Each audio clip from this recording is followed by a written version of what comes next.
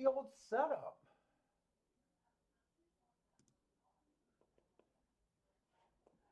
Hey everybody, welcome to the Shake Up. Oh my God, it is Thursday already. Let me just make sure I am live. For some reason, I'm never confident that I'm live.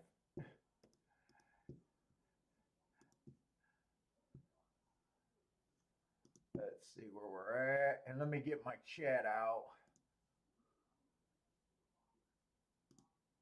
Oh wow, some of you guys are already in here today. Hey, what's up, Dean, Steamboat Willie? What's up, Steve B?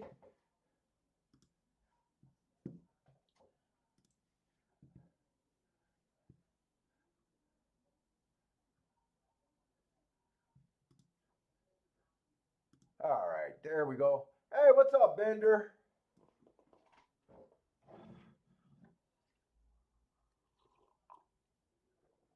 Man, I need to catch my second wind. I woke up too early for me today.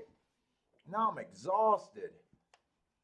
Anyways, I handicapped Gulfstream and a little bit of Oaklawn today. I'm hoping to look at Oaklawn. Just got a lot of gaps and stuff, so who knows? Oaklawn might be hit or miss. But I am looking forward to Gulfstream. Let's see. The weekend, I did not play Saturday. I stayed in bed all day Saturday. I did not play at all on Saturday. I got a bunch of emails. About 5 of you guys hit that $100 horse at Gulfstream. Congratulations on that. I wish I could say I hit it, but I did not. That one horse on the inside. Hey, thank you for the super back chat, Nick C. You're taking a shot with the one in the first. Wait, oh, I'm reading this backwards. You're taking a shot with the 10 in the first race. Yesterday, so I didn't play Saturday. Sunday's card was kind of hit or miss. I wanted to make a video about a horse exiting. That was that 6,000 claiming race. I was going to make a video about that race. We were all playing that. Parsons, Bender, and I. I got in a little discussion about the class. Dude, if there was ever a 7-1 that worth my max bet, that was the horse. He won easily. At the time, I did not do the extra looking up. Those allowance 16,000s, I do like my rule of doubling the allowance level. Hey, what's up, Elliot?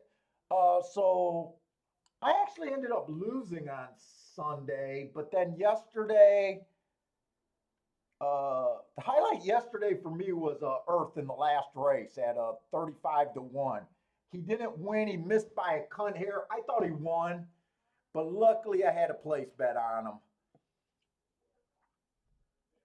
But actually, for the last 3 days, I didn't play that much.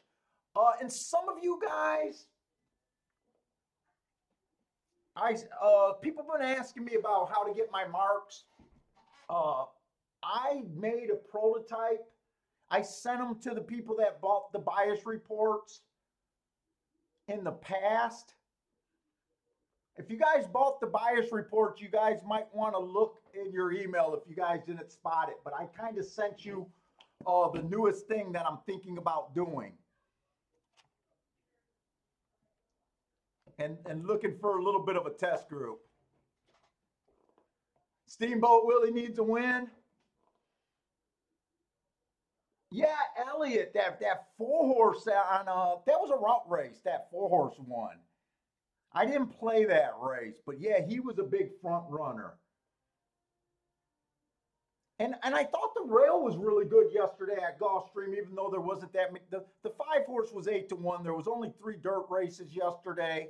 The 5-horse won at 8-1. I didn't have him, and the other 2 were kind of chalky. Oh, zero contrast. If you guys use them, so the idea is obviously I can't mark the form and sell a copy of my form already marked.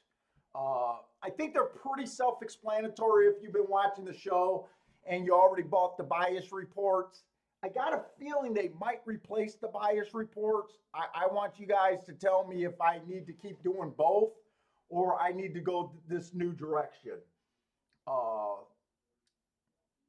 oh, Steamboat Willie, you had a bad week last week.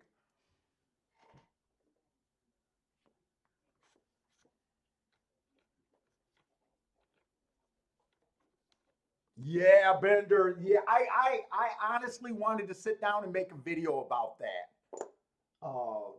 That six horse.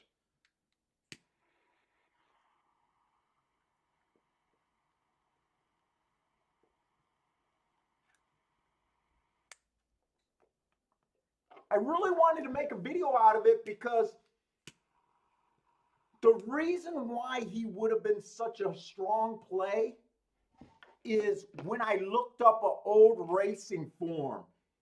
It was a basic $6,000 race. He went up to a race where he had no business being in, and it got lost on the crowd. And when you just opened up your old form and looked up that race, you would have realized how great of a pick he was.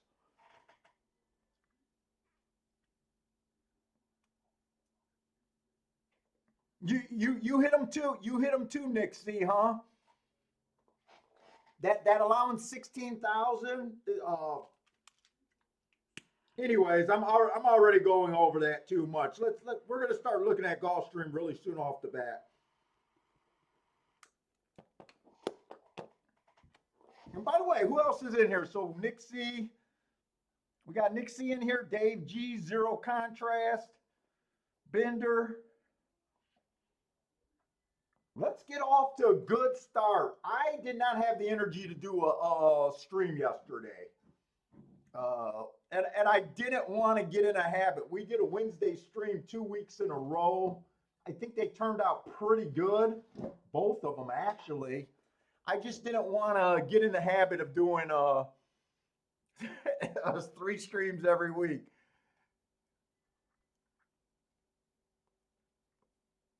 Oh, Damian Joe, thank you very much for the super chat. Wow, the super chats. Nick C, you've been supporting the show quite a bit lately. I do appreciate the support, guys.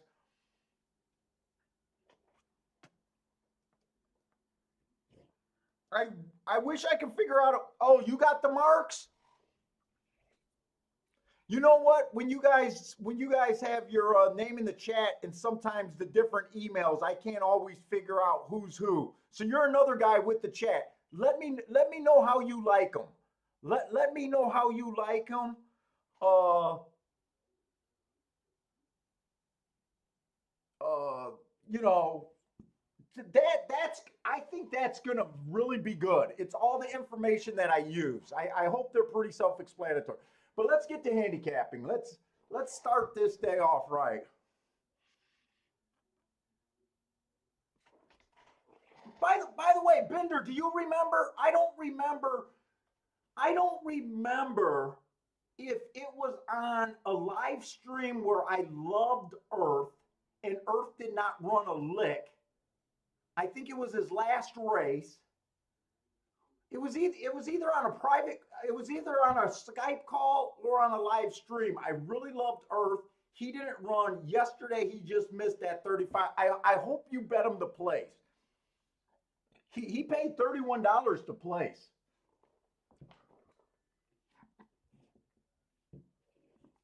I was just impressed on how many people hit that one horse on Saturday that paid $100.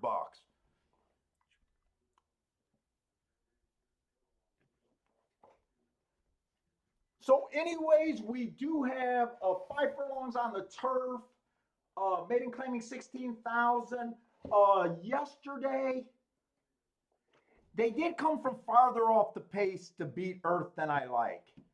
Uh, but he ran well. The horse that beat him was 7-2.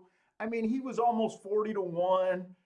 I don't know if it was just he just wasn't good enough or the track might be changing. But generally, when we're playing Gulfstream turf sprints, We want to be on the leader within 3 lengths of the lead at the first call. Oh, Bender, you did better than me. You backdoored the exacta. Nice. Well, shit, if that was your only play of the day yesterday, nice play, man.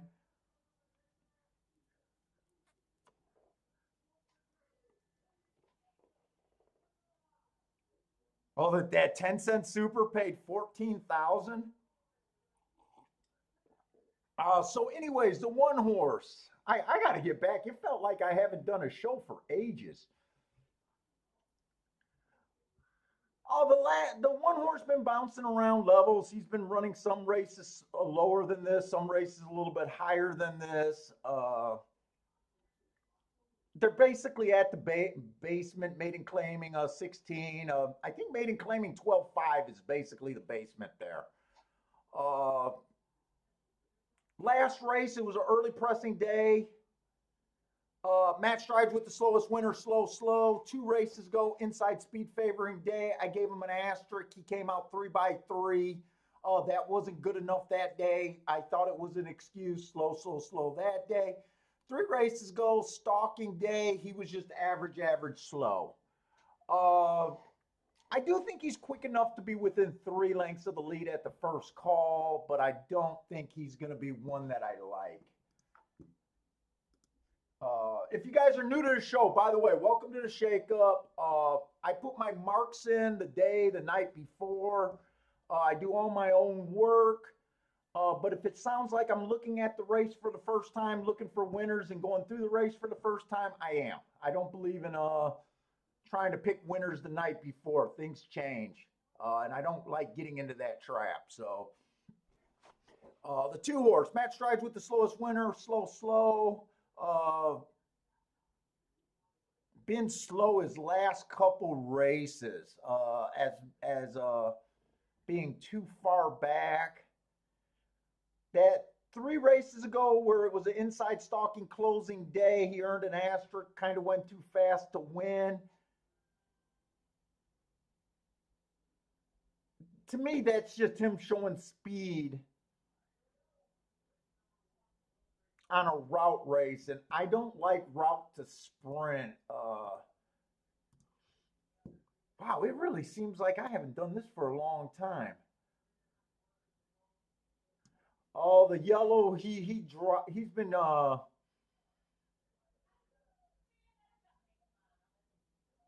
running at slightly higher. Uh,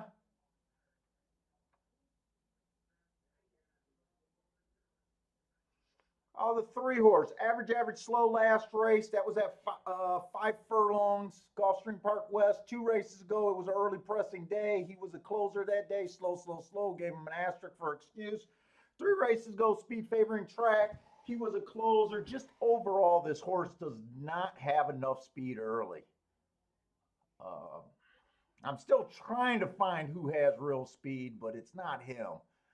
4 horse might be a little bit interesting. Last race, it was an inside early pressing day. I gave him an asterisk for that uh, because he was in the 5 hole. He also went too fast to win, which plays like running against the bias. But that was earned at a mile. The only difference between him is he's 47-1, so that's why he's interesting. He does have a little bit of speed sprinting, but so far hasn't carried it far enough. And he is finding the weakest field that he ever found. Why didn't that mark yellow? There it is.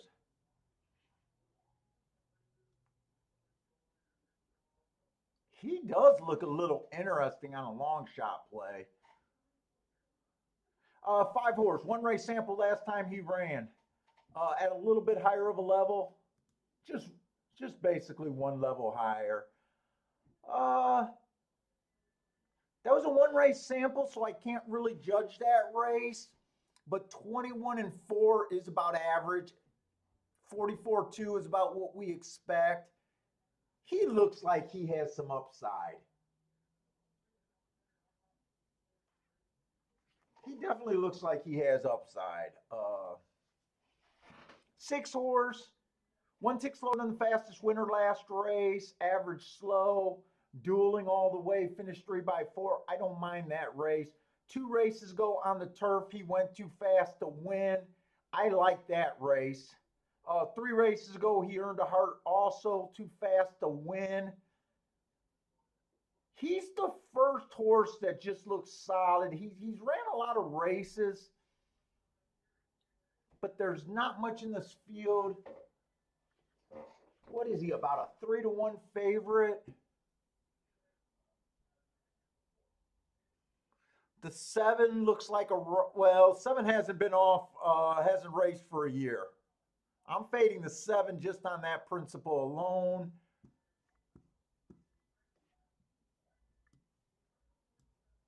And the 8 horse is dropping in class.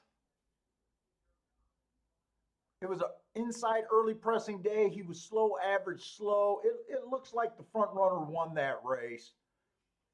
He got a slow pace, couldn't cut into it. He has a little bit of upside.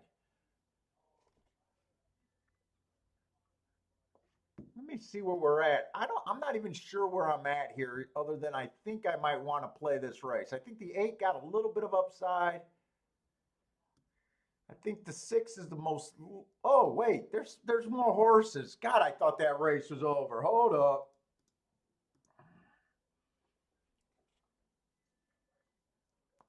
The 9 horse, stalking closing day last time he ran. He tried to go to the lead. He went too fast to win. I love that race.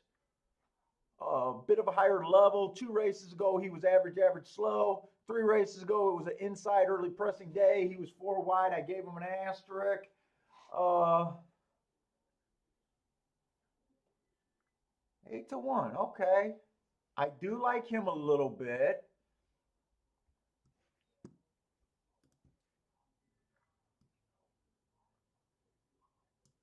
Ten is dropping in class. Last race he had a speed favoring track. He was slow, slow, slow. I'm not worried. I never worry about the marks after they got an excuse.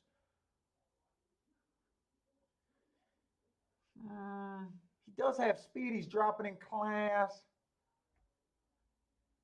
11's mostly a router. He does have good marks 2 races ago at a 7.5. I don't like route to spread.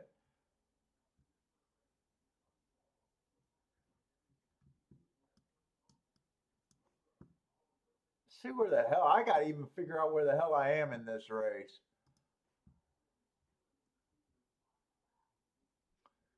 I like the 9. I like the 9 and the 6.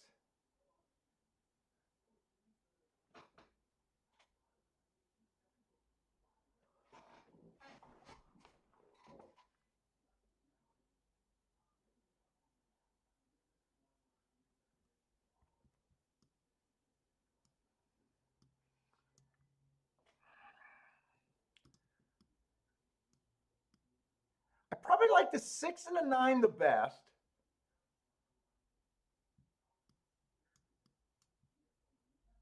And then the horses I think that wouldn't surprise me is kind of the 4 at 40-1, the 5, and the 8. I think I might want to do something here.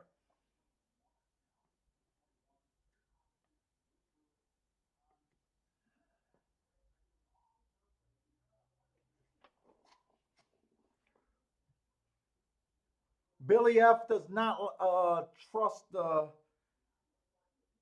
9 horse dropping.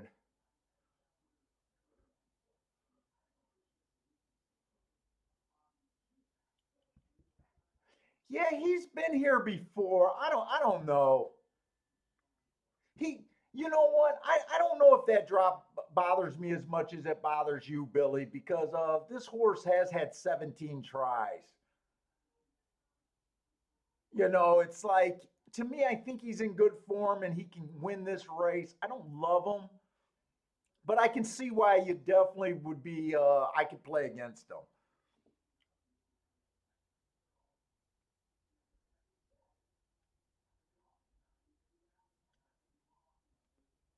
For the most, Dean, for the most part of it, I just don't trust routers dropping to the sprint, even when they're fast routers.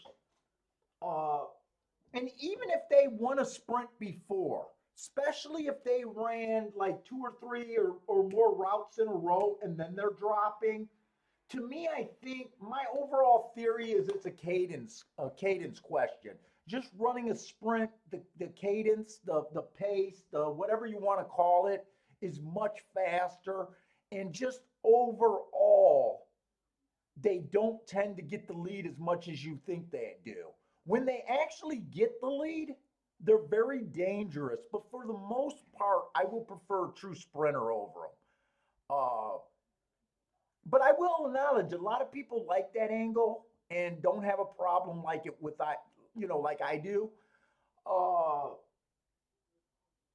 it's just something that I'm willing to play against.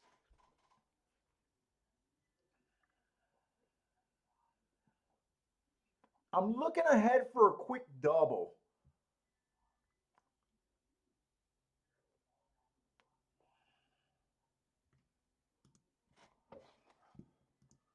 And I don't know if I got enough time. I feel so like I'm having problems right now talking and communicating.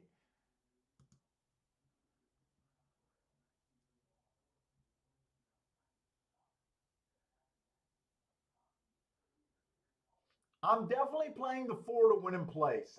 I am going to do that on a smaller scale.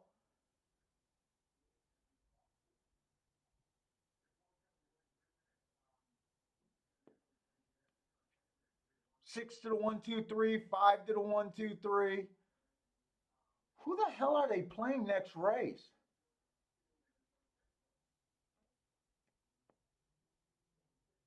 Oh, I'm looking at exactas. That's why those didn't make sense.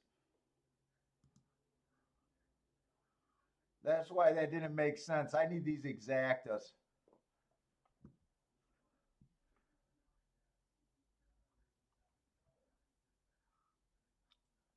So they're going to hammer the three next race. And I can definitely see that.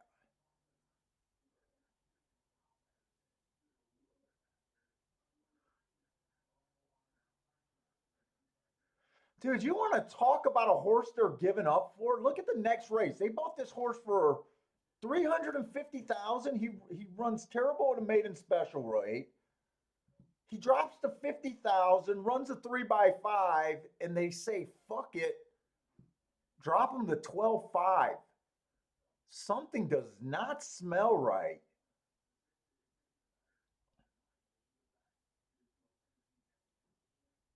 Boy, look at that. Three in the next race. Wow.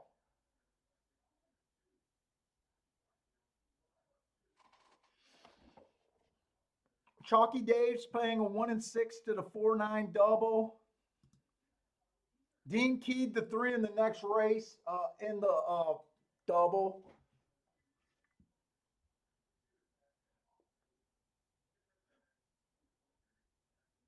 Dude, you really got to beat this three next race to get a box car. The problem is, I don't think I can recommend just throwing them out blindly.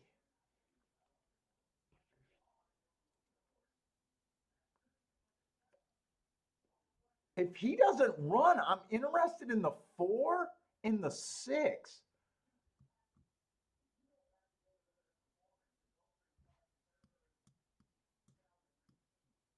Three is obviously the main horse next race. Let me see. I got to make sure that I'm not running out of time, and I am running out of time. The first bet I'm going to get in is definitely the win and place bet on the four, though.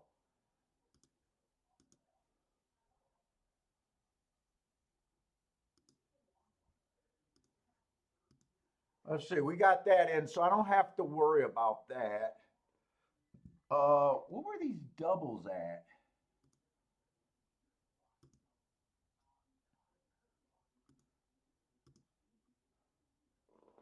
They're killing me.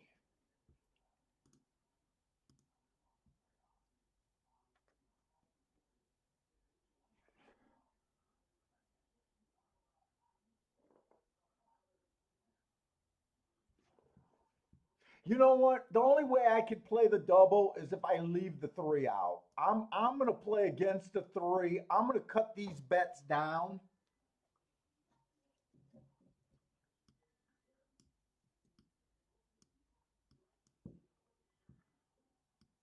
My main ticket is gonna go a 6-9 to the 4-6.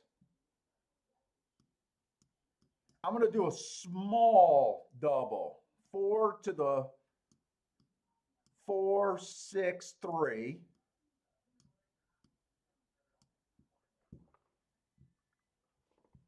I'm going to do nothing with the 8, but I think I am going to do a 5 to the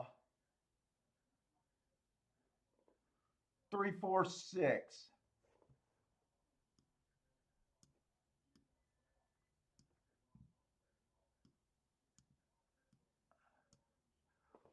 That's supposed to be a 3.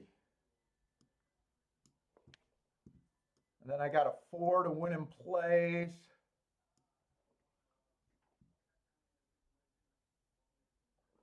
This 9 is 7 to 1.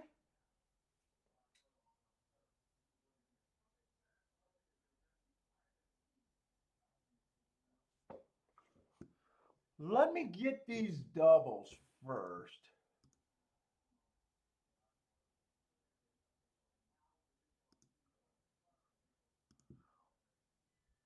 Four to the 3-4-6.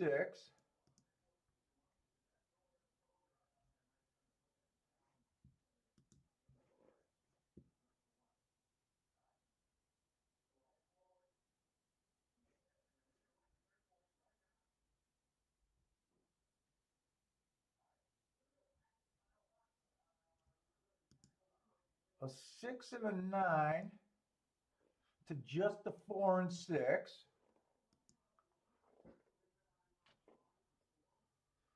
6 and a 9 to the 4 and 6. Oh, I was supposed to get a 5 to the 3-4-6 also. Five. Oh, am I going to get that in? 5 to the 3-4-6.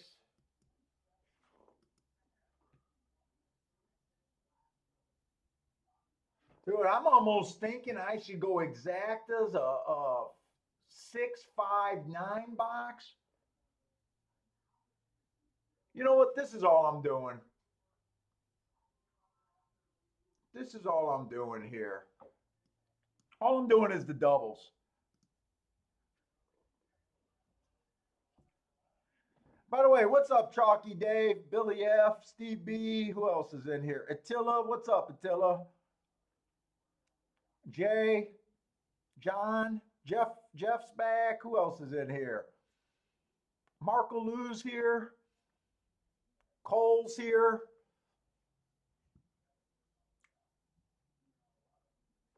Robert. Oh, a lot of people.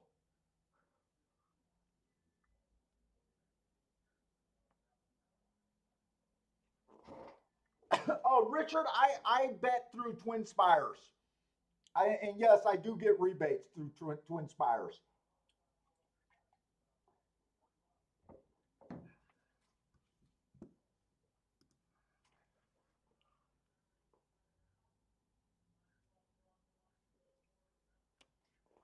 And they are loading in the gate still.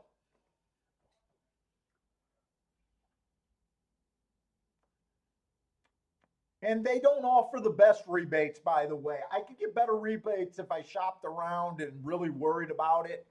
I've just never relied on rebates.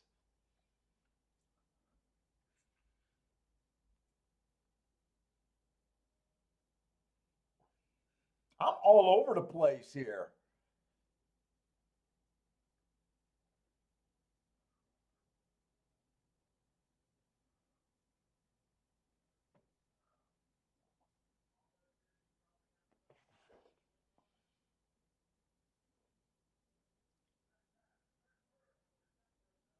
Hey, what's up, Chester? Chester, what's changed on the show is I can't show replays anymore. That's the change.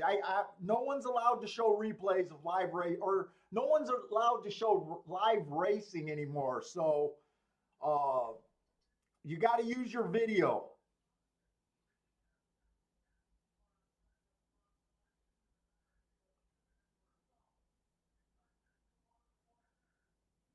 Come on, I'll be happy if the 6 or 9 just goes on with this race. Those are my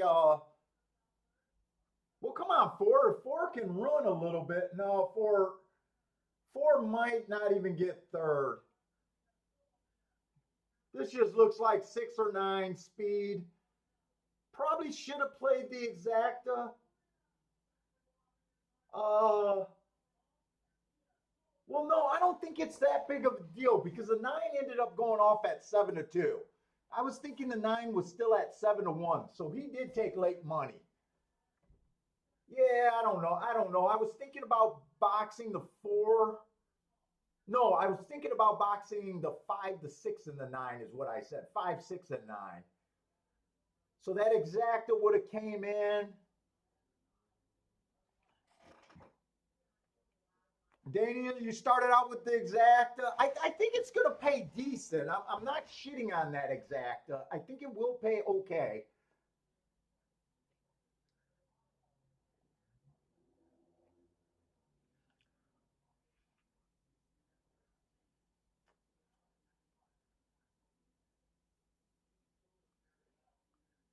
Hey, what's up, Ryan?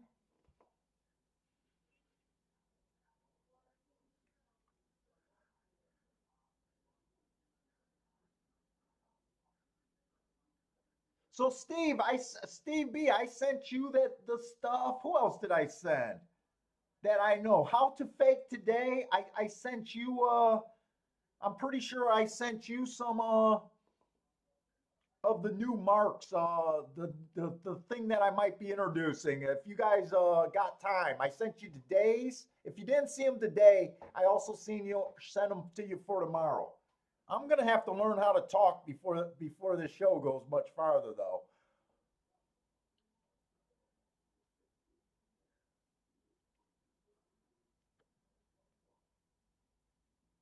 If Cole's in here, I sent him to him too. I think I sent him to Ryan, but I don't know Ryan's name in the email. I think I sent him to Ryan too. Hey Nick C, you don't have to send me anything.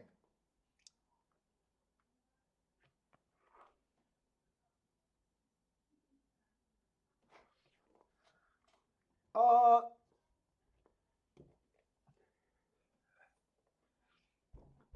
I'll send them to. I'll send them to you right now, Nick C. I've been trying to send them to the people that support the show mainly through the purchasing the bias report. You've been super strong on super chat. How about if you can send me a quick email to my handicapping Paul? I'll send them to you. I'll send you what I got there.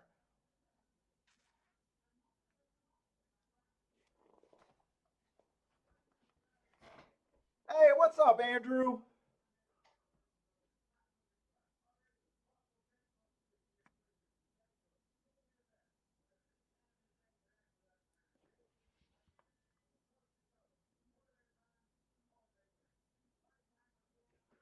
Yeah, no, we got the 6 and the 9. We got the 6 and the 9 started in the double. I probably should have went for the exacta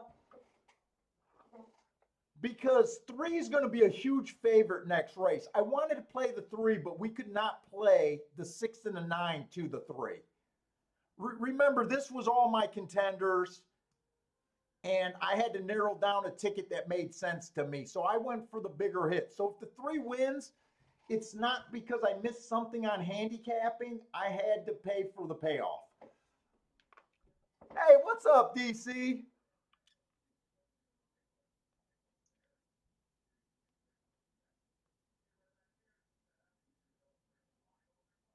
Jesus Christ, they went 22-4 at the first call.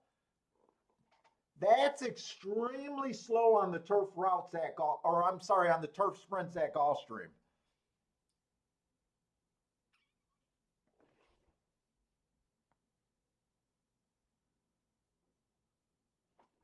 That's extremely slow. That's these horses walking up front.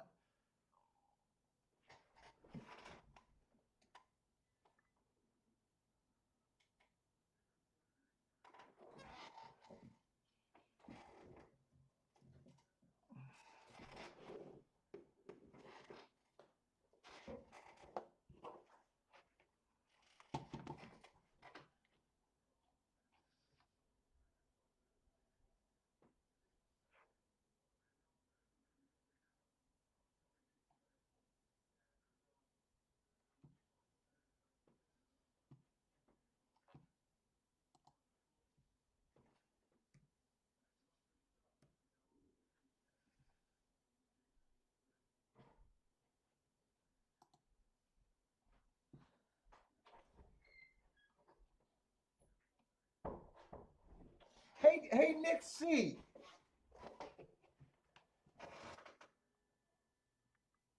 I'm looking to see if you sent me an email. I got another Nick.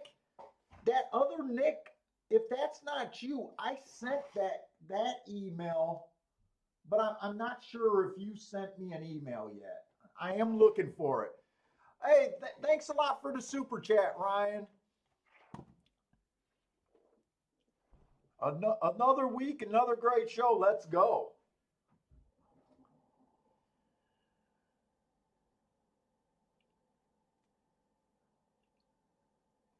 Hey, hey, Marco Lou, I guess it's nice to be a superstar, right? If we would have done that at our job, walk across the room and jack Paco in the jaw, we would have got fired. Not $1,000 fine, and you can keep riding, right?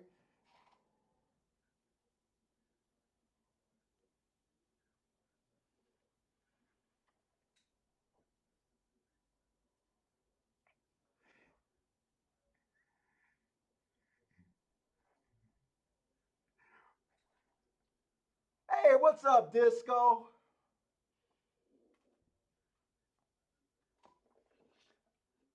I guess it's good to be battling for the leading jockey at Gulfstream Park. You're able to assault someone and no repercussions, no real repercussions.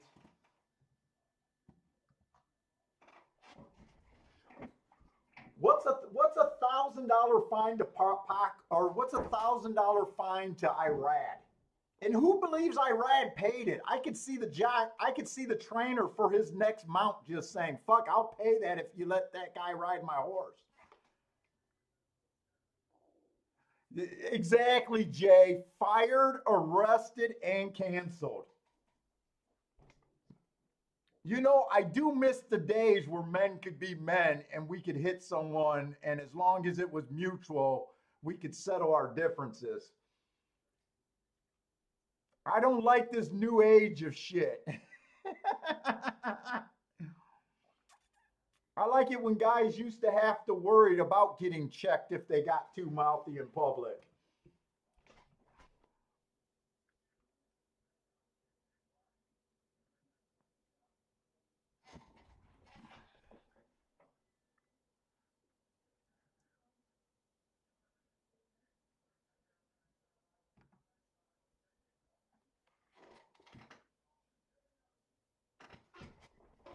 I'm still looking for it, Nick C. It might take a couple minutes for it to generate, man, but I do got you on that.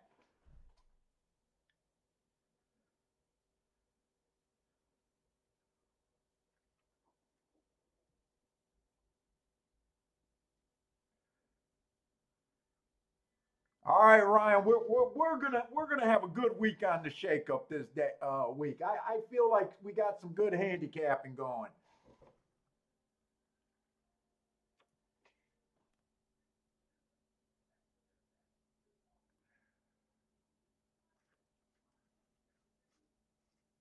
Oh, thank you very much, Robert. Thank you for the super chat, guys. Thank you.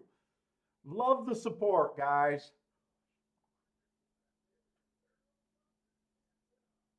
Okay, Nick. If I don't, because it's not the form. I can't. I obviously can't send you guys the form. I'll show you what it is because I know. from the emails I get, a lot of people are going to be interested in it. I'm hoping, but this is how I did it. If you guys can see this. So basically it just reads across. So my idea for the marks was just giving you something where, unlike the bias report, it took a lot of time to look things up. That's one of the biggest drawbacks of the bias reports, and you don't get the marks. So basically what I did, you just read across. So this would be race one. You look at the one horse, the number, and I go back 4 races. So I only try to mark up 3 races, but I allowed an extra slot in case we skip a race. So it's something where I imagine the way people would use it is just get their form in the morning and put the marks in kind of like I do, if that's what you're interested in doing. So we got the bias. It's an EP day. We got the marks. I was able to use emojis, so I kept the marks exactly how the marks are. Square, circle, circle. So that would be his last race. Then the very next note would be an inside speed favoring day with an asterisk. That would be 2 races ago with the marks. Slow, slow, slow. And then you just read across. So the third note would be the 3rd race, and if there's a 4th race, it would be the 4th race. And if I skipped, or, you know, like the 5s, I think was a first-time starter or just not available to me. I'm trying to give as many marks as I can.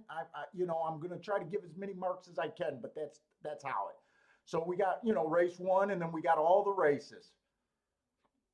And then we got, you know, just the basic key. I'm hoping to do this on my website, where we can talk about, you know, good things to look for and all of that. But that's the initial thing that I worked on.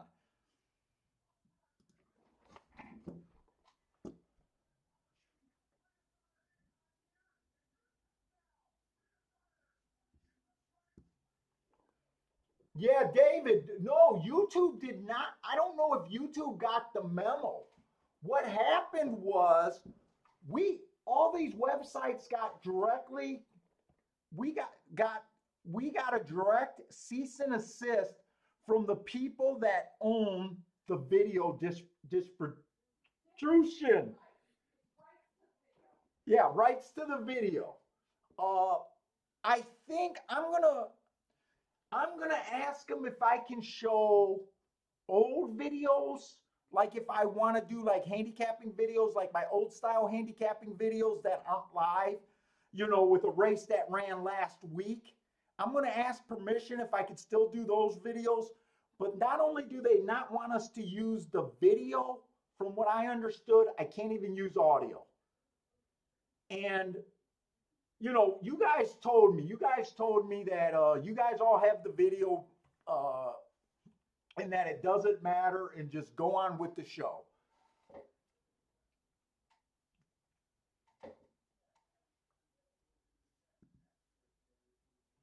Hey, Spencer, no problem asking. I don't believe in comparing times on different days. So what I do each day, I chart the races and I build myself a profile. Uh, so when you ask, what do I consider slow? The answer is it depends on the day. I build a profile, I have a range of days, and the times vary greatly. Uh, so I don't believe in doing averages, you know, like par times or averages of a running at a level. I don't believe in that. I've never believed in that. Uh, so all my marks are looking up that direct day. It takes me an hour just to mark up 3 races each day. It's a long, boring freaking process. Uh, but to me, it's the only reason why I've been in this game for so long.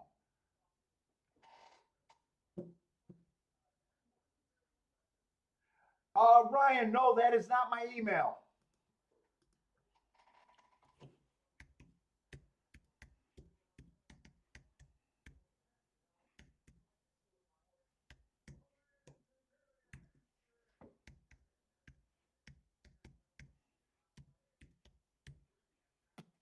Handicapping Paul at Outlaw.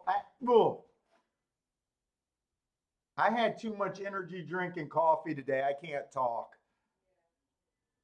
I feel like, Kiki, am I slurring?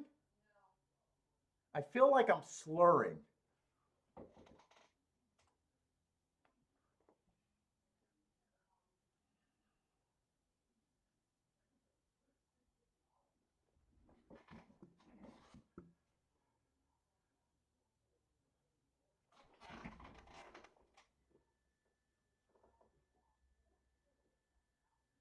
And I'm still looking for your stuff, Nick. Nick, if you want to send it, or if you sent it to the wrong email again, uh, just send it to me. I'll keep looking for it. If not, I'll hopefully be able to get you tomorrow's.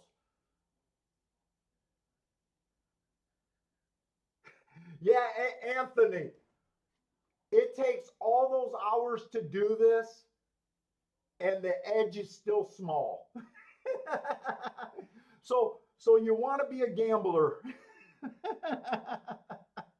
It's not a fun route. It's not easy. There's a lot of work to get a very small edge and still to throw 75% of your tickets away. You know what I'm saying? No Lambo here.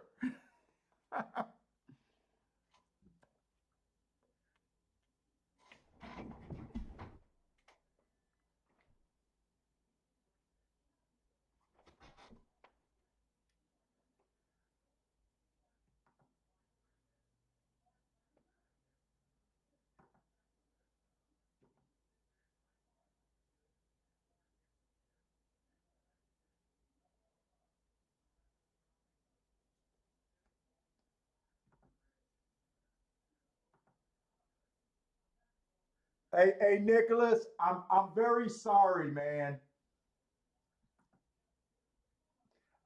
I was checking my sent emails. I can almost hear my wife mumbling idiot. I can sense it already.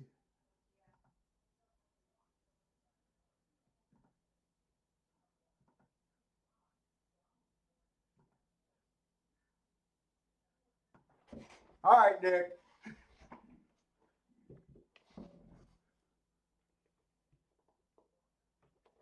Dude, Disco, I honestly feel like I'm slurring right now.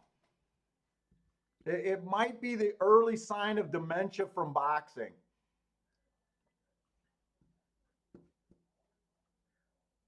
Because I have not took a sip.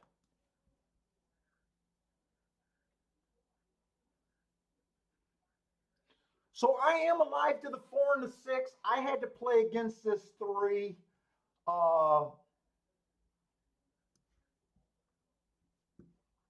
I definitely want to see if they're paying anything.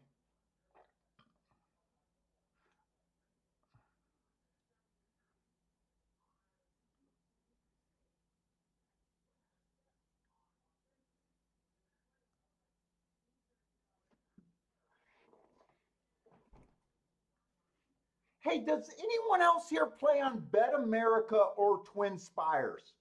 They changed the website. Does anyone know how to pop out this little will pay? It's not letting me scroll down and see everything, or to pop it up, where we can see it really nice and easy.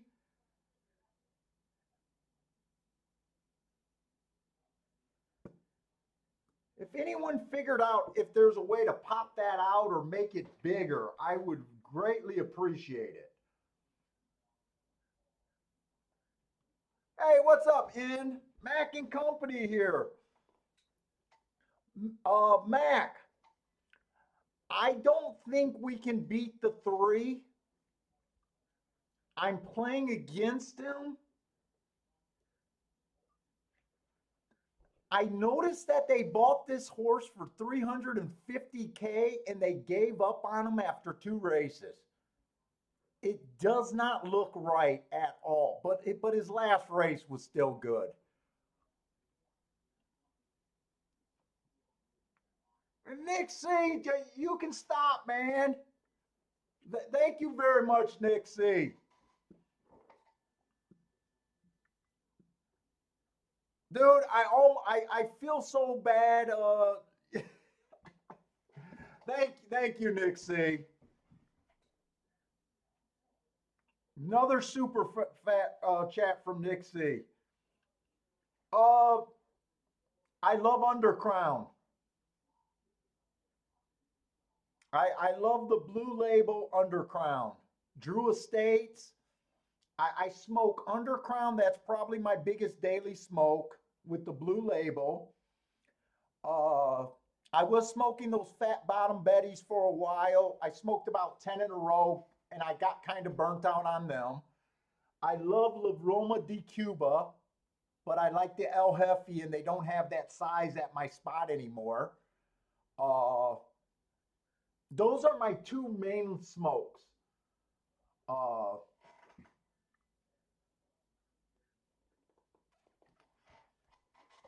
oh, Jay, you don't think there's a way to make that bigger?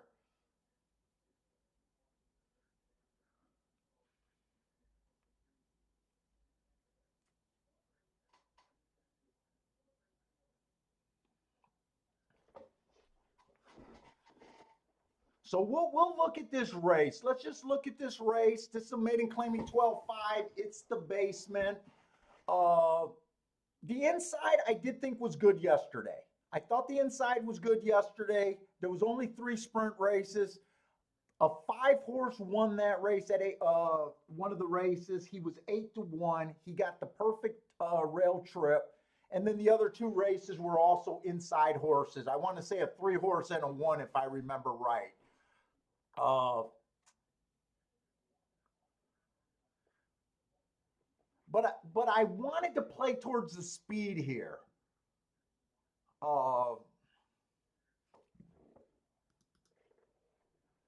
so the 1 horse inside of the track was good last time he ran. It was an early pressing day. I get mixed feelings. I gave him an asterisk because of he was a dead nuts closer that day, but he had the inside. Uh, he was slow, slow, slow. Uh, I still gave him the asterisk. It depends on how you feel. 2 races ago, the inside was good. He ran against the track there. I like that asterisk. I'm at least confident in that one. 3 races ago, stalking closing day, he was just average, average, average, did nothing. To me, this horse is just a 1 run closer. If the rail's super and he gets the pace, I think it would be more, the pace and the rail if he could win. I didn't use him in my doubles, and I don't think I'm going to continue anything here. Uh, the 2 horse inside early pressing day, that was the same day that the 1 ran. Uh, I gave him an asterisk because he didn't really have speed. He was just average, slow, slow. 3 races ago, inside of the track was good, or 2 races ago, inside of the track was good. He was on the outside. He was just slow, slow, slow. 3 races ago, rail was bad. I mean, this horse just has no speed.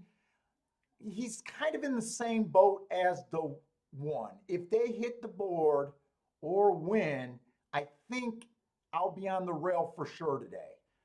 Uh, the 3 horse looks like a horse that can't lose. Last time he ran, it was a stalking closing day. I gave him an asterisk for going too fast, or I'm sorry, for trying to be a front runner. He also went too fast to win. Absolutely love that race. But this was a $350,000 purchase, and this move just does not make sense to me. This horse, something's screaming. Either they gave up on this horse and they just know this horse is not anything, or after this race, this horse just came up lame and they want to get rid of him. We won't know till after the race. There's no way for us to know. He still has Irad, and he looks like, he looks like the horse could be. I had to leave him out because the doubles were going to only pay single digits. Uh, if he wins, I just took a stand against him, hoping that. The four horse is a little bit interesting to me. It was a bad rail stalking closing day. He was in the 8 hole, but he did manage to get an average against better. Uh, and his drop makes a little bit more sense. Even though he was $100,000 purchase, now that I see it, I'm not supposed to look at these purchases. Uh, but it just caught my eye. 2 races ago, it was his first race out. It was an early pressing day, and he was just slow, slow, slow. He did earn actually some of the highest speed figures. So I'm alive to him, but to me, it has more to do if he can beat this 3 horse. The other horse I'm alive to is the 6. The 6, even for a small bet, is going to be a huge home run. Uh, he doesn't look great speed figures. I just bet him because he ran against a track twice and he showed a little bit of speed. Uh, I will admit, I'm probably reaching.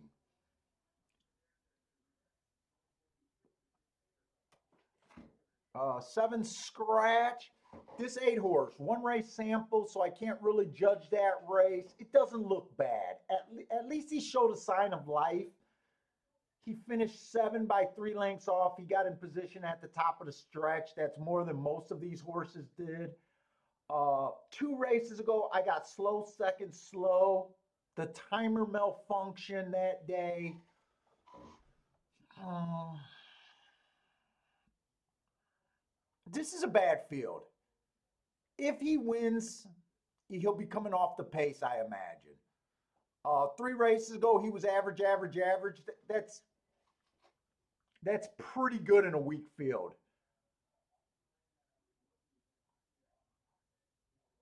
9 horse is making a huge drop.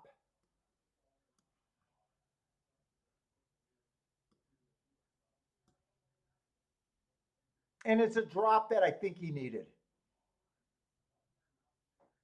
He's another closer.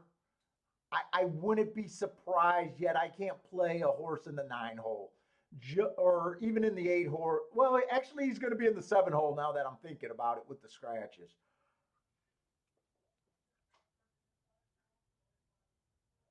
Hey, what's up? What's up? What is that? Swiggy?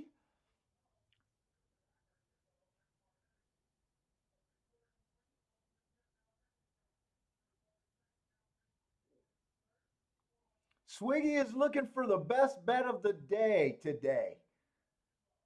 Honestly, Swiggy, I don't really look ahead. So honestly, I don't even know what I might do from race to race. Oh shit, did I completely miss this race?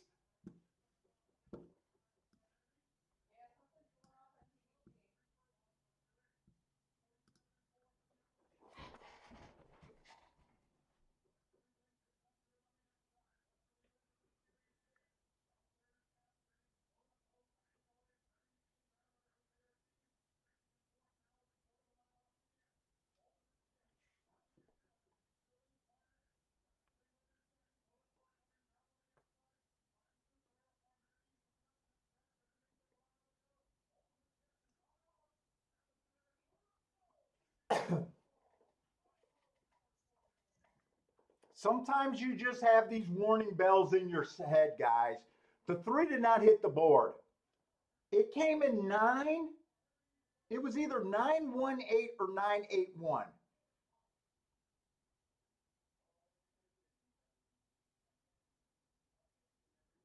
If it came in 9-1, I am definitely going to be thinking inside of the track, by the way.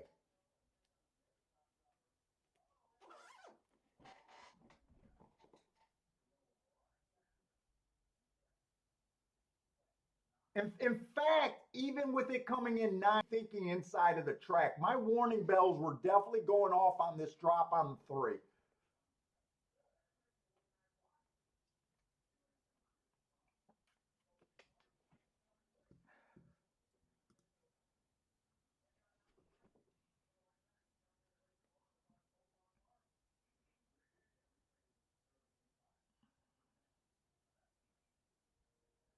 Yeah, it's tight. It's tight between second. It's either the 1 or the 8. I'm hoping it's the 1. 918. 91834.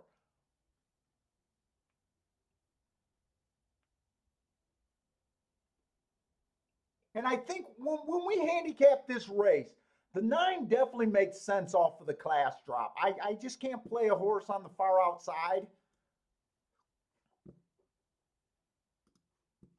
In the first dirt race of the day, he was making probably the second biggest drop. He makes sense. I couldn't have played him.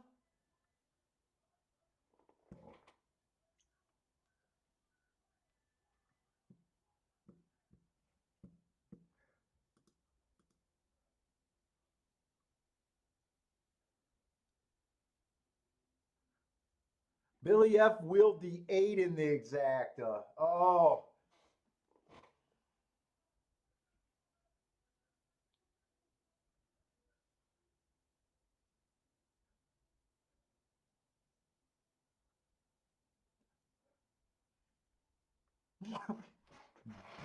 Jeff got saved by his daily chore of taking out the garbage. I think he's saying he saved 16% of today's bankroll. I think that's what that comment is. Hey, hey Jeff, that's like making money for taking out the garbage. Sometimes you got to look at it. What you don't lose, you actually is a good thing.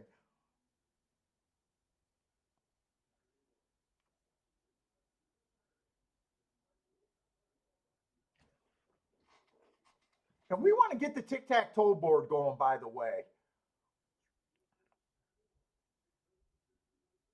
And there's my sheet of paper. Let's get the tic tac toe board going because we want to take some good stabs today.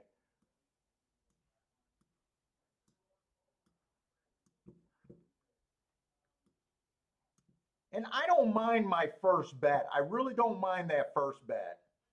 Probably should have played the exacta. I'm wondering what that exacta paid in the first race still.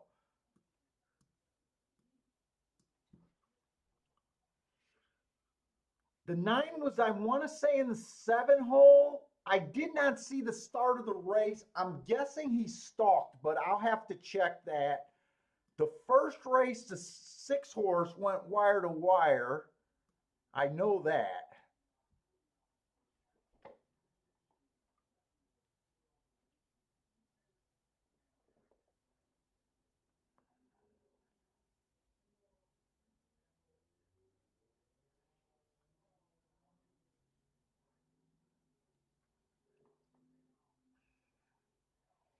And obviously, I don't mind that 1. Actually, I'm a little happy that that 1 got second.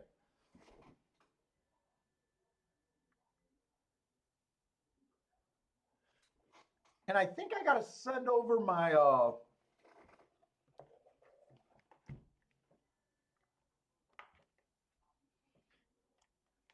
I don't think I sent my Oaklawn stuff over.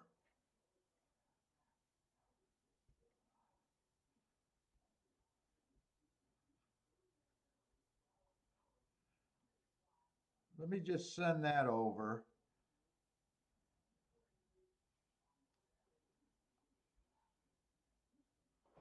So we can have Oaklawn and see how much time.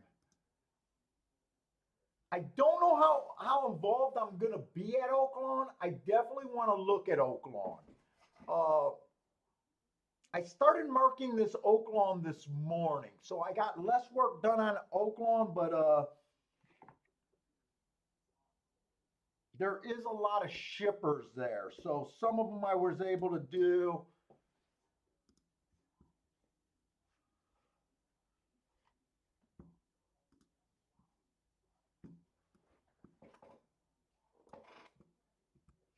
I remember handicapping this first race at Oaklawn. It didn't look that promising for me.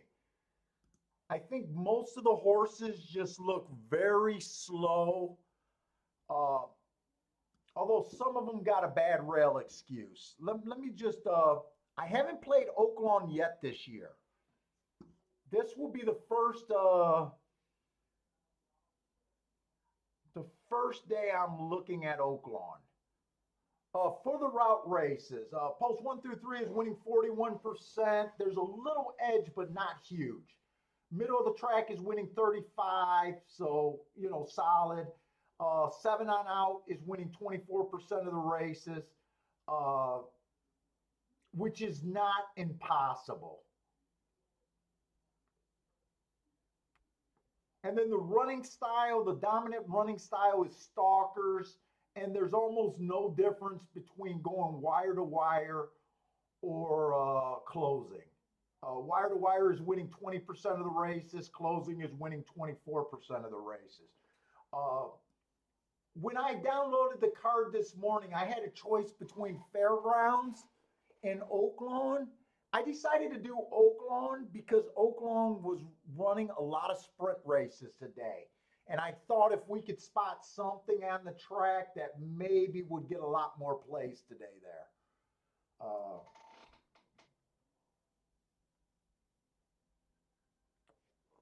What's up, Samster? Charles. What's up, Charles? David, what's up, David? We got a lot of new names in the chat room, guys. If you guys are new, welcome to the show.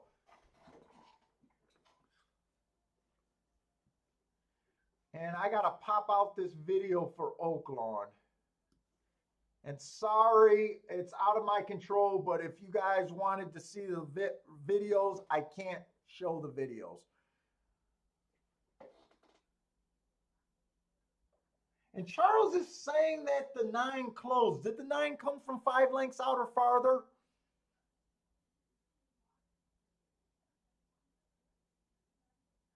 It's right now. I missed both of the pan views. I'm watching the head on.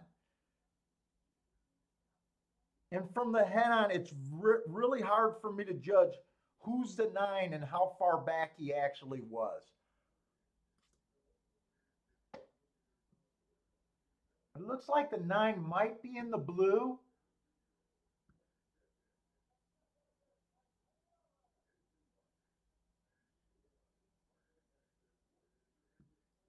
To me, it looks like he's only like 3 lengths off the lead. But like I said, it's really hard for me to tell.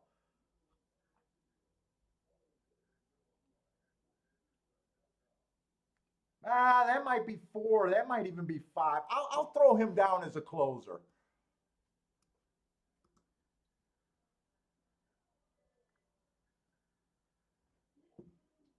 It's hard. I'm going to try to look at the chart, unless more people agree that he did close. It is saying from way back, Charles said he closed. I know the 1 closed. I know the 1 definitely closed.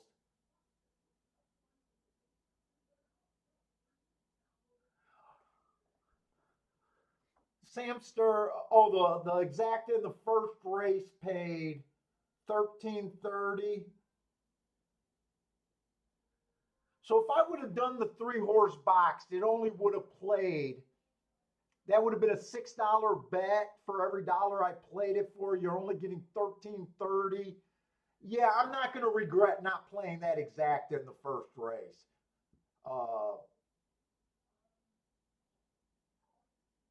Only getting 6 to 5 on the overall bet. Hey, what's up, Connor?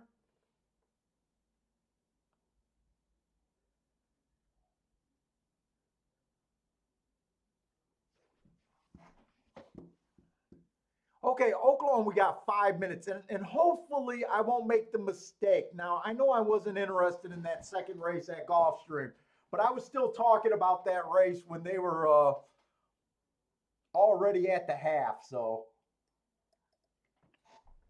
Oh, that coffee's terrible now.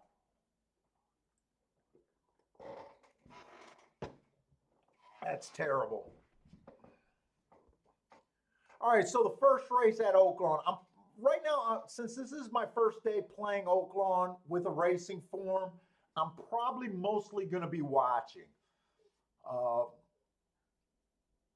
this one horse, Bad Rail, last time he ran, he had the rail. I gave him an asterisk for that. He's making a bit of a drop. Uh, but off of two races, I really can't tell what kind of talent he has. The two is coming out of a lot of these horses are coming out for that same February 11th race. That's the other thing I noticed. So most of these horses are making the same drop from the same race, and none of them did anything good. Remember, I'm just putting the yellow down for dropping in class. So the two, Bad Rail, he was in the four hole. He was angled four wide, slow, slow, slow. The three was in the three hole. Remember, when I say bad rail, I mean bad inside, post one through three. So I think he did that, but I can't, off of one race, I can't tell what kind of horse this is. The five horse, or I'm sorry, the four horse is coming off of February 5th. He's making a bit of a drop. Bad Rail, stalking closing day, asterisk, average, average. What kind of odds are we getting? 20, he is about 13 to 1. They're making the two the favorite there, huh? This is a great betting race if you guys can narrow this down. I didn't look up his other races at Oaklawn because going back to March is just, it's basically a year off. The five is also coming from February 11th. He was in the nine hole, so the bad rail wouldn't have affected him. He was just slow, slow, slow. The six is making the biggest drop. Just hard for me to judge his talent. This horse is off of February 5th. Bad rail, stalking closing. Shouldn't have bothered him from the eight hole. He was just slow, slow, slow. Coming off that same race.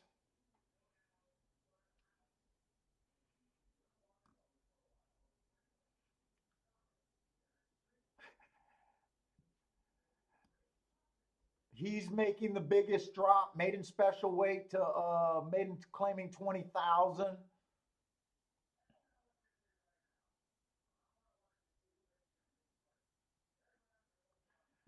The 10 horse at least had an average, which could play decent in a race where everyone else is slow.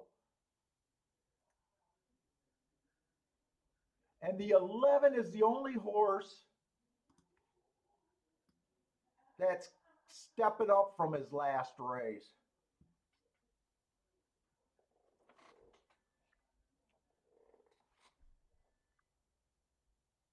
Boy, if the public gets rewarded on this too, that's just crazy to me.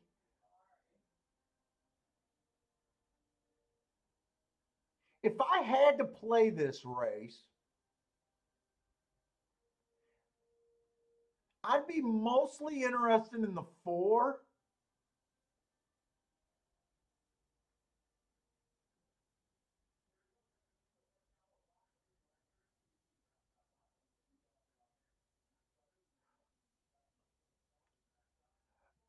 The four, the 10, and the one are kind of the horses that interest me the most. But man, I couldn't do anything but a minimum bet here.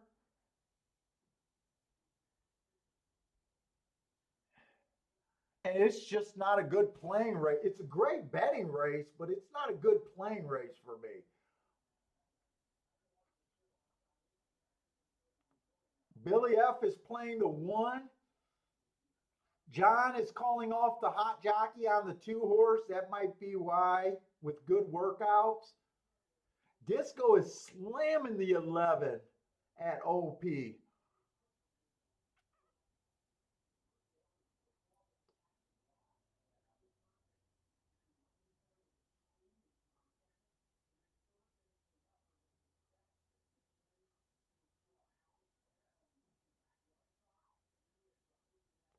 Hey, Richard, I do have a Twitter account. I haven't been that active lately on Twitter. I've actually been thinking about getting rid of my Twitter. I do have it mostly when I was using it. Every once in a while, I'll throw out some plays there, but for the most part, it was just announcing when we were doing a live show.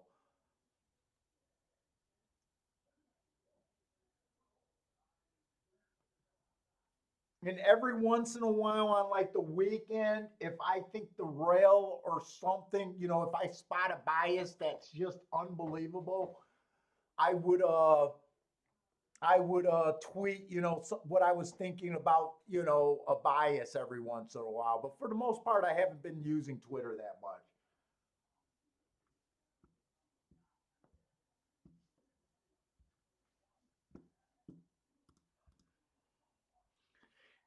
And they are loading in the gate at Oaklawn right now.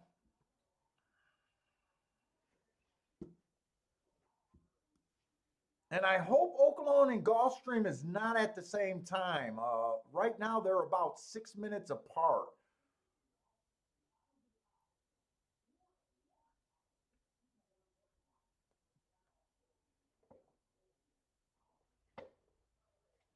Are we looking at Aqueduct tomorrow? I might, Disco. That rail seems to still be there, doesn't it? Shit, Billy F is calling the Z pattern. That's old time handicapping.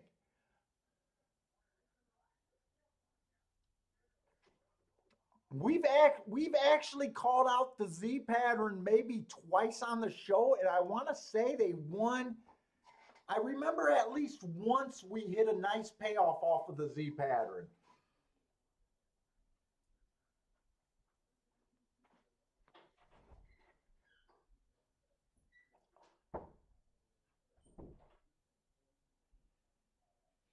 Remember, I said I was only interested in the four, the 10, and the one, even though I did not make a play here.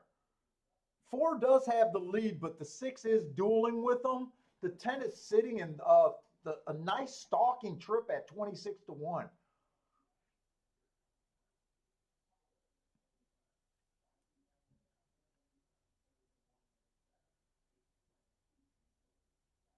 Who was the six there?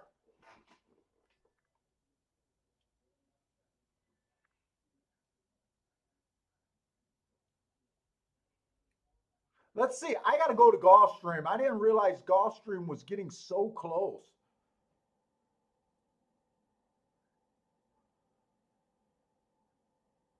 Come on with this four. Can this four horse run? He looks like he's looking around. This jockey's looking through his legs.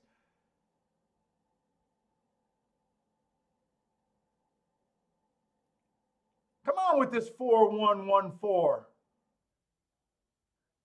The four just looked for a place to hide. The one's going to win at Oaklawn. The one's going to win by as much as he wants to. It's going to be 198, it looks like.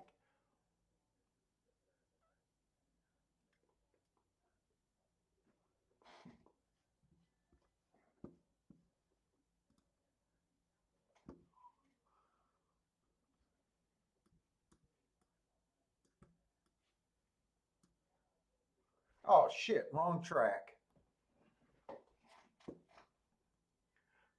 All right, that took up most of the time. John hit that one horse. Z pattern.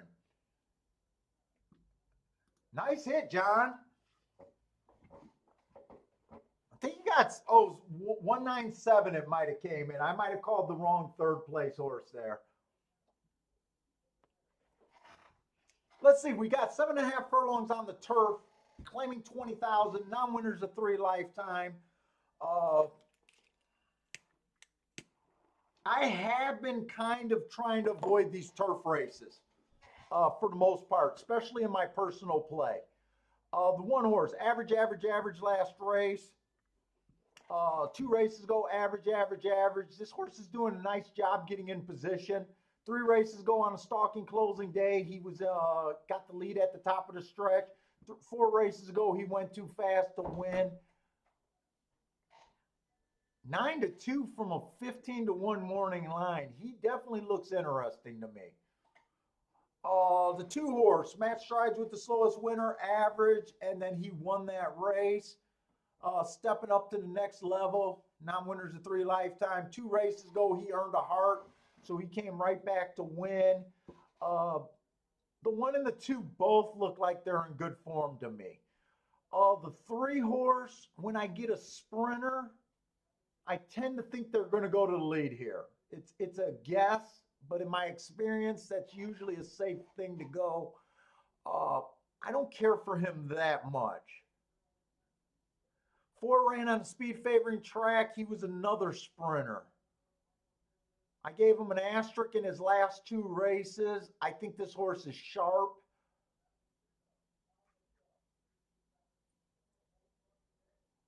Five's coming off a year layoff.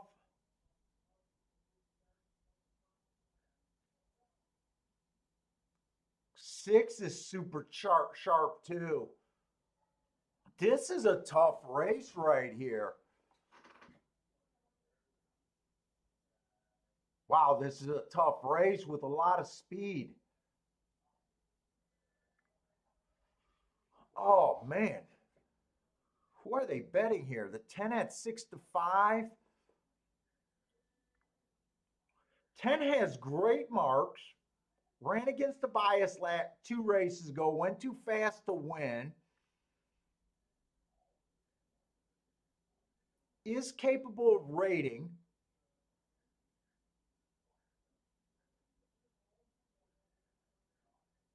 I still think he's a little over bet. And I think there's enough speed in this race.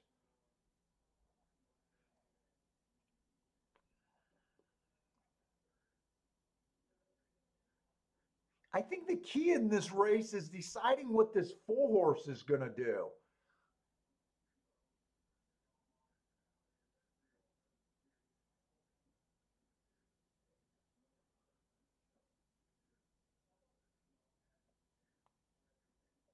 If they come off the pace, I definitely like the 1.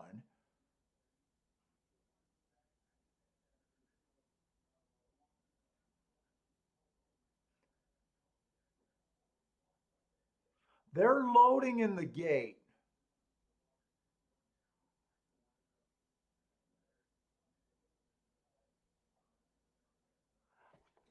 Man, I think the 1 and the 7 offers some real value.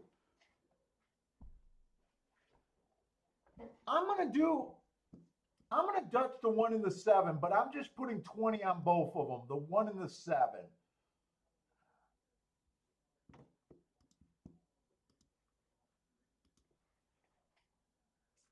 I don't think I can do any more than that here.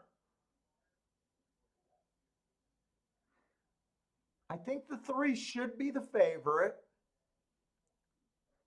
But I see a scenario where he could get pushed early and could really set this up for the 1 and the 7. Uh, they're off already. So the 4 horse did get the lead.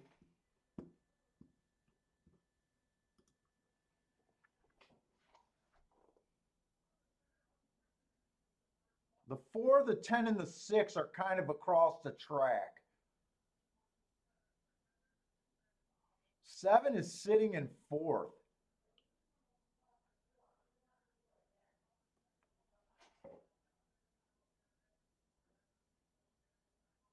Marco Lou likes the 7 with me. I honestly wasn't going to play the race. And then when I seen 14-1 on the 7, I decided to do Dutch bet then. When I just was going to play the 1 horse, I was leaning toward just sitting out the race. 4 gave it up pretty quick. 10's on the lead now. The 7, I can't tell if he got shuffled back or is he done running.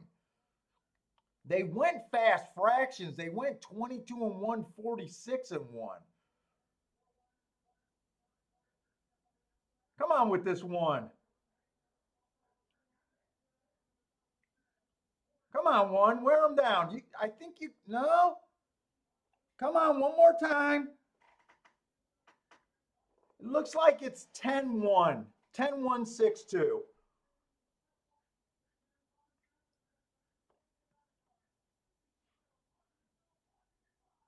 That was definitely a catchable exacta. I just don't think there was any real value there.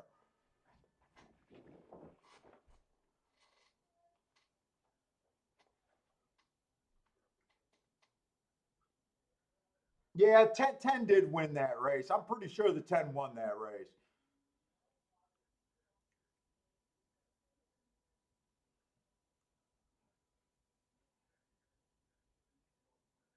Well, it wasn't even close at the finish. Actually, the 10 won by a complete head. Yeah, I couldn't tell what happened to the 7. The 7 looked like he was in the gravy spot. Then all of a sudden he shuffled back. I couldn't tell if he shuffled back, got steady, and then he came back on.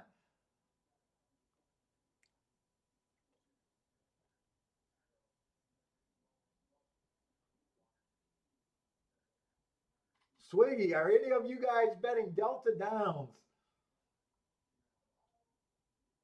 I think the 2 got fourth, Elliot. I think the 2 got fourth.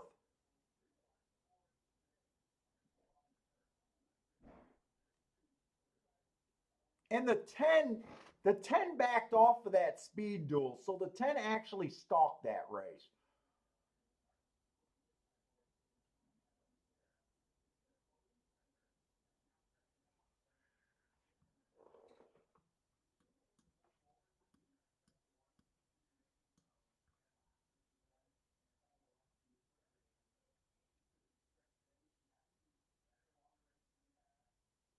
I got no problem with the 10 winning that race. I just thought he was a little overbacked.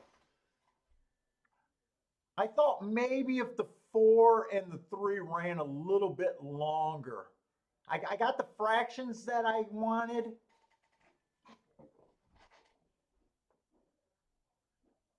Hey, what's up, Jared?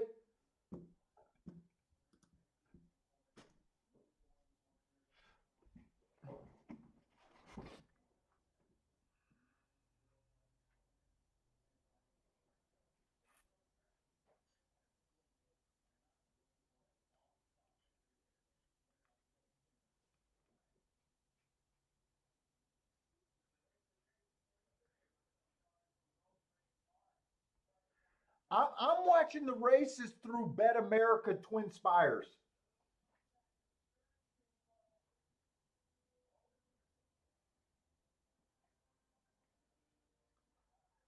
Oh, there's an inquiry. The one's lodging an inquiry on the 10. I don't know if that's enough there. Hey, Jared, did your last week you were on a heater? Did it continue over the weekend?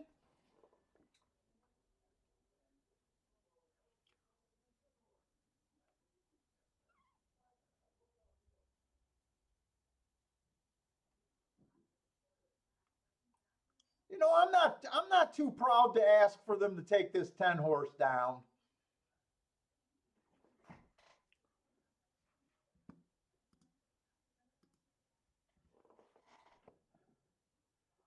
10 definitely comes over on this one horse twice.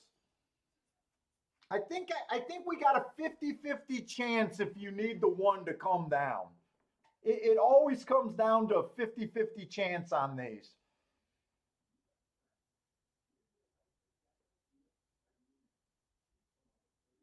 The 10 definitely came from the rail. He came over 3-4 pass and hit this one horse twice. Actually, it looks like he hit this one horse 3 times. You know what? I'm going to go that there's a 70% chance to take this 10 horse down.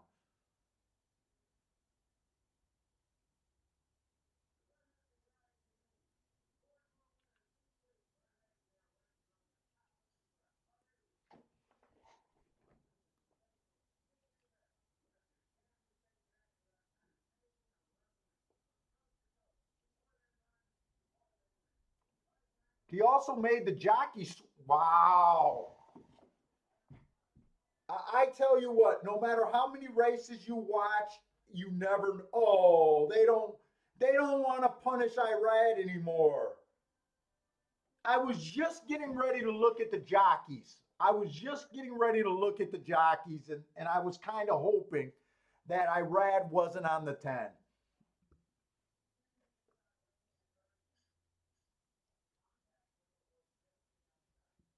It must be nice if you have a job where you can punch another coworker in the face, get a small little fine, and just continue riding and then get helped out the next day.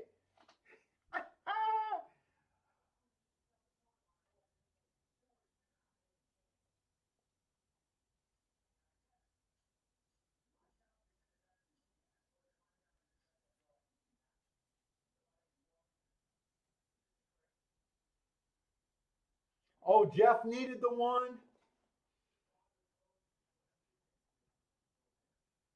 Be Jeff, be quiet. Don't take the one. You know what, Jeff? I was only in for a $20 ticket on the one horse. It wasn't going to change mine. Take down this pick four for me at least. Take down this pick four.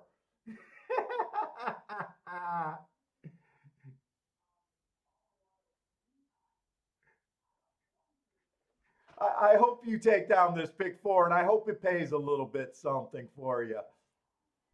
I'm not going to get upset about them not taking down this one. It wasn't. If I had real money on them, I'd be upset right now. But with the bet I had, it really doesn't matter.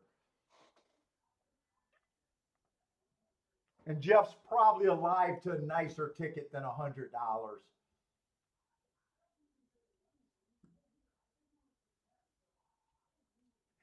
Yeah, Ronnie. He gets the extra step, right? He gets the extra.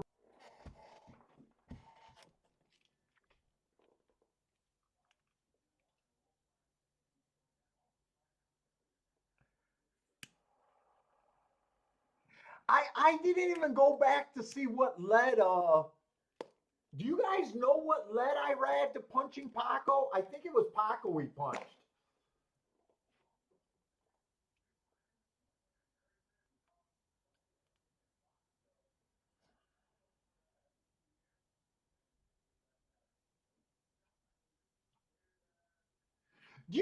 Do you guys think the stewards are allowed to know who's on who? I don't know. I don't know. To me, if you're a steward, I'm pretty sure the stewards is a state anointed position, that they're not real track employees, from what I understand. Now, I could be completely wrong about that, and it could be different from state to state. Uh, but to me, if you're a steward, you shouldn't be allowed to bet, and you shouldn't even have the information of who's who. You shouldn't know which barn. Well, I guess they can know by the silks. I guess they would know the connections by the silks if they wanted to.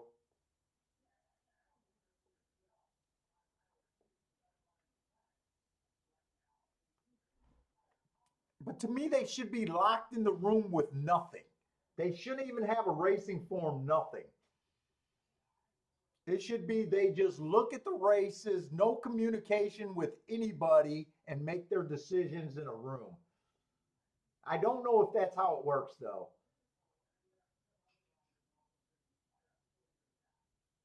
Oh, Marco, was that on a show? Was that actually during? Did that happen during a stream?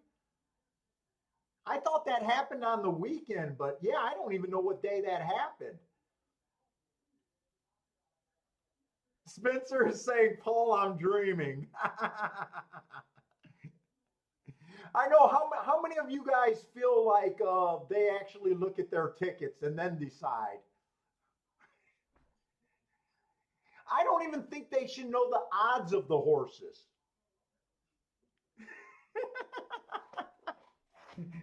I think all that information should be blocked out. They shouldn't know the odds. They shouldn't know who's on the horses.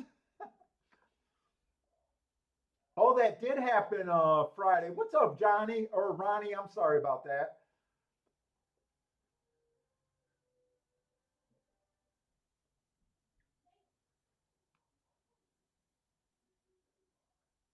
Oh, Paco cost you, Jared.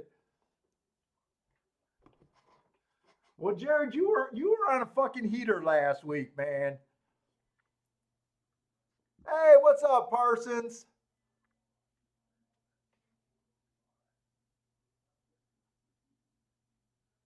Stewards are generals, so they have a really hard to get it right. Dude, I just feel like as a fan that we should have an idea what's going to happen.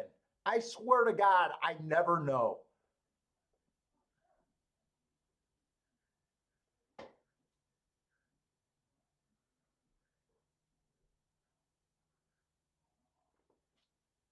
All right, we're going to look at Oaklawn. Let's see if we can look at more races today. Paco called him a dirty name.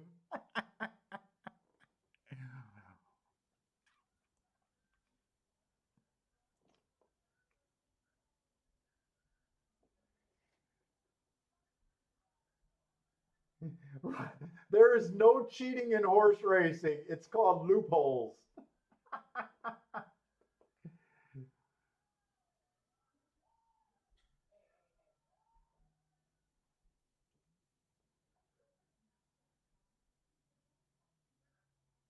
Paco, hey, what's up, Mizzou man? Paco should be punched every day. You guys ever watch that? I know you guys watched it. That old Rodney Danger film. I actually just watched it. It was on cable maybe 3 weeks ago. And I was going to tweet out that it was on cable. You guys ever watch that old Rodney Dangerfield movie? I think it was called Easy Money, where him and his Joe Pesci goes to the Trotters with that 50. I want to say they bet a 50 to 1 that got stiffed, and Joe Pesci jumped on the track. How many of you guys want to do that to a jockey every now and then?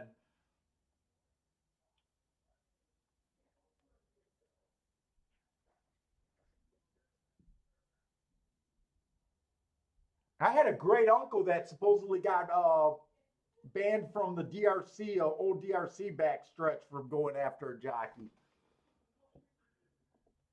Paco has that punch me face.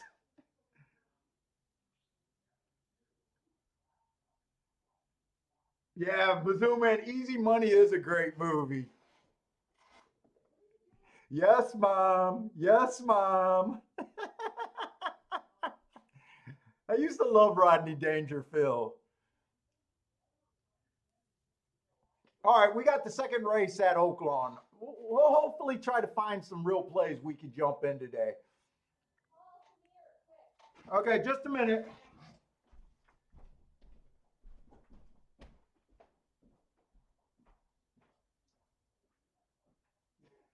Oh my God, he looks so big.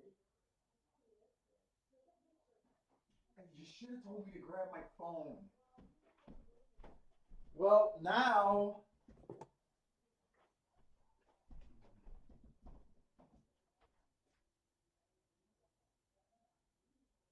stay, I'm coming. I gotta be quick.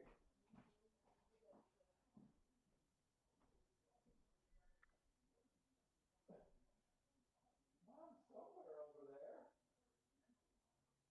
Oh my God, he looks like a giant next to you.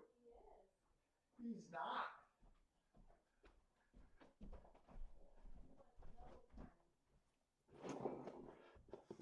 All right. Oklahoma, we got about 7 minutes. We got 6 furlongs on the dirt. And I don't know, the profile's kind of weak there, but I definitely think it's favoring the middle to outside of the track. Post 1 through 3 is winning 24% of the races.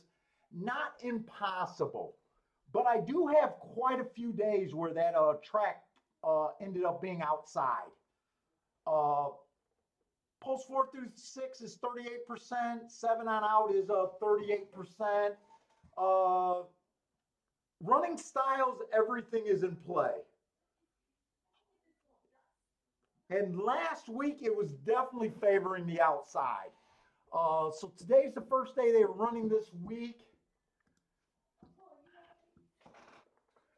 So we got a claiming 25,000 non-winners of 2 lifetimes. This one horse, Bad Rail, stalking closing day last time he ran. Uh, he closed.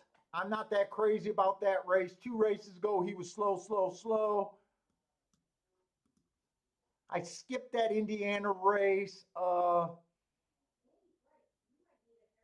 He was running at a higher level. He dropped down to 10,000, and now he's stepping back up. I got really mixed messages on him. The 2 horse, I don't keep track of Houston. The 3 horse, early pressing day, average, average, average, broke his maiden. The race before that, speed favoring day, earned an asterisk, so he won his very next race. Uh, Broke his maiden at maiden claiming 25, so it's not a big deal that they're trying this race here. The 4 horse just broke his maiden last race at a higher level, maiden special weight. Slowest winner of the day. Wouldn't be surprised. 5 horse broke his maiden off of a big drop at basically the basement. So if you guys don't like maidens stepping up against winners for the first time, it looks like half the field is that. The 6 horse won his last race at what is that, Remington. He was the fastest, so a winner of the day. That was at a mile. 2 races ago, speed favoring track, asterisk. This is a really good betting board here.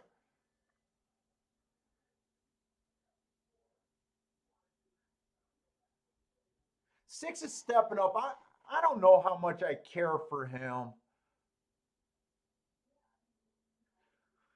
7 horse is actually dropping. He broke his maiden 3 races ago on a speed favoring track, slowest winner of the day. Then he ran on an early pressing at allowance 50,000. That's quite a few levels above this race. And then 2 races ago, it was a bad rail stalking closing day. He had a bad rail. This horse I kind of like. Uh, I like him. I'm not crazy about the price at 7-2. The public is on him. 8 horse is another horse that just broke his maiden stepping up. 3 races ago, he went too fast to win. So he came back to win within 2 races after earning hearts.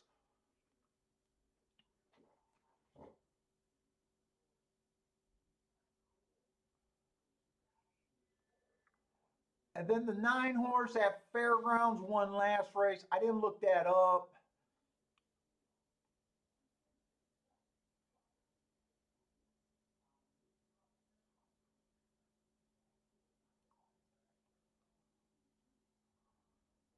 They're betting the 2 horse here.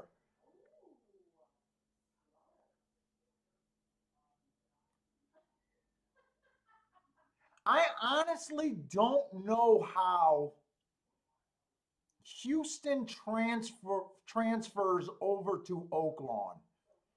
That's something that I don't know.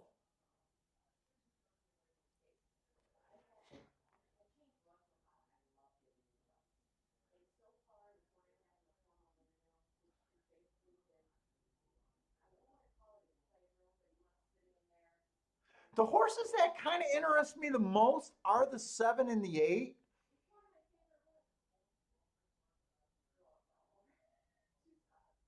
I'm not super like confident where I stand here.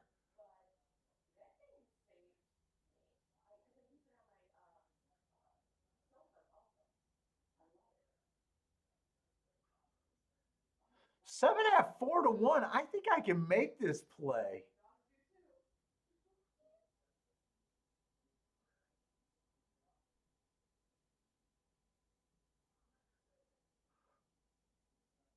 Right now, I'm leaning towards betting the 7 and the 8 just to win. I don't really feel like, well, is there a double? Let me look at the third race real quick.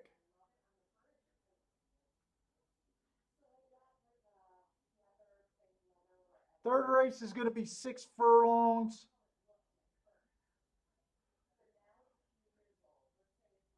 7 definitely looks interesting to me next race.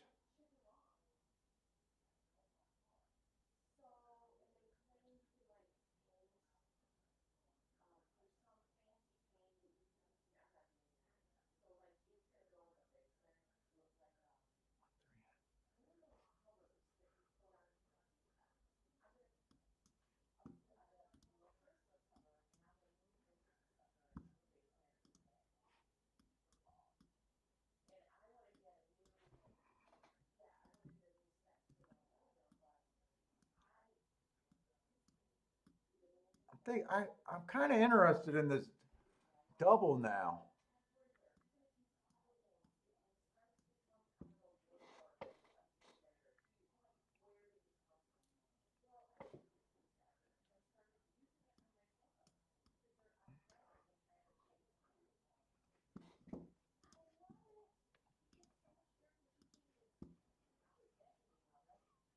7 to win. 5 to 1. I'm betting this 7 to win. And then I'm going to try to get in that double there. 7 and the 8 to the 1, 3, 7. So 7, 8 to the 1, 3, 7. I'm going to play this. I'm going to play this. This is officially my first bet at Oaklawn.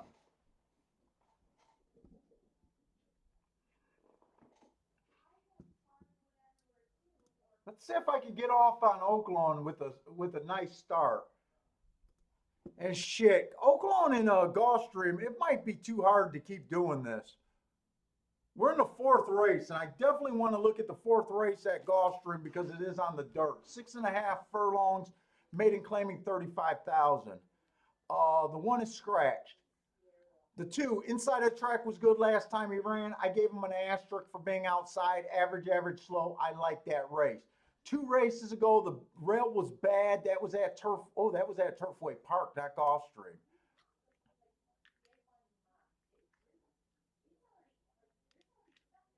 The 3 horse earned 2 hearts going a route, running against the bias.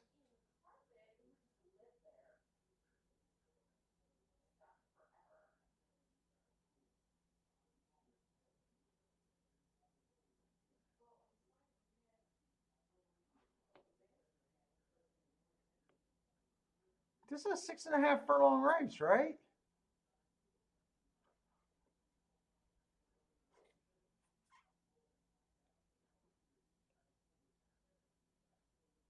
There's a couple first time starters here.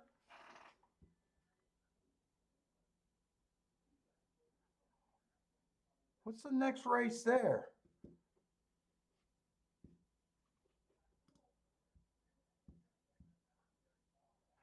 No, I can't get a good start at Oaklawn. In fact, I don't even think I'm in the area code of that Oaklawn race. Did I even handicap the right race?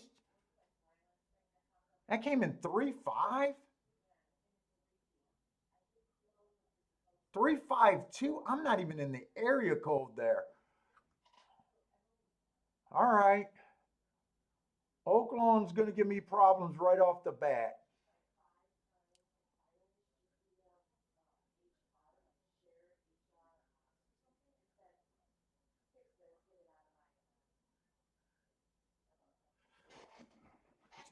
I basically like the 1 through 5 here, or I'm sorry, the 2 through 5 at Gulfstream.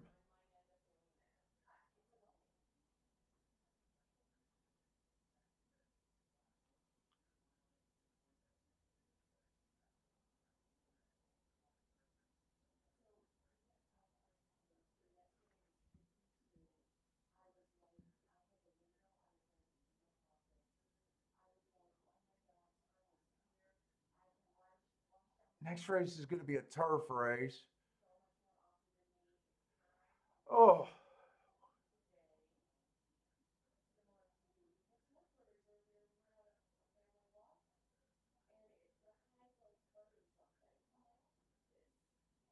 that's allowance $50,000 race. 352. Wow, I was not even in the ballpark at Oaklawn.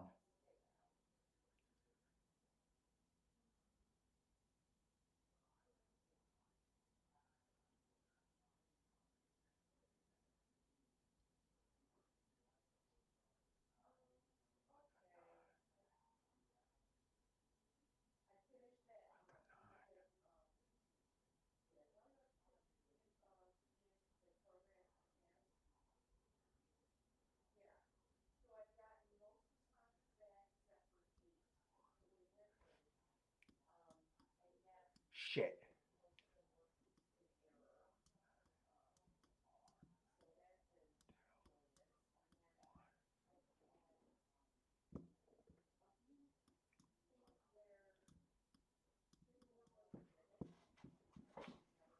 I'm going to start a double here.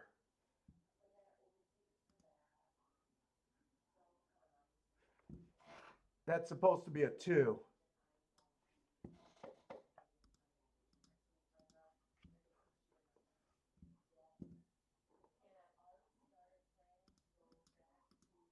One, 2, 4, 9.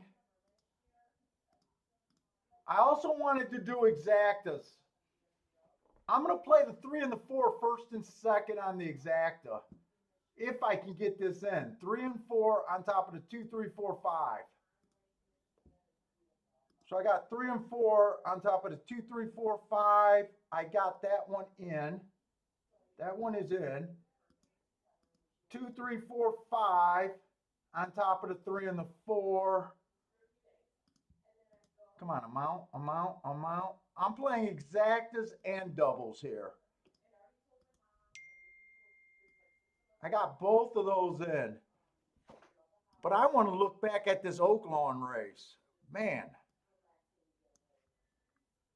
And they are loading at Gulfstream.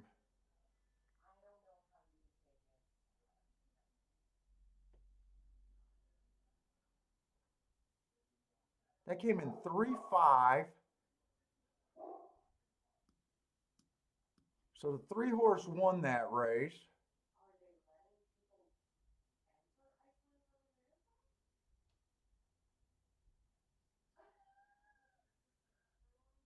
Come on with this 4.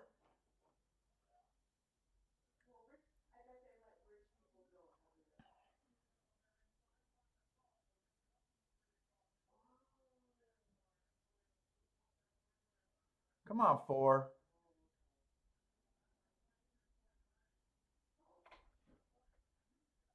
Can we get this 8 out of here and let this 4 horse win?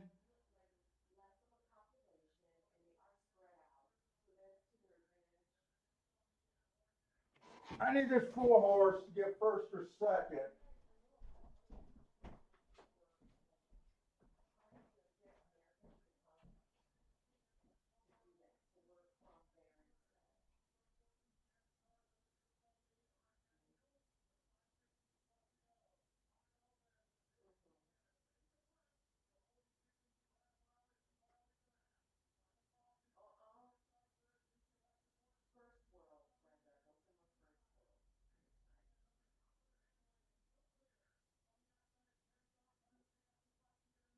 Come on, 4.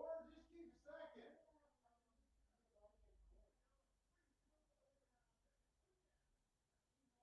Oh.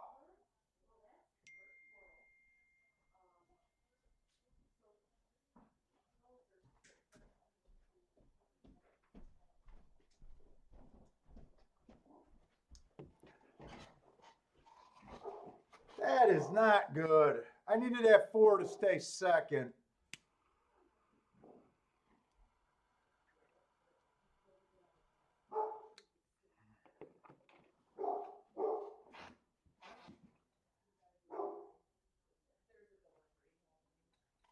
Five, 2, 4.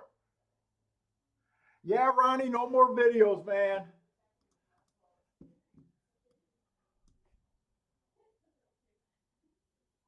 That takes me off of everything.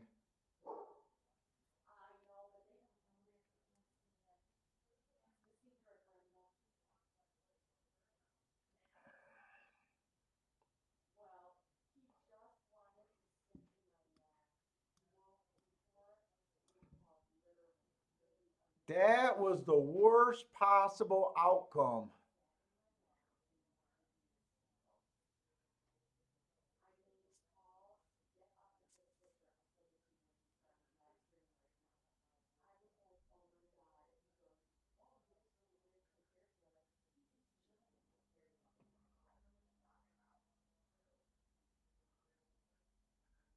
I don't even think that 5-4 would have paid enough to break me even for everything I put in that bet.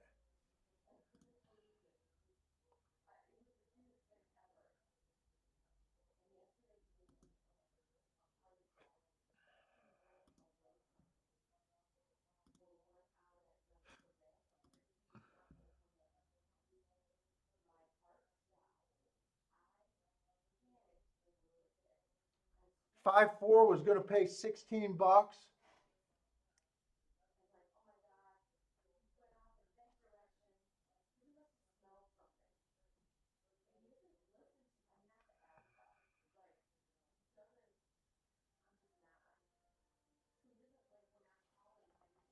Oh, that's so bad.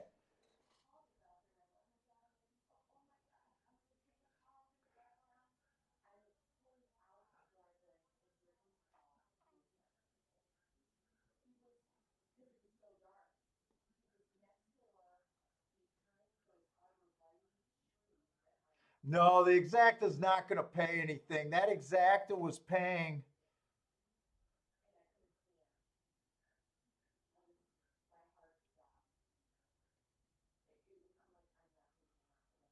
They just took it from me.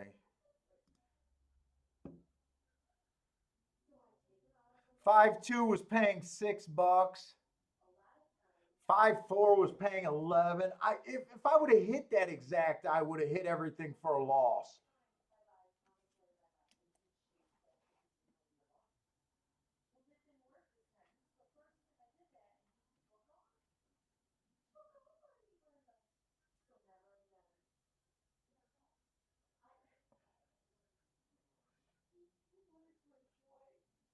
This bet that I made is irritating me.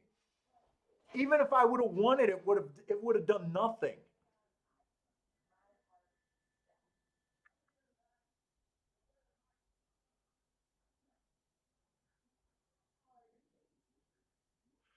The only good thing it was the inside. It was definitely the inside.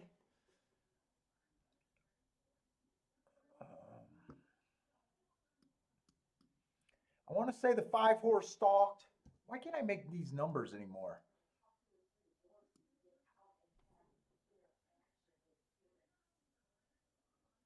That was a bad bet. That was a bad bet. Bad bet. I made two bad bets in a row.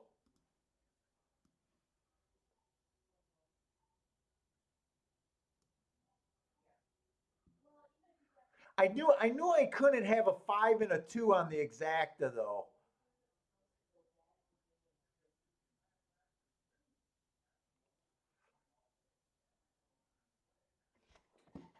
Wait a minute. What did I do there?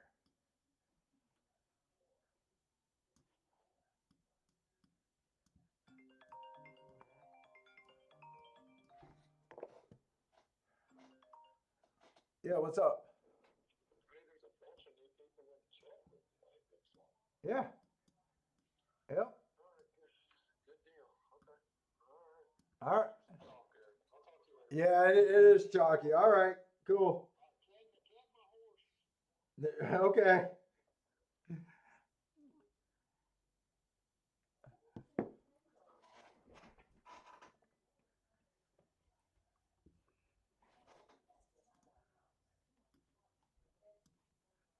I'm writing down what I bet so when I look at this stuff later,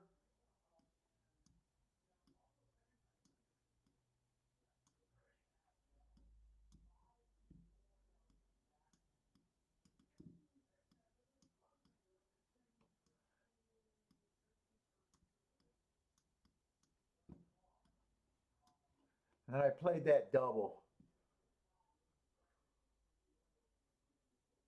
I'm not happy with that bet. I can tell you right now, I'm not happy with that bet I made there.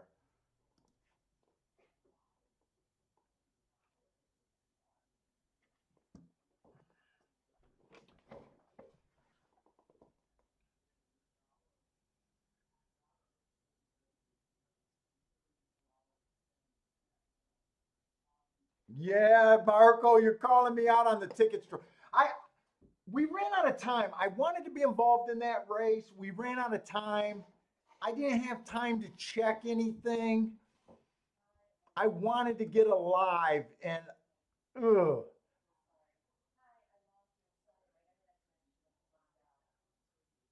just after the results and seeing what happened. I'm not mad. Obviously, I'm not mad that I lost the ticket. I'm mad that even if my 5-4 would have came in, there was no way I could hit the double. And that $11 payoff, when I looked it up, doesn't even cover everything. I overly aggressively bet that race with no real upside. And then all the horses that I thought were live were live. It wasn't like I handicapped that far. It was just a bad bet. I'd like to say if I had more time and realized where I was at, maybe I could have sat out that race. Oh, that's a bad ticket.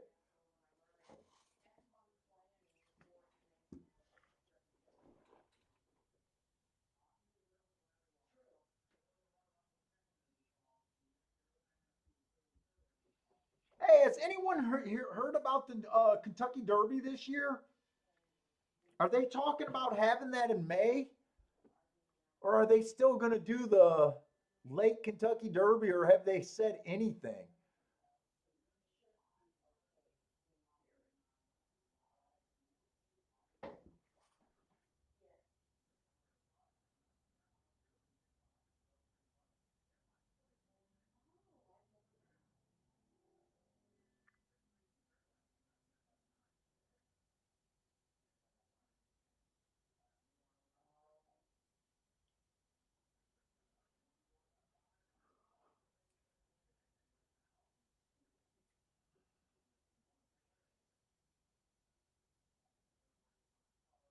The Derby is in May right now, no change.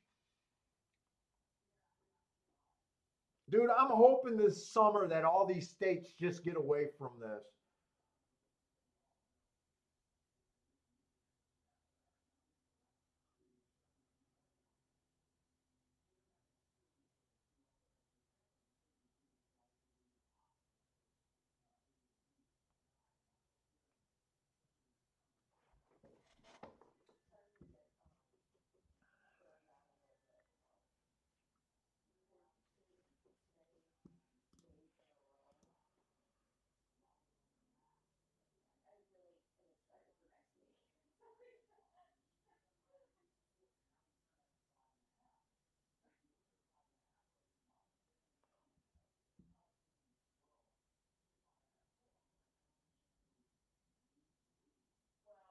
Yeah, I do. I'm just looking at that replay. I wanted to make sure the 5 horse stalked that race. He definitely stalked that race.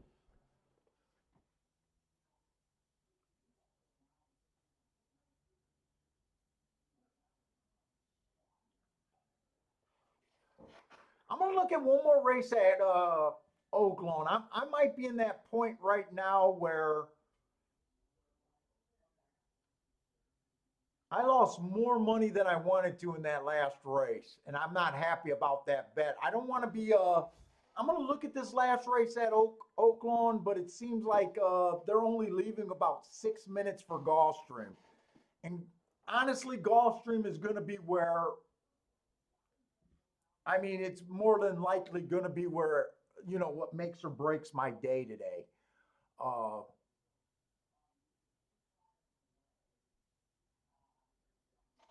and I want to leave more than just 6 minutes to look at Gulfstream. I don't want to end up having to do another stupid bet like I just did. If I lose my bets, I at least want to feel like they got upside and I'm proud of my bets. So we got a maiden claiming 30,000 at Oaklawn. What we got? 6 furlongs on the dirt. Last race, I wasn't even close. And Oaklawn gives me a lot of trouble. The one horse, last race, bad rail, average, average, average. Uh, Nothing really looks too wrong with that race. 2 races ago, the rail was bad. He was at maiden special weight. He really doesn't look like a maiden special weight horse to me. So the class drop makes sense. Uh, Two's a first time starter. I have no game with first time starters at all. The 3 horse, bad rail last time. It was an early pressing day. I gave him an asterisk because he doesn't have speed. He was slow, slow, slow. Ooh, he's making a drop that kind of looks like it's time for him to make that drop. Right now, nothing's jumping out at me. Another horse making a drop, this 5. Bad rail, but he was on the outside. 5's making a giant drop, but his speed figures are terrible. I'm not a speed figure guy. He did run against the bias last race, but man, does he have to improve. 6 is another first time starter. The 7 ran.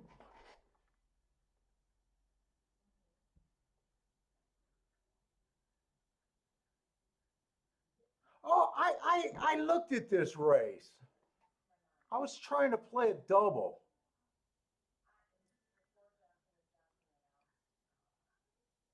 I was trying to get alive to the 137.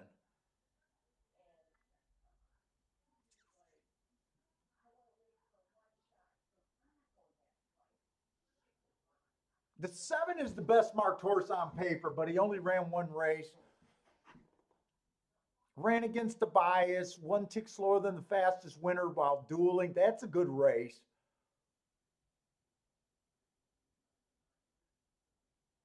I was trying to get alive to the 137. That's kind of still my opinion here.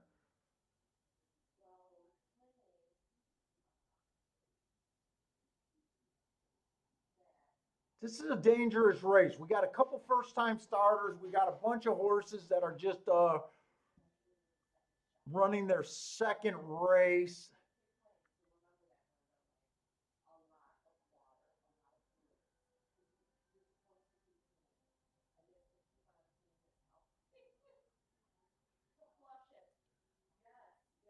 They scratched the 4 horse late. I didn't get that scratch.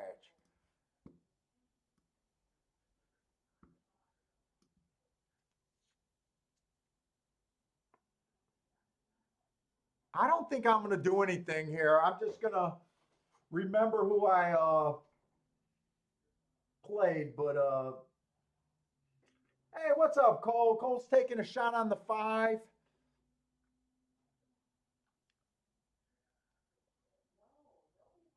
He looks a little appealing with that asterisk and the price and the class drop, but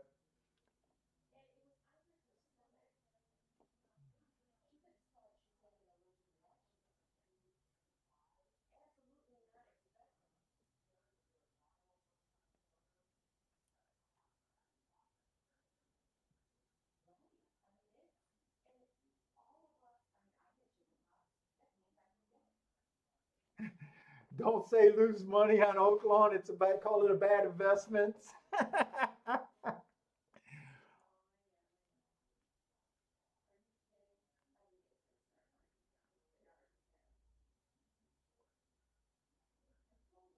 Yeah, I'll keep an eye on the odds over there at Oaklawn, but right now I don't think I'm going to do anything. The one's at 7-2, the three's at 5-1, the seven's at 5-2.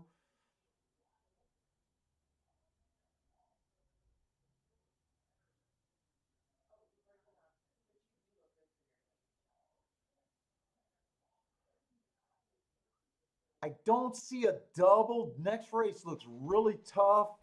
I think I just want to get over to Gulfstream right now.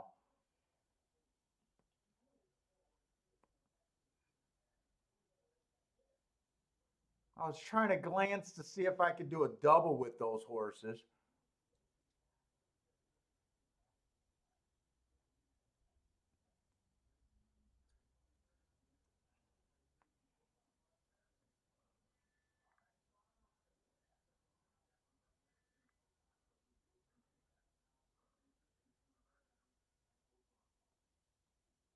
How did that Houston horse run over there at Oaklawn?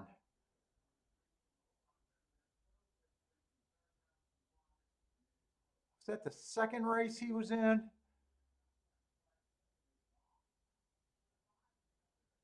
That would have been the two last race.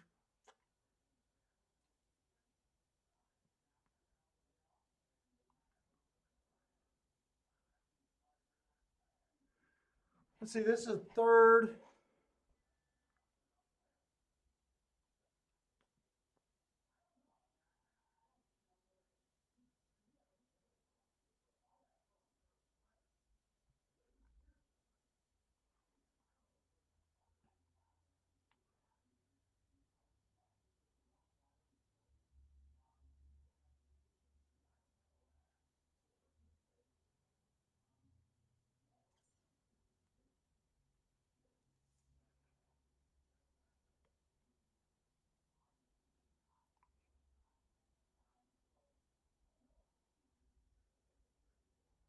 I'm still looking at a damn double there. I have not given up on this race. Dude, I like a couple of horses in the fourth race. Oaklawn is such a tricky track for me. 8, 9.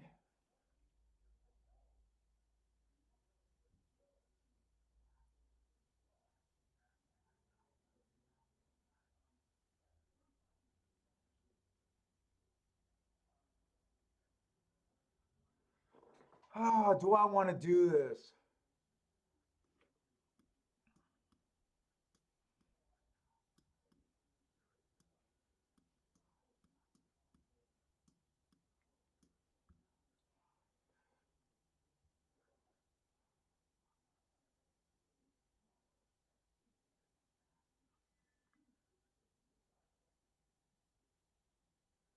Let me look at what these are paying.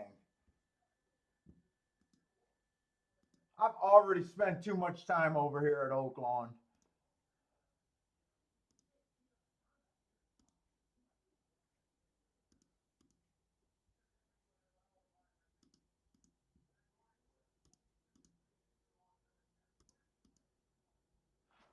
Jesus Christ. Oh, there they are. There they are.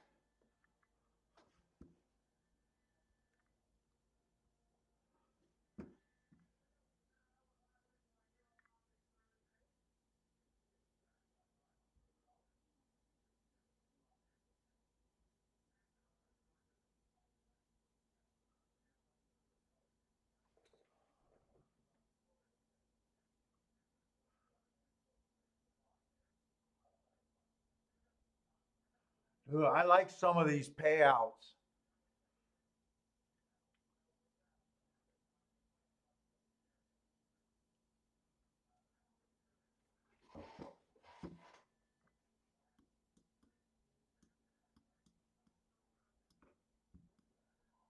I'm going to take one more stab at Oaklawn before I give up today. No, no, no. Show me the rest of those payouts.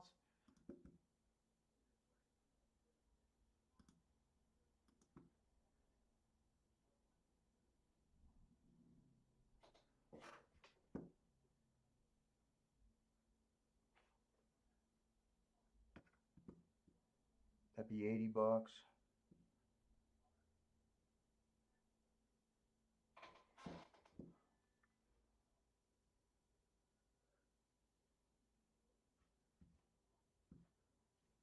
I like these payouts.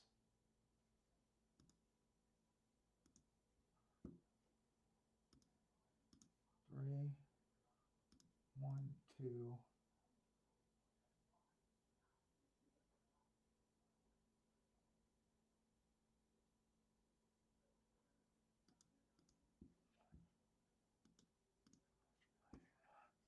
and then just 7.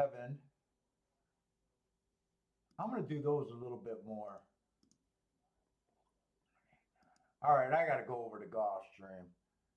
I'm playing these doubles.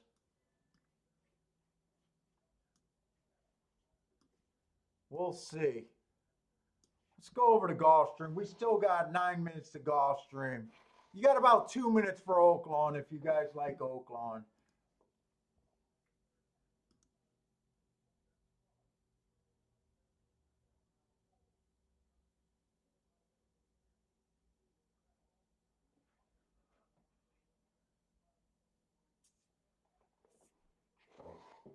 All right, we got another turf race at Gulfstream. We got a mile 16th on the turf, allowance 50,000. The one horse, inside stalking closing last time he ran. Slow, 2 races ago. I don't think last race was that bad of a race. I'm not going to have time to look at these replay. God, I feel so distracted. January 21, a lot of these horses are coming out of that same race.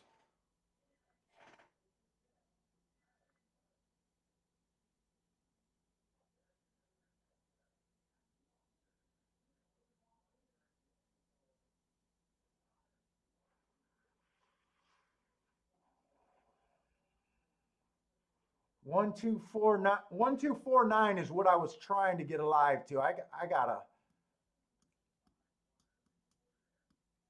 Let me just see where I'm at.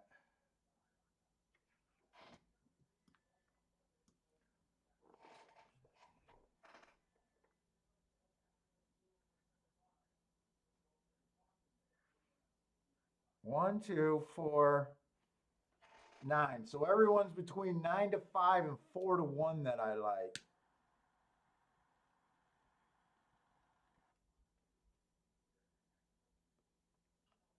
Oaklawn, they are getting in the gate.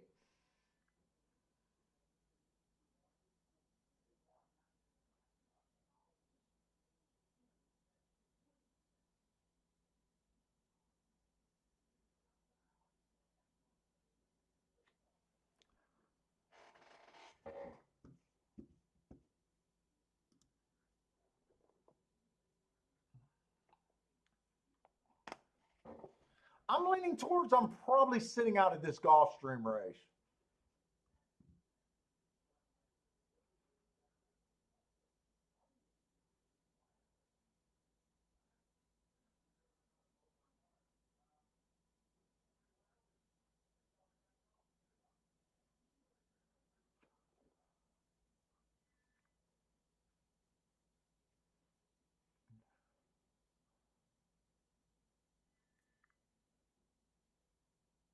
Seven couldn't get the lead at Oaklawn. 5 got the lead there.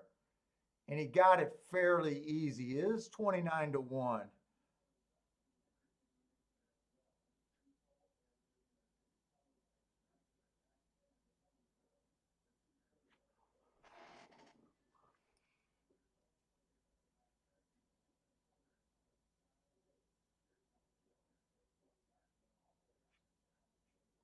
This does not look good at Oaklawn.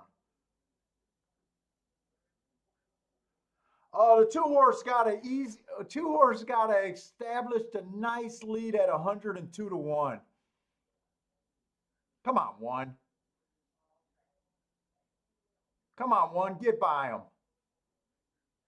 Bring this 3. Bring this 3. Bring this 3. Come on, 3.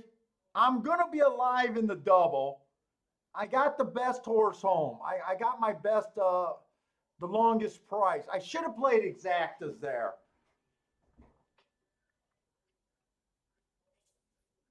The 1 I think was 7 to 2. I think the 3 ended up being 6 to 1, 5 to 1. Okay.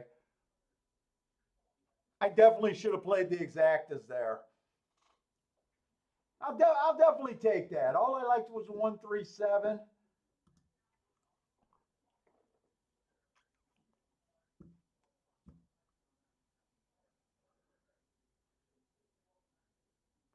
I hope I don't say that all day that I should have played the exact over my bet. you, you don't want to do that all day.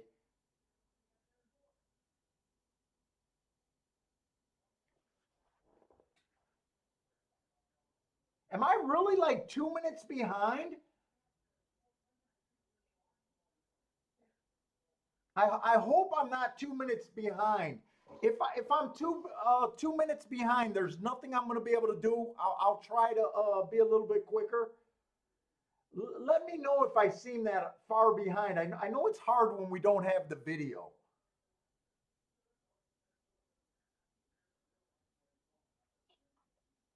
Yeah, see, money. I'm starting to think that maybe the inside might be playing a little decent today at Oaklawn, especially when you consider that two was 102 to 1 and got third.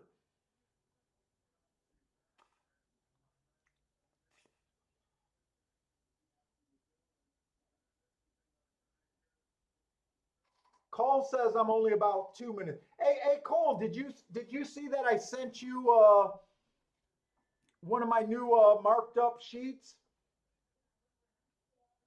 I sent you to today's and tomorrow's marked up where you don't have to look up everything. It even have the marks. I don't know if you got a chance to look at your email and noticed it, but I kind of sent that to most of the people that have been buying the bias sheet so far.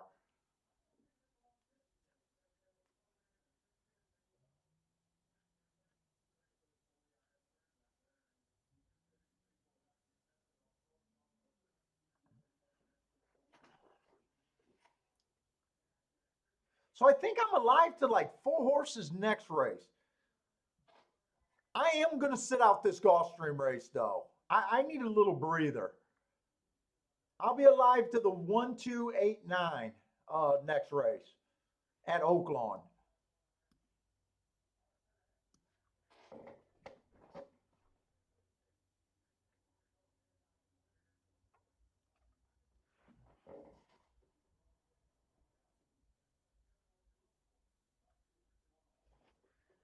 Hey Dean, is this race at Gulfstream you're talking about? That's part of the reason. So part of the reason I do want to sit out this race, I got a bunch of horses. I a little bit higher level than I want to play. It is on the turf, so I've been trying to avoid the turf. I kind of thought the same way you did, that there could be a lot of speed. I like the two, but in a way, I kind of think the two's a little over bet. And I wanted to try to get this four home.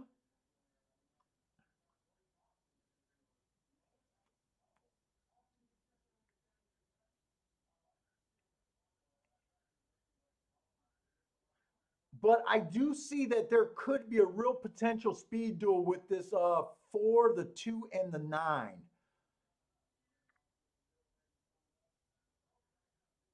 And then the only other horse that I kind of liked was the one horse, and I just think I need to sit out this race.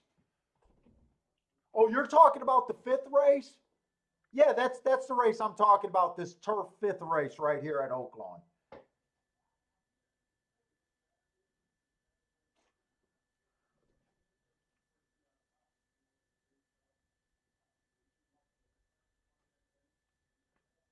Hey Dean, I like how you do the at the shake up and light it up orange. I like that.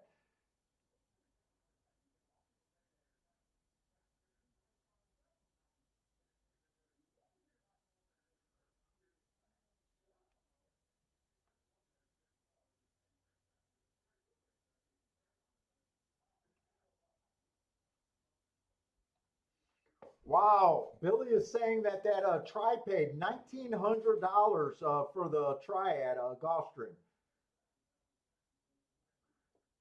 Charles is on the five in the pick 4 and 5. Good luck, Charles. Jared does not understand all my doodles at all. Jared, you don't need to understand my doodles, man. You've been on fire. Don't pay attention to my damn doodles. You've been on fucking fire, man. I don't want my doodles to throw you off, Jared.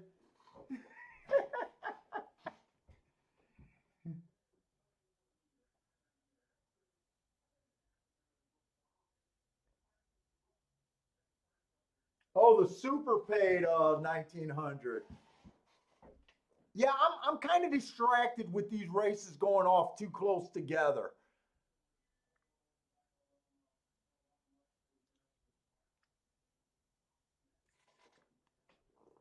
And it seems like we got a crazy chat room today. It seems like we got a bigger, we at least got a lot of new people today. If it is it big. Well, I lost yesterday. Oh, you lost the fire yesterday. You had a hell of a week though.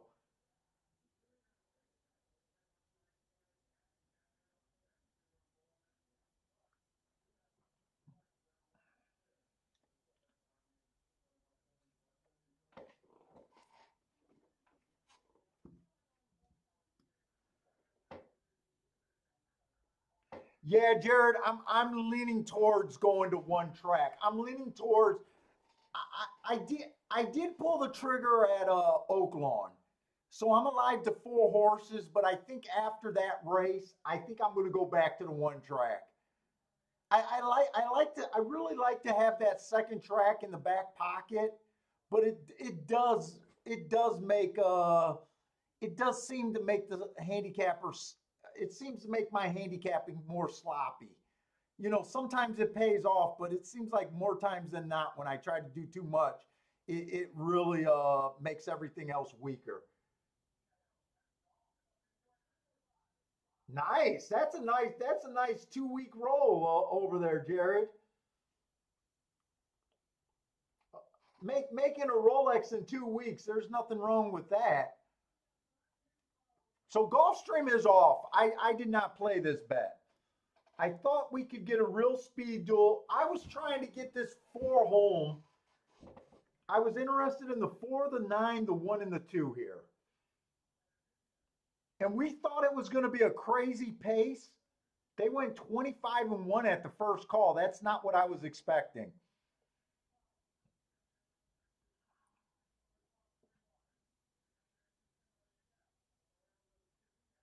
That's really not what I was expecting.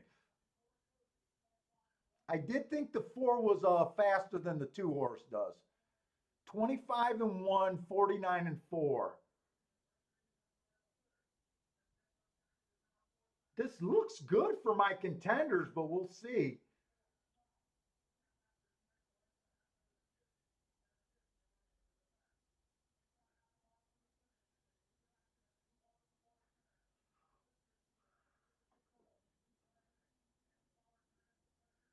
I think this is going to be 9-4-4-9. I think we handicapped the super and I didn't pull the trigger. I was really considering the four and the nine for the win bets. All right. I do feel okay. That makes me feel a little bit better though. I think nine was at about 7-2. I think he floated up to 5-1.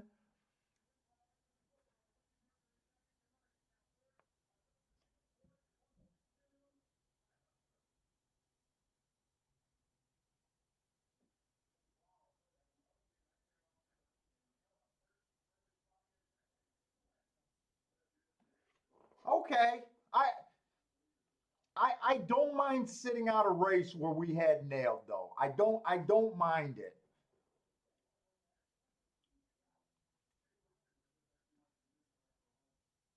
I was really the biggest thing that shocked me about that race was just the pace. I was expecting a super fast pace and that did not happen.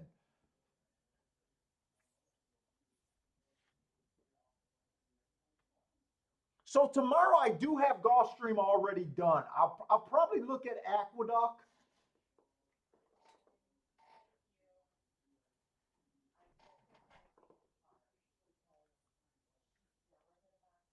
I know Disco just wants to play Aqueduct. I can't disappoint Disco.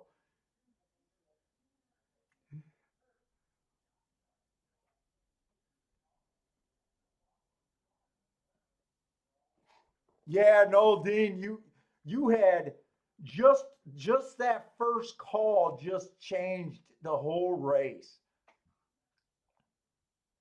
Just that first call killed all the closers. The four horse had the lead. He tired and finished fourth, but the nine was always in second. The one was just off of that. The two actually came from the farthest back. But you're right. The pace did not help your six horse. Hey Jeff, did you take down that pick five? Or I'm sorry, that pick four? Oh, Jared, I should focus on Santa Anita.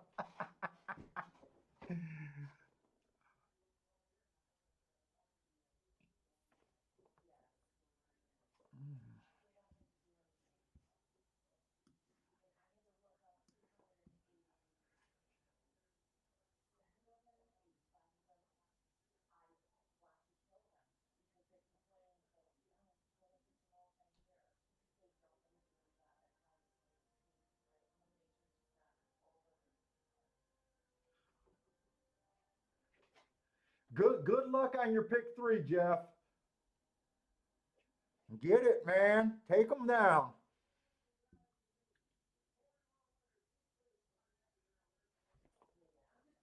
Let's see. I'm going to slow down. I'm not going to look at Oaklawn for another bet. I'm alive to the four horses. I definitely want to see what I'm. I gotta imagine these tickets are at least paying something.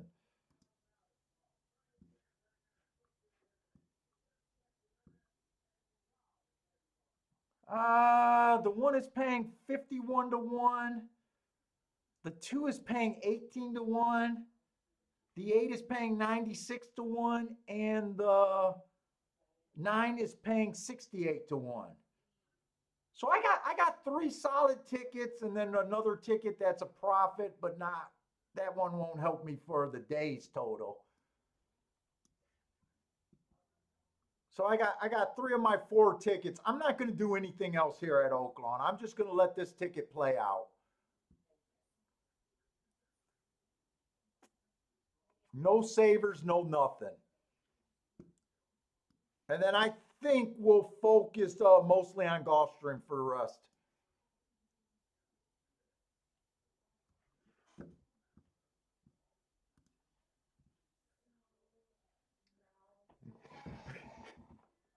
So yesterday my wife took Bentley out at night, and she thought she had Bentley all figured out. So Bentley sometimes when he goes out with mom, he refuses to come in.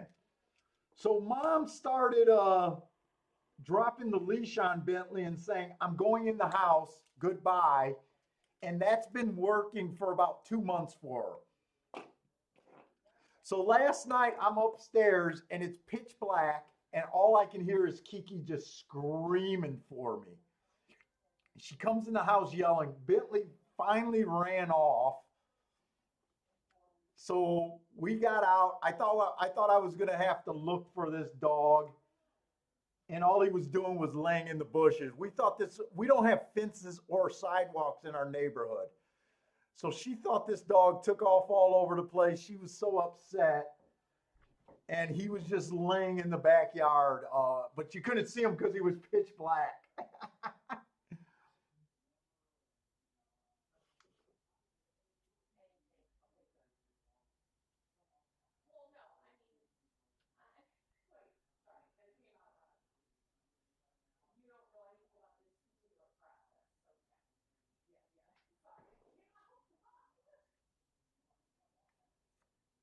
Hey, what's up, Boulder?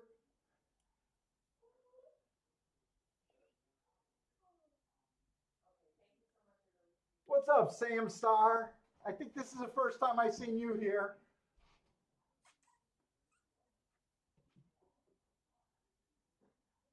Oh, you hit the exacta twice today. Nice. Kiki will not let Paul play at night. That's true. She won't let me play in the evening, but I let her go to Vegas with her girlfriends. Mm.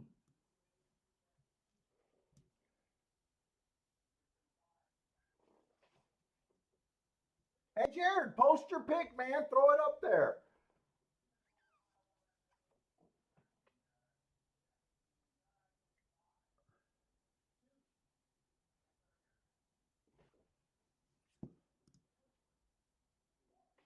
You know what, C Money? For years, I used to gear up for Oaklawn. I've probably said this a million times, but I've geared up for Oaklawn, I don't know, probably 10 seasons. Usually I bail on Oaklawn by the second month. And then last year was the first year I ever beat Oaklawn, but I want to say I played less than 30 races, probably even less than 20 races. So technically, last year was the first year I ever beat Oaklawn, but there's a huge asterisk on it.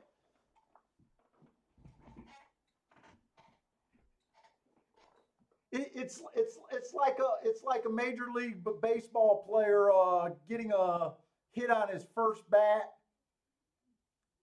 then he injures himself and never plays again, and he sits there with a super high batting average. That's kind of my asterisk for Oaklawn Park last year. Uh, but the last 2 years is the most work I've ever had on Oaklawn. In theory, I'm supposed to love Oaklawn because it's just all dirt racing.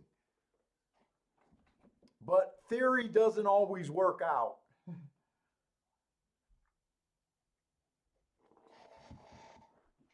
Oh, Keelan starts next month. That means I better look at Turfway a little bit more. I'm up for Turfway, but I haven't been playing Turfway like I usually play Turfway.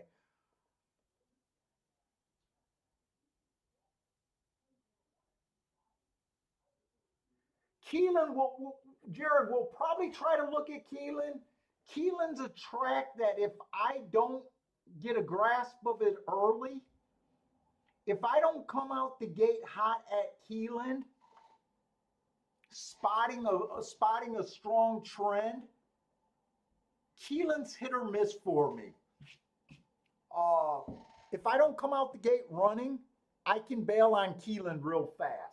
I don't believe in just playing a track just because it's popular, but I do like to start to look at Keelan. But with that 3 week meet, it's very short, man.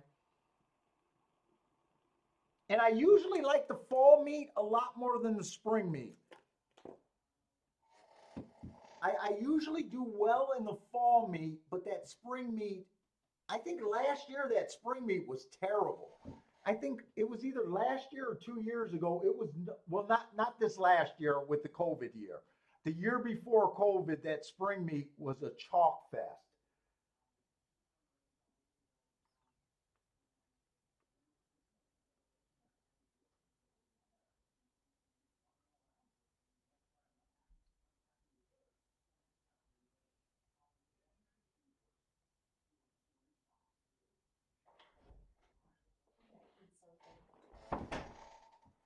And then Saratoga kind of falls into that same thing. I used to like Saratoga before they got rid of Monday racing.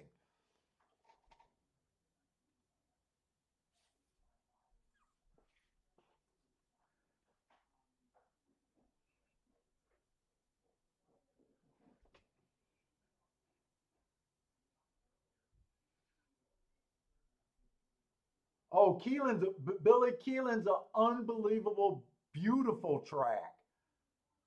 If you ever get the chance, I've been to Keelan for I've been on the site of Keelan for some tournaments back in the day.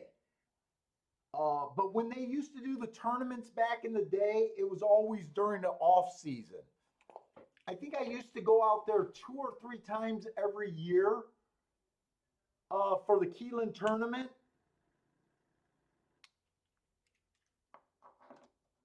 So I've been on the property and been able to walk all around the property, and it's a fantastic facility, but I've never been there during live racing.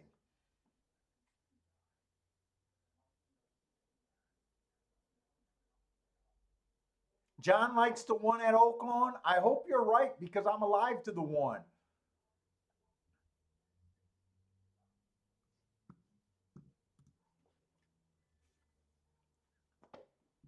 We're alive to the I'm alive to the 1, 2, 8, and 9.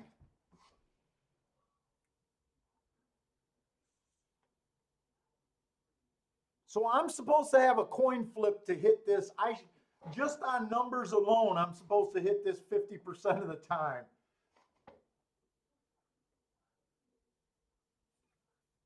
Oh, we're in Michigan.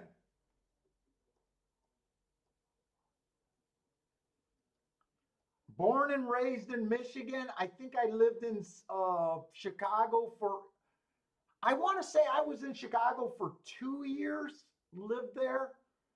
I think my wife was there for about 4 years, but we're both from Michigan.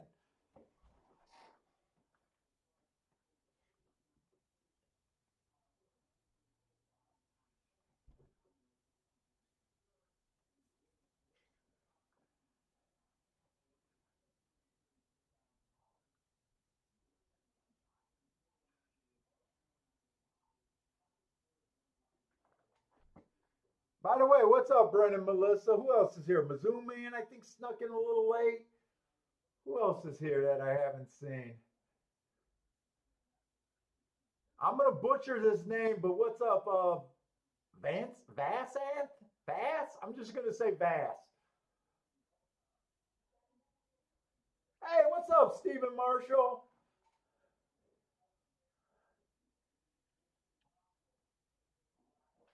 We lived in Elk Grove Village in Chicago, right near Schaumburg and Arlington. I think I was only there 2 years. I had box seats for the second year we were in Chicago. I think the first summer.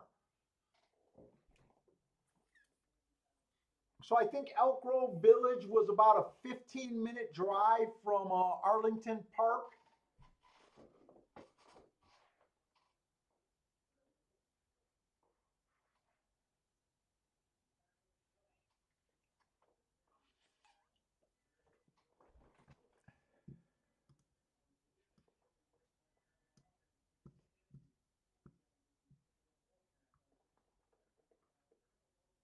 Hey, Parsons, that filly you got, do you still got shares? And do we have a racing date yet, or even where the horse might be running at? It's got to be close. It's got to be getting close to when you're going to race that horse.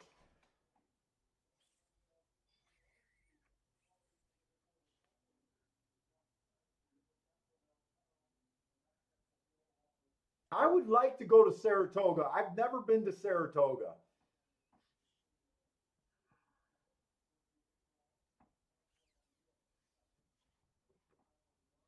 Yeah, when I was in Chicago, I went to Arlington every day they were open. And then during the winter for the Hawthorne meet, I was 50-50 there. Some days I would drive to the Hawthorne and be at Hawthorne, and then other days I just went to the what is that, the Ditka simulcast area or whatever over there at Arlington's off track little the Ditka's restaurant. And then sometimes I would go to that little knockout bar. I think it was called Knockouts or something. They had a bar where they did simulcasting.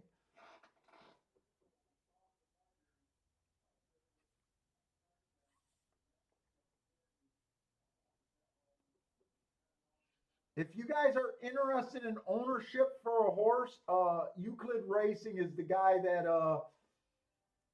I know is offering shares to Philly. I know some of you guys bought into that Philly, so we're definitely going to be excited to see her run. So hopefully in March you're going to run.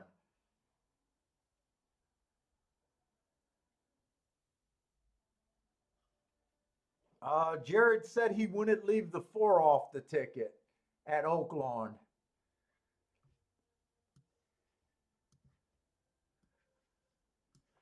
Oh, who's the 4? You know what, Jared? I scratched the 4. Wait a minute. Did I scratch the 4 in the right race? Oh no, I'm looking at the wrong race.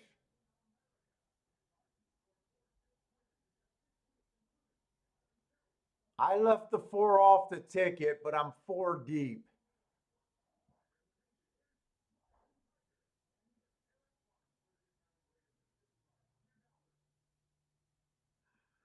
This is a tough race at Oaklawn. I'm not looking to do anything else though.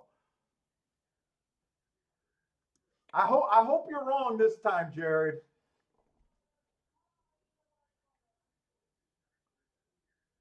Steven, I'm alive to the 1, 2, 8, and 9 over there at Oaklawn.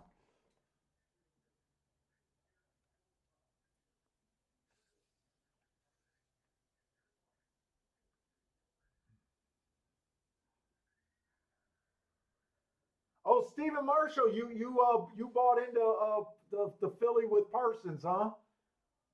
And you're heading to Tampa. That'll be nice. Hopefully she's a runner. Now I know a couple years ago when Parsons had a few horses, they ran during the live stream, and his horses performed pretty good.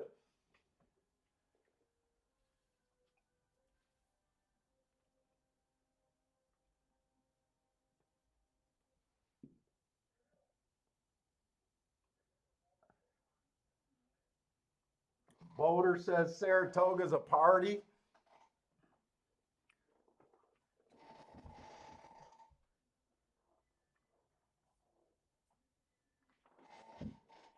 You know what? I've been waiting for this race, but I think we got to look at Gulfstream. Gulfstream is about 7 minutes to post.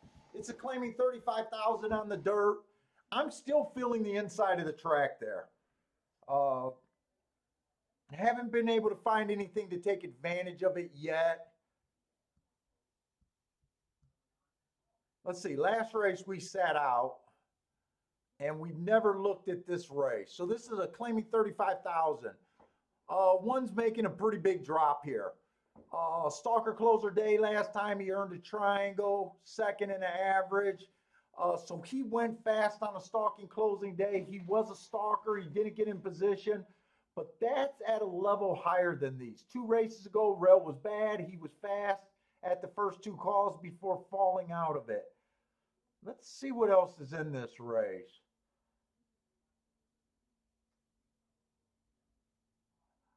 The 2 horse, early pressing day last time he ran. They're finally loading in at Oaklawn, by the way. He was just average, slow at this level, or pretty close to this level.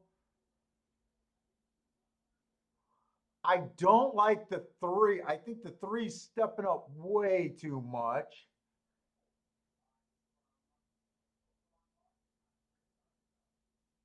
The 4, inside speed favoring track last time he ran. That was a sprint. So I gave him an asterisk that race. 2 races ago, he was average, slow on the turf. That was his only time on the turf. I think, I'm guessing he didn't like the turf. He still ran fast, average for the first 6 furlongs.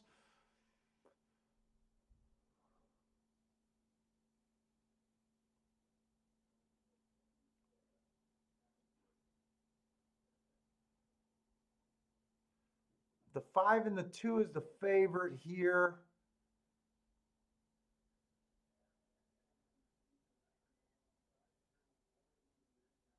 Dude, I got mixed messages on this 2 horse. I definitely like the 1 at Gulfstream a little bit. I want to be on the inside of the track. I'm probably just looking at the 1, 2, 4 for now. Oaklawn, they are running. The 6-horse got the lead, 21-4. My 9 is right there. 9 would be a decent hit. I'm walking on this one.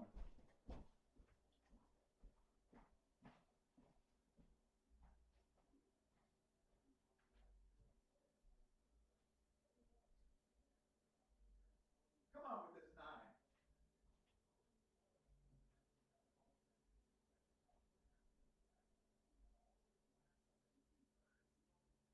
Come on, 9. 9 or 8. Come on. Okay, come on, 1. We'll take it. Yes, sir.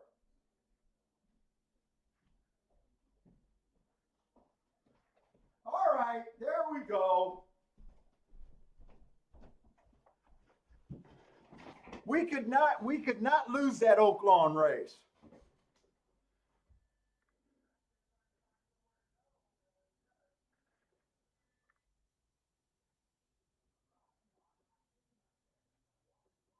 What do you mean? What am I looking at? Oh, you are rocking. Someone put the 6 up there. Jared put the 6. I think that's the. I don't know what that might have been his other pick. Dude, every combination I had there was paying. I was alive to the 1, 2, 8, 9. All right, that's my first official hit at Oaklawn.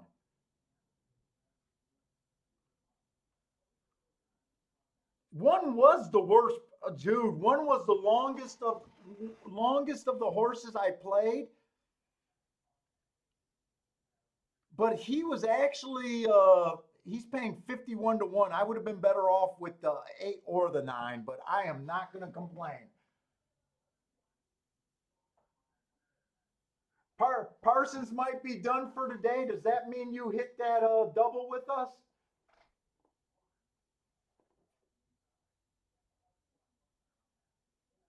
Thanks, Jared.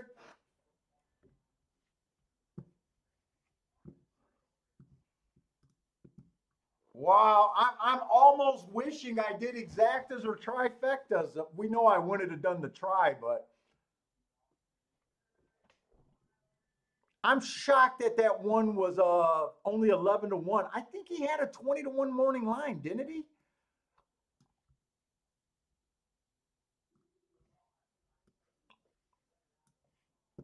One had a 20-1 morning line.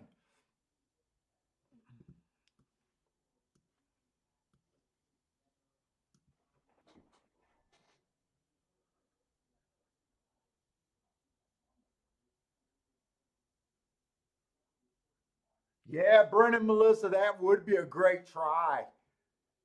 Uh, Dude, I know that I wanted to pull the trigger for the try, but I think that's going to be a great exacta also.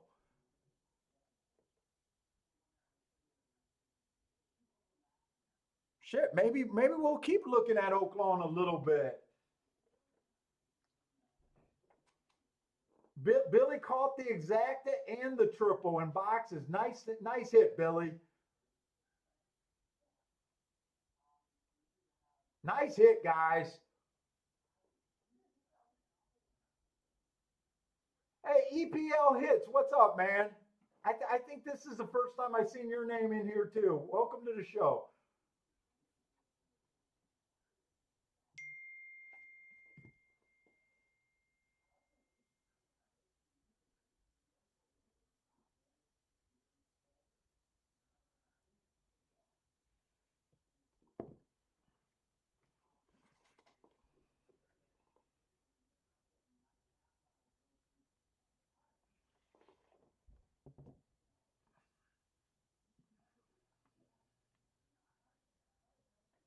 I don't know if it's a gold rail at Oaklawn. I know someone pointed it out. It could be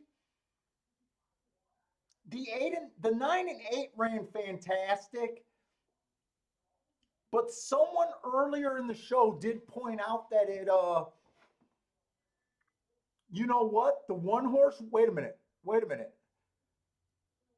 Uh, the one horse won the first race. A two or three horse won the second race. It came in 3-1 the third race. And it came in won the last race. Guys, it could be a really good rail there at Gulfstream, or I'm sorry, at Oaklawn today. And Parsons,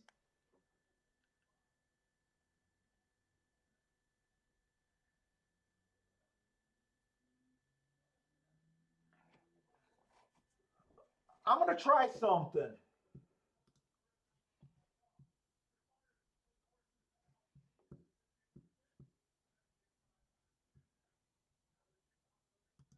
Hey, Parsons, I don't want to do it on the phone.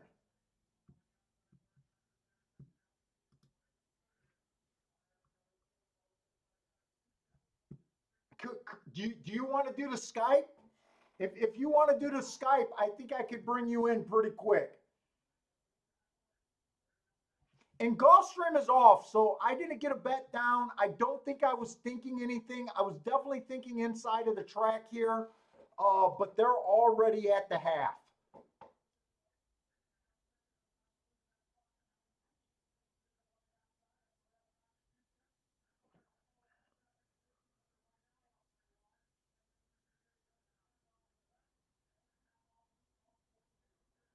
Looks like it's going to be 5-1 or 1-5.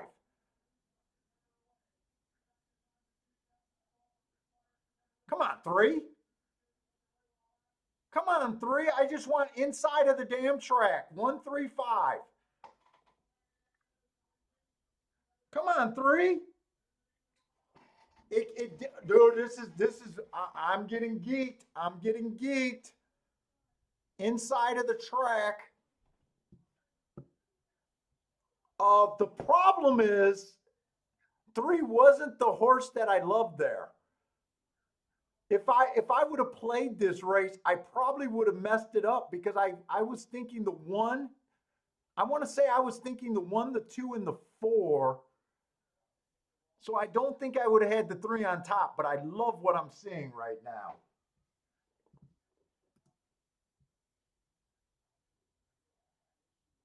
Jared, did you hit that 3 over there? I think the 3 horse might have won that race.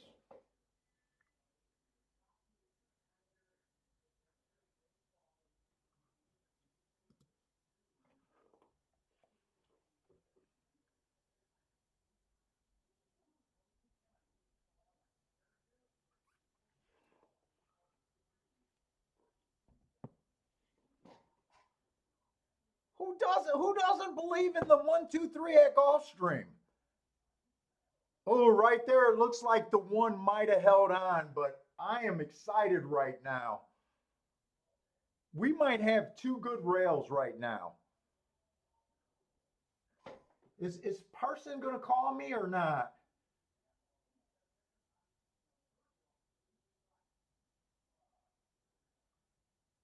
I think the 1-1 according to that replay, but it's close. I don't know if we can trust the angle on that replay.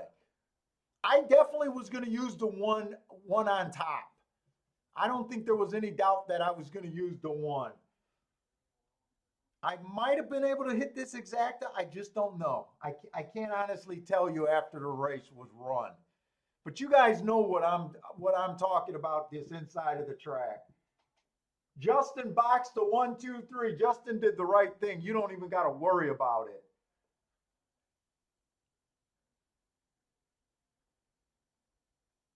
Jared's alive to the 5. Oh no, he's alive at the pick 5 at Oaklawn. Attila is calling. I'm waiting for a second to see if Parsons says he got something that he wants to tell you guys in chat. No, Parsons, wrong number. Parsons, the other email. You gotta call me on the other email.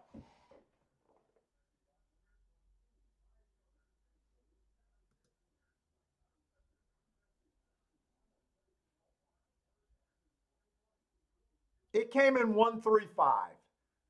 Oh, I thought someone said the 3 was 33 to 1. One's 10 or 3's 10 to 1. The only reason I was didn't like the 3 to win was because of the I thought he was a little light on class.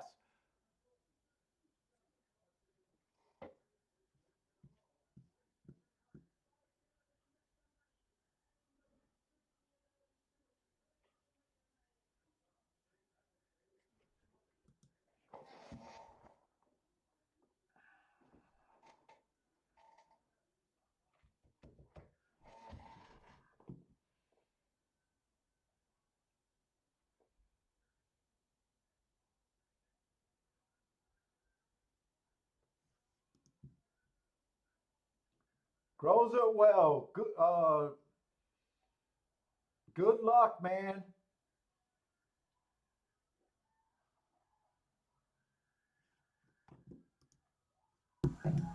All right, slow down, Parsons. Let me set this up now.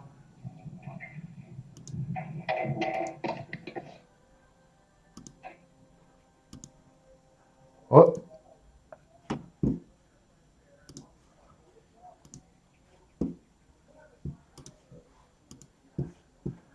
hold up, I think I can do this pretty quick. All right, slow down, Parsons. Let me set this up now. Oh. You gotta turn off any volume of the show. You get feedback on that? Yeah, I'll get feedback on anything you have in the background. I don't have anything on the background. I got my headset on. I think I can do this pretty quick. Is it your headphone that's giving me? I'm getting I'm sitting outside. The only thing I can think of you're hearing is the wind.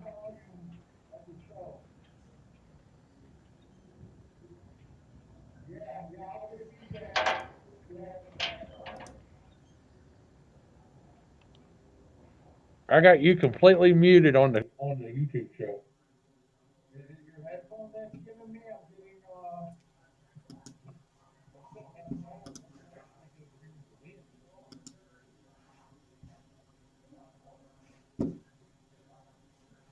say something now. Parsons, can you hear me?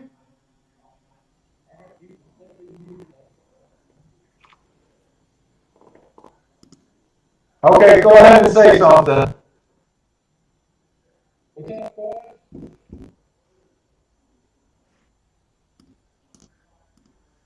All right. I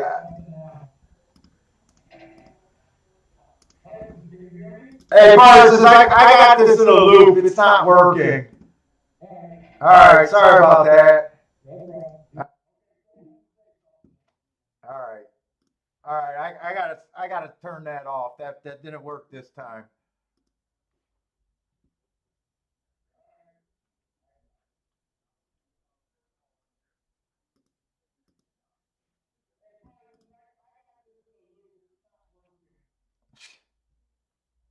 All right, sorry about that, guys.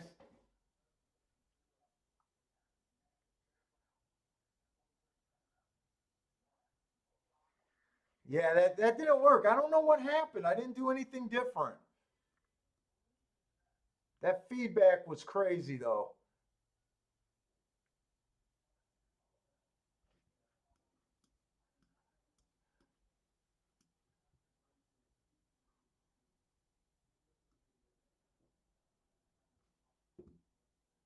I honestly don't know if that one stalked or wired there.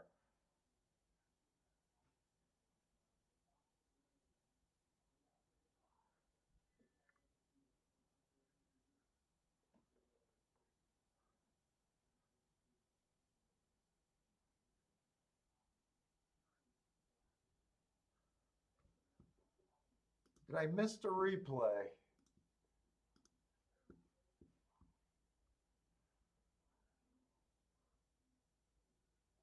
So we're going to the seventh race at Gulfstream, but I said I wanted to abandon Oaklawn. Now I'm not sure, thinking that it might be the good inside of the track.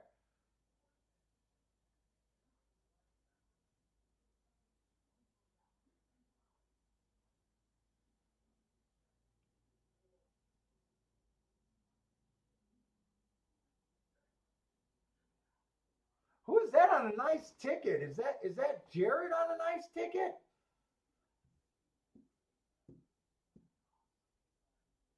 Paul, I'm looking at a big hit here. That's Jared's on a big ticket, huh?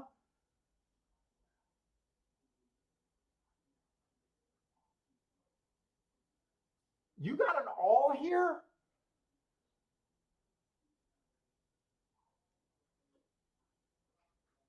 I freaking can't even follow where Jared. You must be at Oaklawn then, right? Yeah, Oaklawn's going in a fifth race. I'm assuming he's alive at Oaklawn.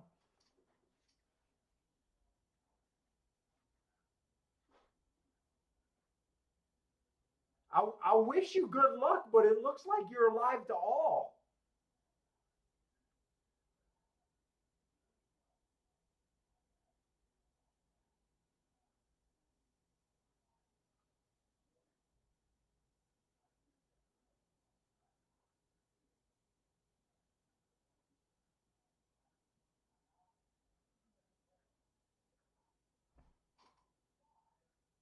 I'll be right back. I gotta go grab something to drink.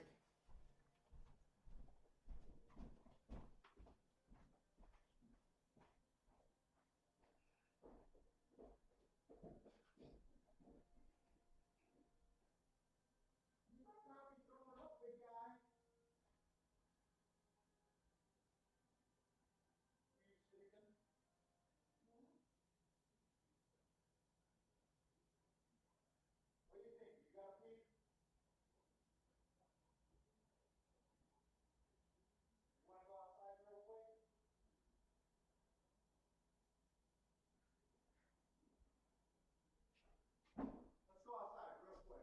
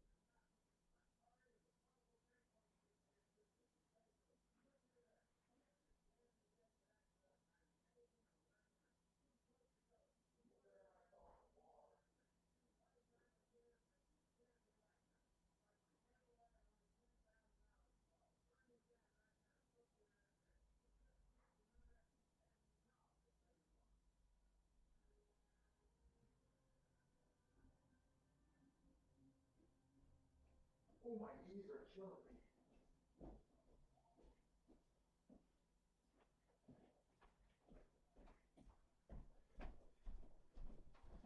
All right, where the heck are we at?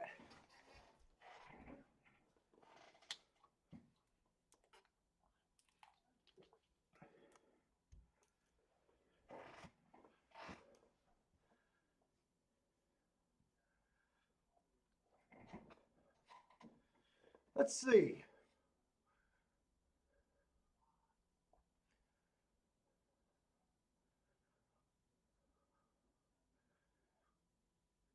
Next race at Gulfstream, I'm definitely the eighth race at Gulfstream, I'm definitely interested in.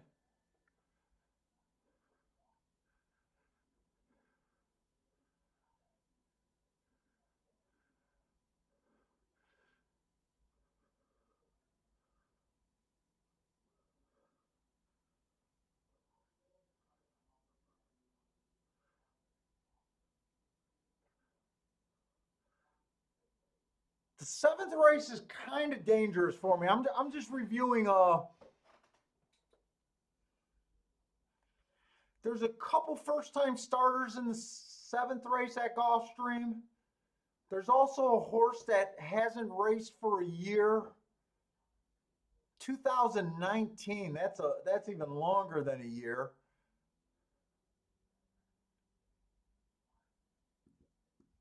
I definitely want to look at I'm trying to see if I want to get involved in one more race at Oaklawn. I'm thinking that the rail could be good.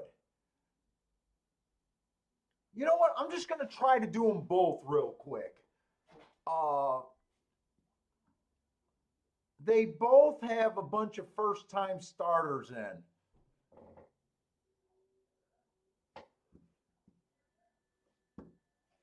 And they both look like races that I might not even be that interested in. I was trying to see which one looked more playable.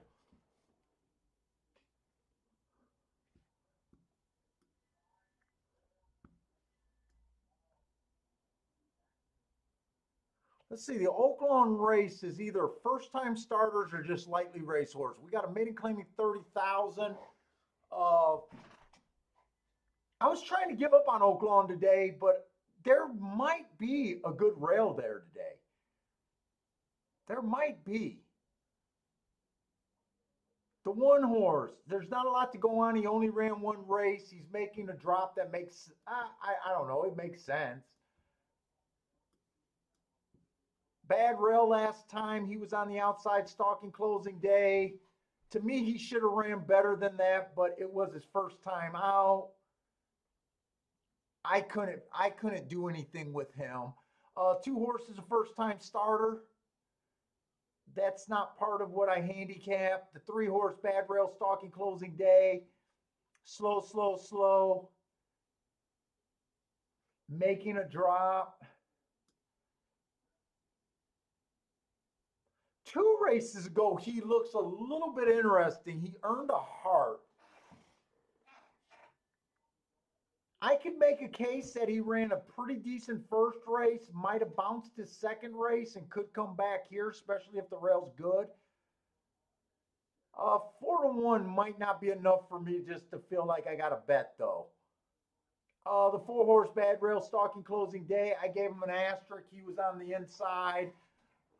At least he started on the inside, dropping in class, but I don't think this race is playable for me. 5 and 7 are first timers. 6 are an asterisk, but overall he just looks slow. Dropping like everyone else. I don't see really a real edge here anywhere.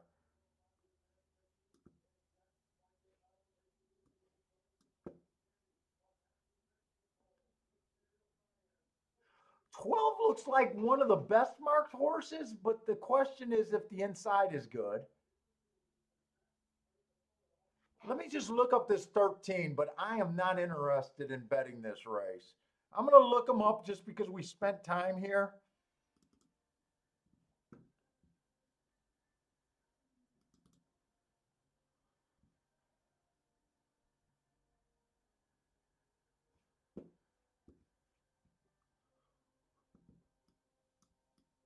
Whoop, whoop, whoop. Well, he is dropping in class, so might as well leave that mark.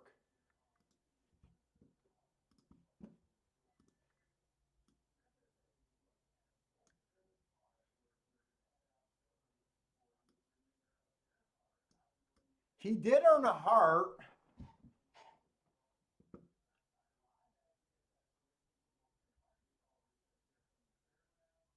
Honestly, I can't make a play there. I guess I'm mostly interested in the 3 on the inside or an inside horse to win this race. I'd like to feel like the inside of the track is good today, but I'm not touching that race. Let's just go. I'm going back over to Gulfstream. But I definitely want to watch it.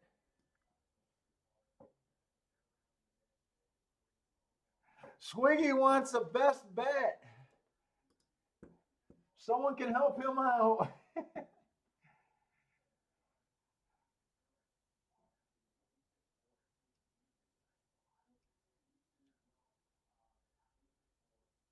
Bender's been quiet today. Has Bender made a play?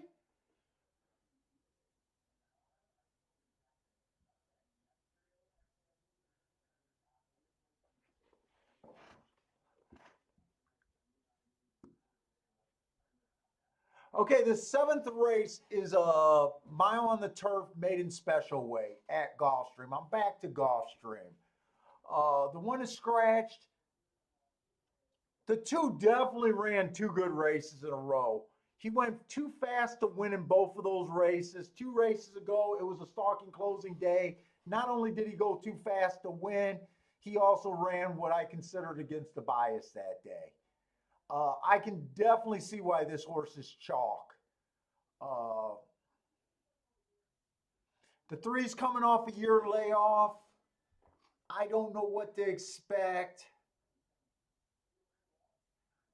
The four horse ran a nice race last time he ran. He went too fast to win. That looks like a nice race. 6 is a first time starter. 8's a first time starter. The 9, stalking closing day, average, was in position at the top of the stretch. If they go too fast, he makes sense. 2 races ago on a stalking day, average. And 3 races ago, inside of the track was good. Stalking closing day, average. Still got in position at the top of the stretch. I don't think he's hopeless. I just think I'm not going to have an opinion this race. And then the 10 horse, I mean, he ran a good race, went too fast to win. Inside was good. He was stuck on the outside. This is just one of those races where I can't dissect this race. This is a complete set out for me. So I'm actually sitting out at Oaklawn and I'm sitting out at Gulfstream. Uh, I'm definitely interested, I think, in the next race at Gulfstream, but these 2 races are just sit out to me. This seventh race, we got some lightly raced horses. We got some first time starters. We got a year off. And then the horses that ran, they all kind of make sense to me.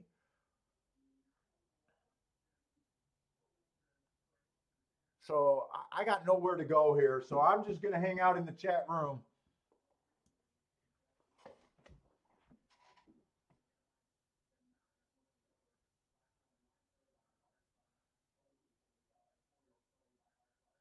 Oh, Bender, you haven't even made a play yet today.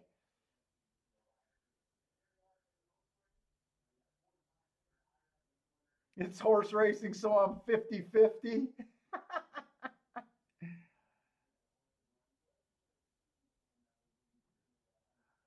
Nothing's wrong with the race at Gulfstream. It's just as a handicapper, you need to know when to sit out. And to me, this is just a sit out race for me. There's nothing wrong with it. Your opinion can vary. Uh, but in this show, we sit out. Actually, Swiggy, you probably jumped in. I think this is the first time I've seen your name. Actually, you've probably seen me play more races a day than most of my shows. So we do sit out a lot of races.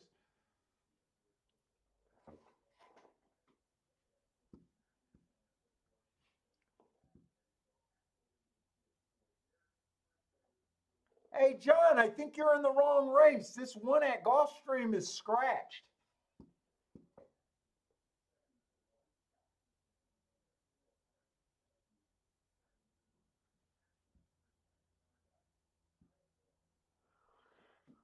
Euclid Racing is taking the 2 and the 10 to the 1, 2, 3.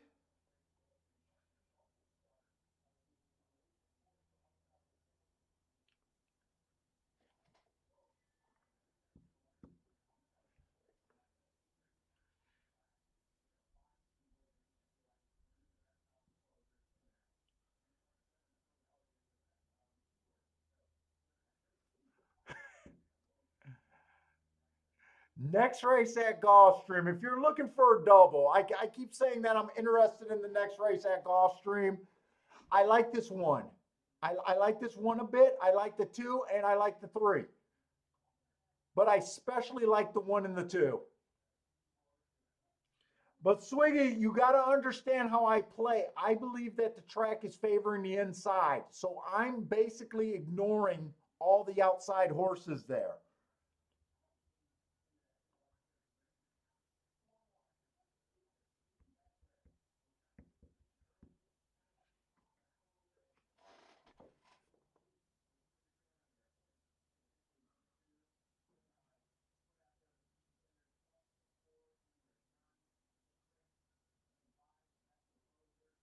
See, money, is that really true? Oh my God, really? You know, just run the race with them laying on top of the track.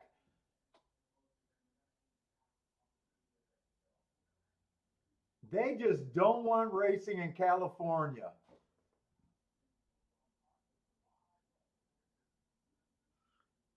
Hey, instead of protesting, why don't they just claim these horses? Why don't they put their money where their mouth is? They could claim these horses and just put them on the farm. They can swallow all the respect, all the they can swallow all the expenses. I love people that tell you what you should do, but they're not willing to put their money where their mouth is. Grab a trainer, claim a horse, and retire them.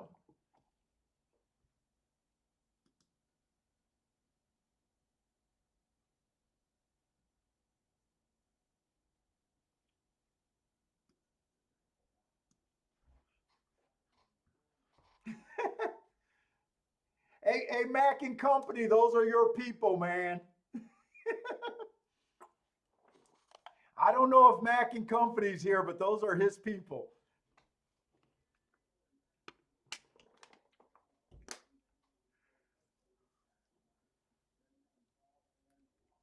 All right, so Oaklawn is off. I'm definitely watching Oaklawn, hoping that the inside of the track is good. Three was one of the horses that I said I was interested in, even though I can't play. He got the lead. He's on the inside. And right now, they're approaching the turn and he's opening up.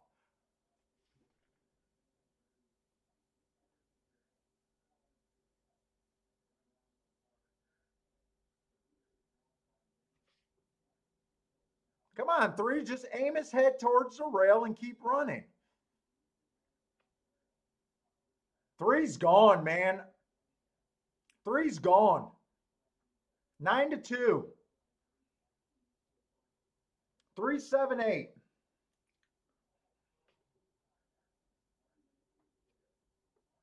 Hey, Charles, I hoped I was.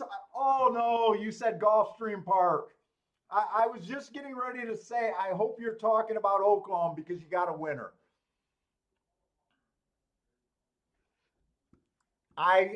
Dude, I said I like what I'm seeing at both of these tracks right now. I wasn't able to play that, but the three handled business. I'm leaving money on the table.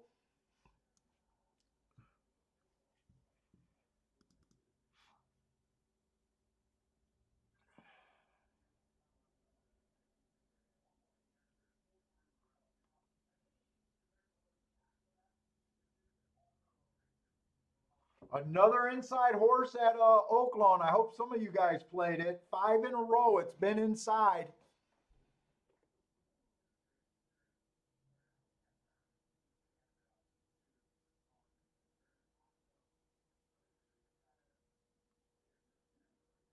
Jared's going to Europe for his honeymoon. Don't let, I shouldn't say that. My wife's been trying to get me to Europe.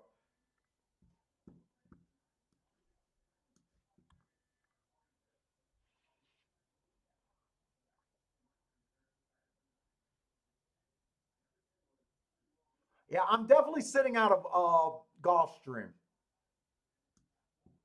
It's on the turf. If you guys are interested in Gulfstream, they are heading on the turf right now.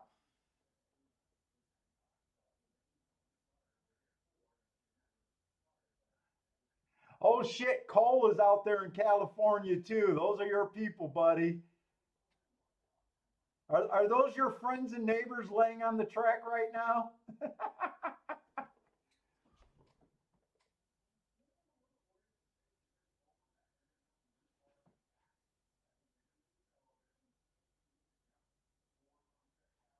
Jared, did you hit for 20, almost 23 grand? Nice hit, man.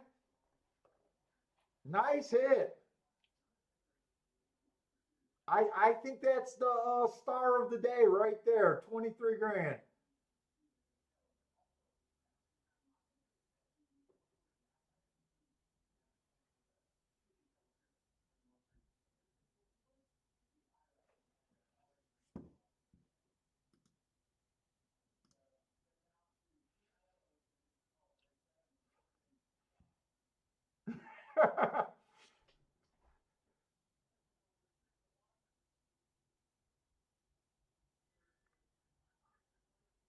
John, you giving the I'm sorry, John. I think I've been saying some of the bets, but you giving out the last five winners at Oaklawn Park? I hope you're having a huge day then.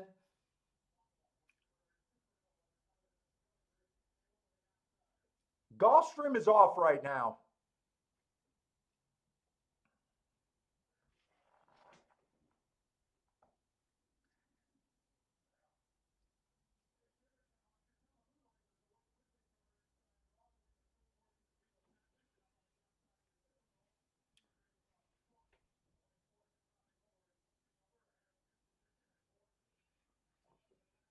Let's see, Gulfstream Park, if you don't have the feed, they are flying over there at Gulfstream Park. They went 22-1 at the first call.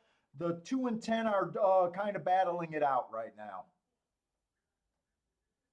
Uh, if I was backing the front end horses, I would not feel comfortable myself here. This two horse might just earn a heart every race.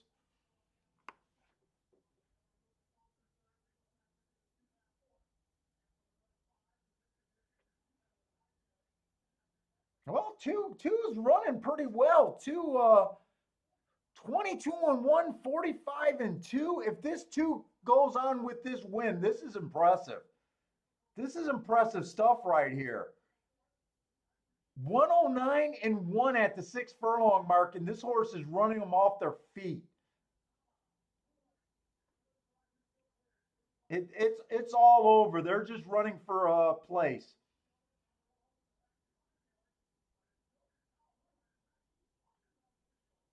263.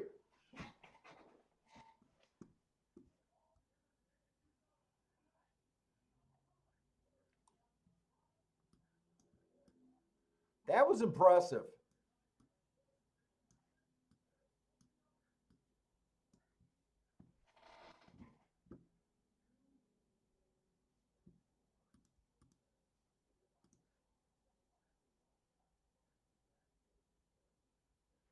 That was impressive on this too.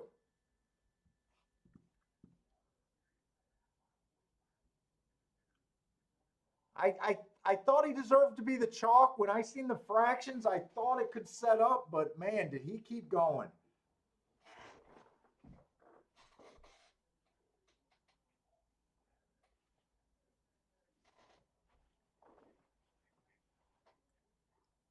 Hey, Mac, put your phone away and get back on the track at Golden Gate.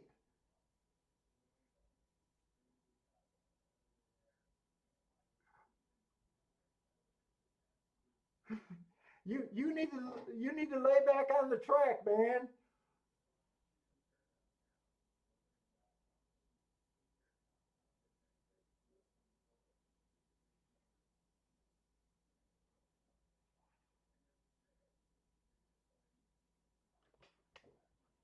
Holy shit, Stephen Marshall, you're going to El Salvador next week? Does that mean you're going to see your MS-13 representative? I hope.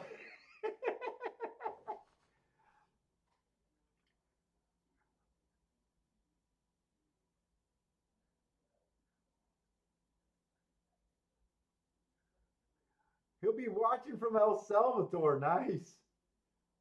Is that for vacation?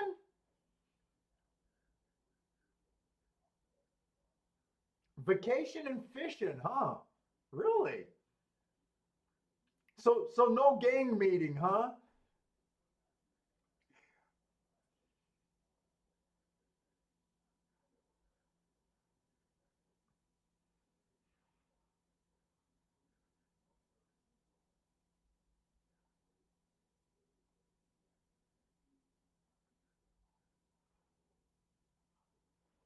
Oh, Jeff, that two put you out. Yeah,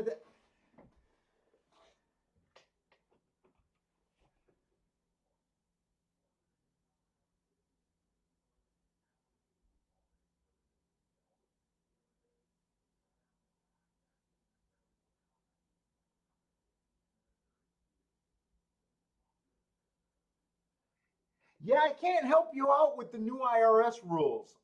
They definitely changed the rules. I think it has to be by the price of the ticket, and it's 300 to one to the price of the ticket. It's actually really good for horse players. I don't play enough of those bets to fall into that category very often because I don't play try, super, pick fours, pick fives, and pick sixes very often. But I do know that they got rid of the 10 percenters with the new rules. So depending on how much your ticket is, you spend a $2,000 ticket. Yeah, if that's right, I don't think you got to pay taxes at this time. That's at this time. At the end of the year, you got to pay taxes if you consider if you're profitable, though.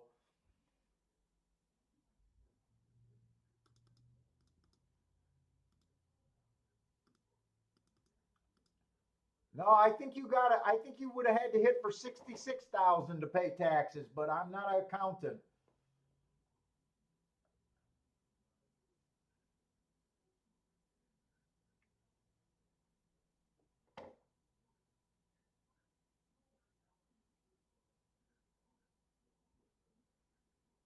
Jared just won a sensible car.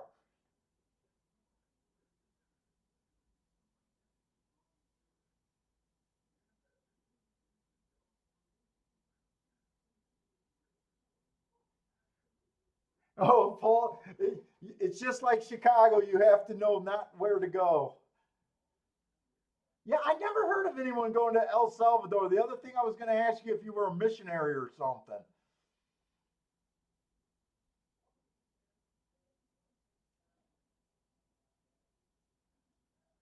Oh well, you'll find out. You'll find out if you're betting through ADW, so you'll find out.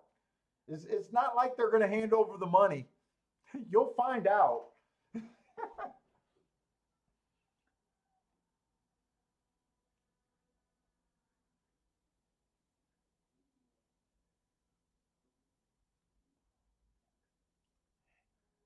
Yeah, the Canadians got better tax laws.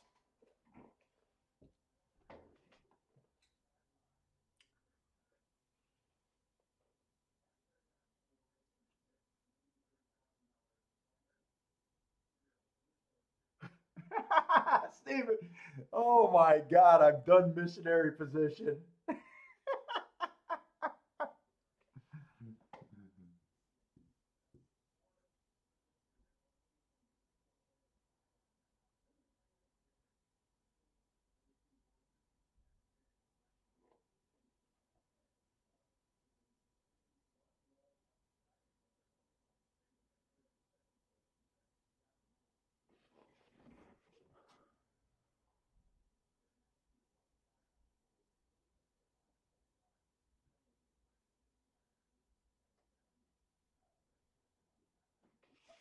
What? Wait a minute. The question, Paul, is this: I was wrong to leave him off.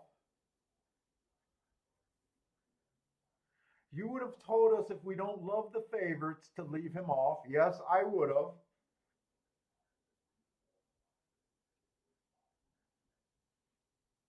Yeah, yeah, Jeff. There's no right or wrong thing to do it. Well, I imagine you were playing like a pick three or something more.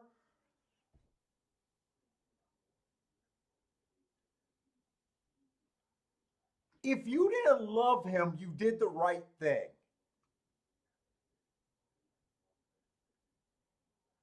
Unless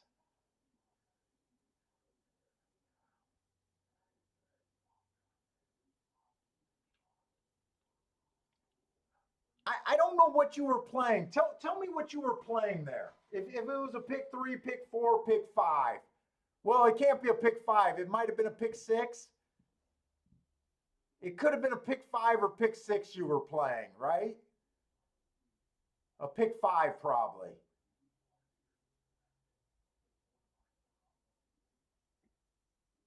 It's really hard. You just said you didn't love him, and you got to take a stand somewhere. My biggest thing is you don't want to own a pick. Let's just say it's a pick five ticket. You don't want to have a 3 to 5, a 3 to 5, a 3 to 5, a 3 to 5, and a 3 to 5 come in. You got to take, you got to pick a spot where you make those stands at. You know, like if you're a pick five, you probably don't want two of those horses in your sequence unless you're teeing off of something more special later. It always comes into like a hard kind of call, but you started the statement saying you didn't love them. Like I don't believe there's any value in hitting a ticket that doesn't move your bankroll. I guess that's the hardest thing.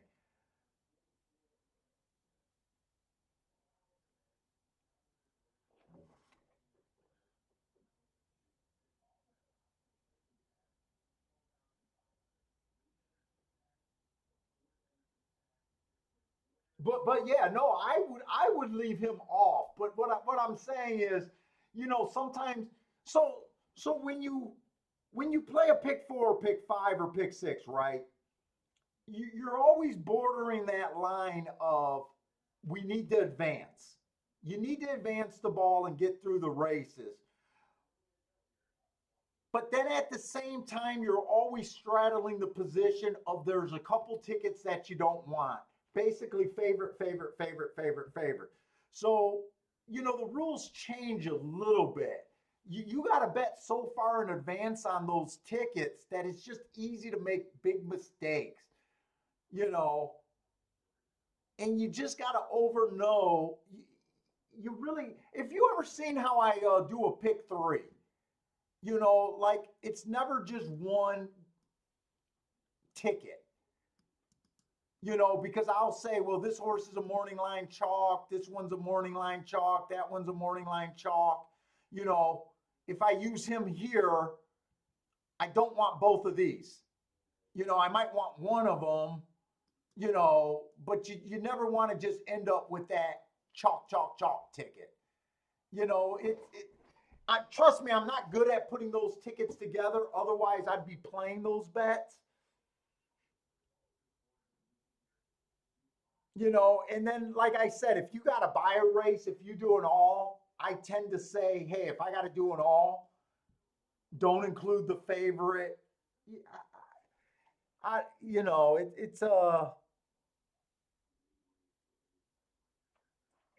It's kind of a tough thing. I'll try to put up an example if I can, and we got some time.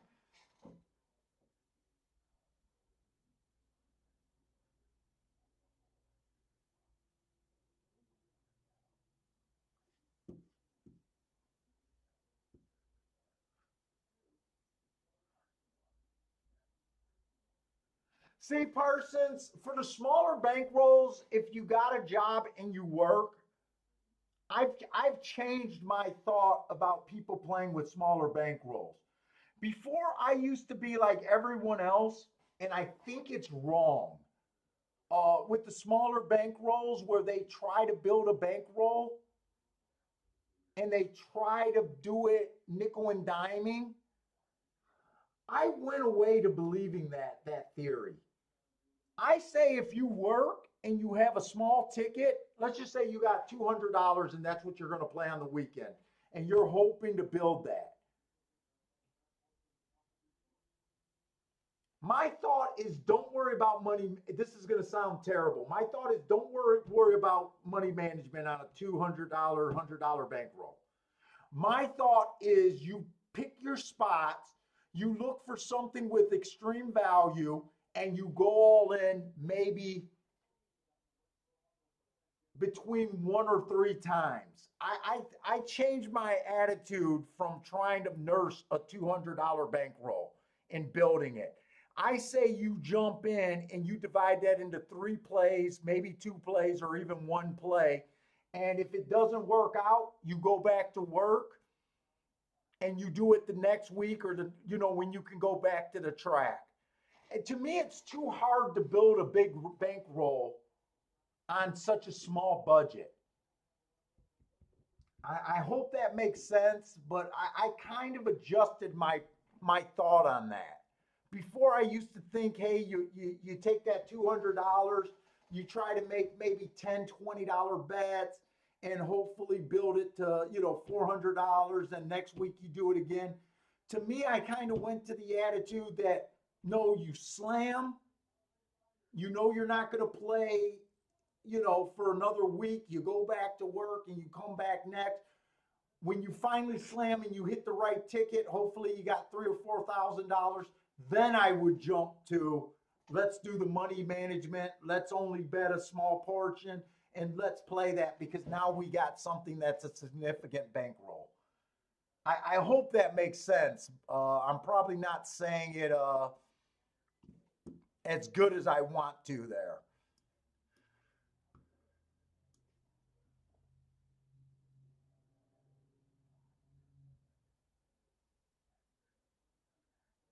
See, it's so hard. It's so hard to, it really is hard trying to build a bankroll when all your bets are at the minimum category. It's really hard to do that. It's so much easier to build a bankroll when you have a bankroll. Uh, I completely changed my attitude on that. And Parsons, you kind of know what I was talking about. Uh, my thought on that, but I definitely want to look at these other two races and don't want to just talk about one. So once you got a big bankroll, whatever the bankroll is, once it's big, what I try to do is I allow myself 50 prime bets. I allow myself 50 max bets. So let's just say whatever it is, I make sure I got 50 bets. And to me, that's a pretty big cushion because not all my bets are going to be prime bets. So the bankroll needs to be big enough to divide your bets into 50 and then still be able to have a window of your minimum bets, your medium bets, and your real bets. So it's kind of like the 2% bankroll. But to do that on a $200 or $300 bankroll for a given day is damn near impossible. It's really tough. It's kind of like that thing, money comes to money almost.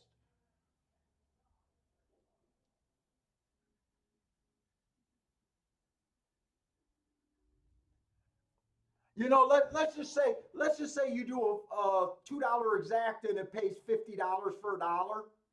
You basically are just scrambling, for a bet or two. It just gives you a bet or two breather. But if you're able to have a bankroll and you're able to play that for $20, all of a sudden you get $1,000 hit. You don't even feel the pressure to play your next race. Your day is done. You're like, okay, you might have put $200 into that play. Your profit is about 800, 700 some dollars. That's a good wage.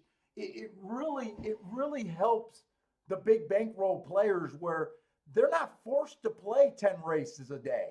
If you notice most of my winning days, it's all only off of one or two opinions in a day. Like right now, off of that $151 exacta for a dollar, I don't have to play another play, and that's just the power of having a big bankroll. You know, where if you bet that same combination that I did for $2, you hit $100 score. It's nice, but you really didn't. It's not the same thing. No one comes to the track and just wants to leave with $100. You know, maybe when you're up $500, you might say, "Oh, well, this is good enough." So, but anyways, let's look at Oaklawn because we are thinking that the inside of the track is good at Oaklawn. I am interested in the next race at Gulfstream, but it's just going to be an easy inside. I'm going to fade the 7 horse and try to take tee off on that kind of deal.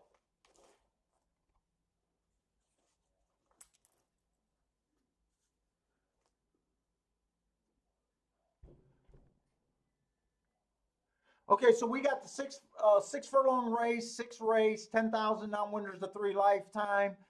This 1 horse, Bad Rail, last time he ran, I gave him an asterisk. He looked like he was trying to flash some speed. So if this track is good, this horse might have a little bit of upside.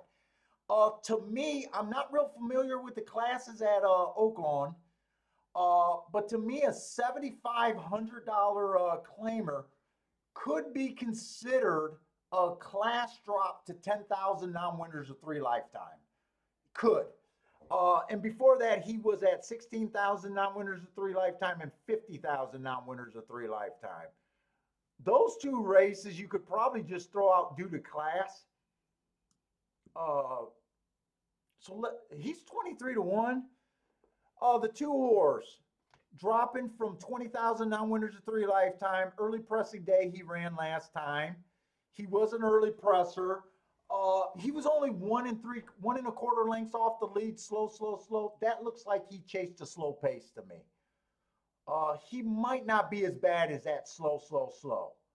You want to look to see how many lengths the horse was behind sometimes when we see those slow races. And if they're really close to that pace, it just means that the pace was slow that day. He chased the slowest winning race that day, and it's not as bad as it looks.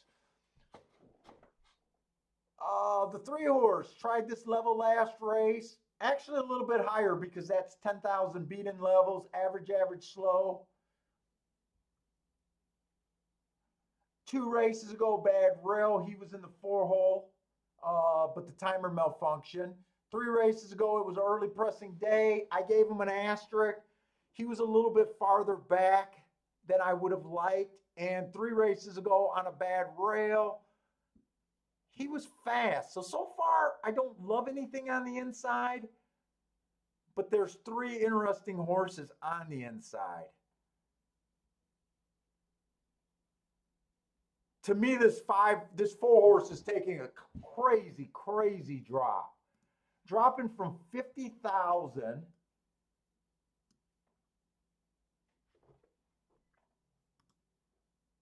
This is a crazy drop right here. I'm losing interest in this race.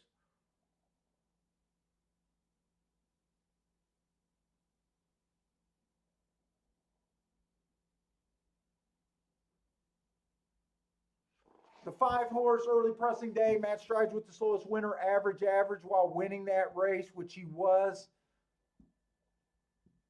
To me, he's just going to have a hard time because he's one of the few horses that's been at this level. And there's just too many horses towards the inside that are stepping up. The 6 horse to me has been running at a little lower of a level. He's ran against 2 asterisks. I'm done with this race. I'm not interested in this race. I'm going to watch this race for the inside. But this 4 horse looks like one of those horses where if they are healthy, they win. And you're not really going to get rewarded. And if you try to beat them, you're just going to be irritated.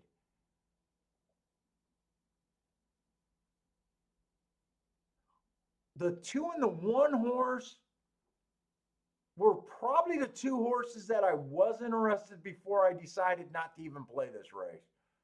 The 1 and the 2. And I'm basically just rooting for 1 through 4 here. And I'm going to Gulfstream because they're kind of on top of each other. I think Gulfstream is the more interesting race for me.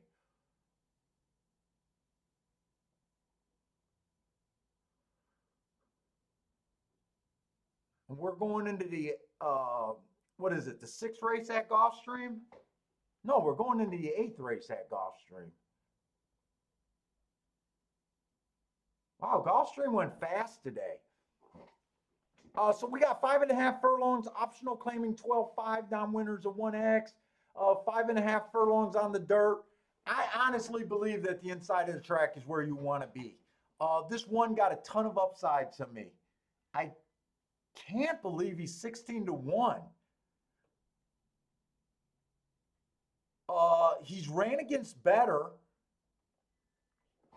See this allowance? I want to look up something. I want to look up my January 31 form. I want to do something real quick. I wish I had more time to talk through this race.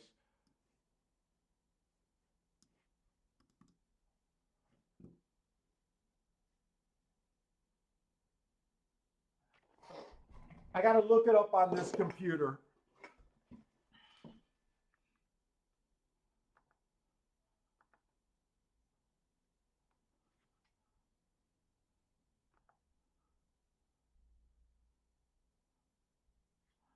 That'd be 131.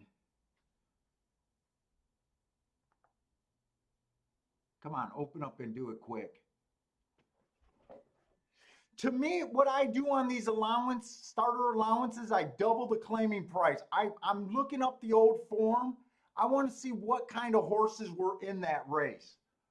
That's what I'm looking at. And it's kind of what I was talking about at the start of the show about that 6 horse on Sunday that I wanted to make a video on. He's coming out of the 5th race. So I just want to look up that 5th race form to see what kind of horses he was running against that day.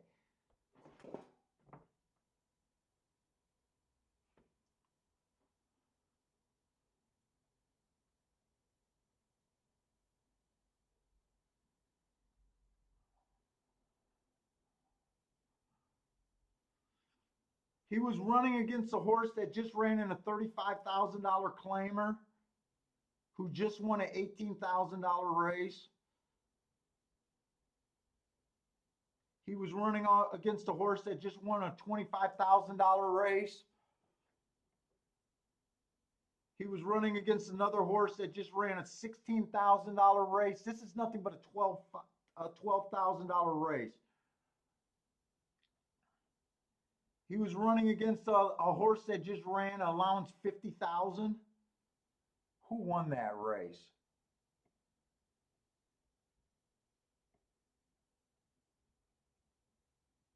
The horse that just won the 35,000.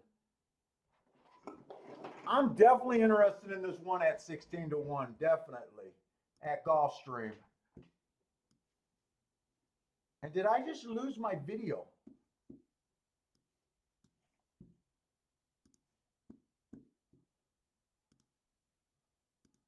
Gulfstream, we got 4 minutes, but I got to get my video back.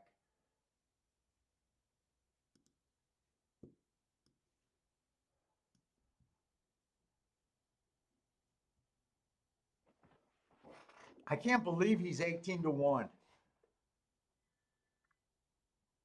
I'm interested in the 2 horse also. I'm kind of just interested in the 1 and the 2 mostly. I said I was going to be interested in the 1, 2, 3, but this 3 horse is definitely, to me, stepping up quite a bit here.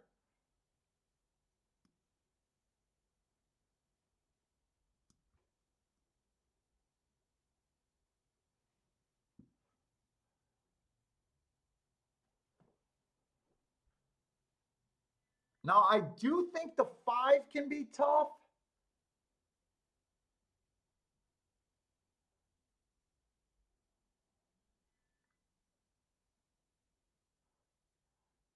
And the 7 is the favorite. The 7's a speed duel. But I think the inside of the track is a better place to be. The 8 hasn't ran for a year. I'm going to try to beat this 7. He ran on February 10th. The 6 horses coming out of that race, the 5 horses coming out of that race.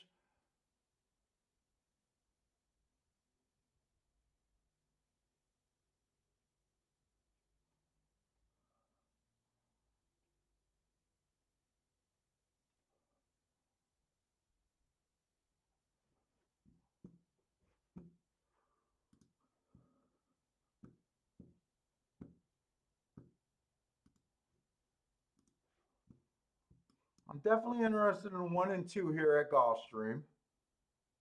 They find the outside horse finally won at Oaklawn. The 12 horse one. So the inside did not hold up there at all. That's the first outside horse that won there.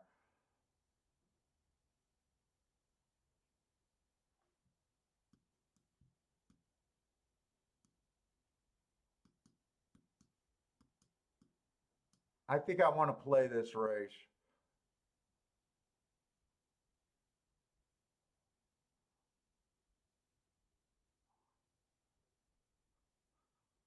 I got a minute to post. They're making the walk back. I was going to try to look for a double. I don't think I can. I definitely want to look at these exactas though.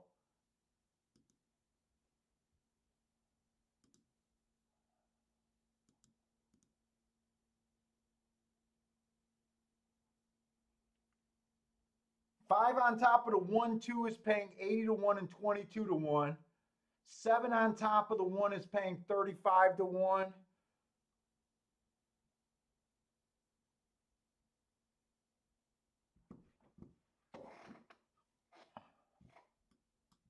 I'm going to play the 7 on top of the saver, but I'm only playing that on top of the 1 and the 3. I think my real bet is just going to be on the 1 and 2. Whoa, whoa, whoa. 1 and 2 to win.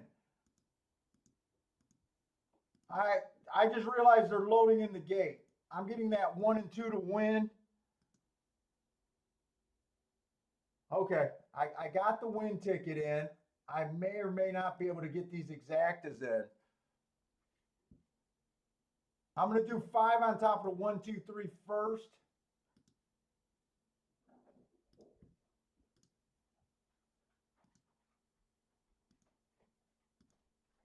Come on. And then I'm going to do 7 just on top of the 1 and 3. I think I'd rather hit the win ticket than and they are off. I'd rather hit the win ticket, especially if it's on the 1. And I'm walking because the 1 got the lead.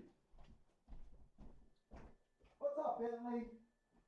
Oh, I know you're lonely. Everyone got their doors shut. I'm not too loud for you?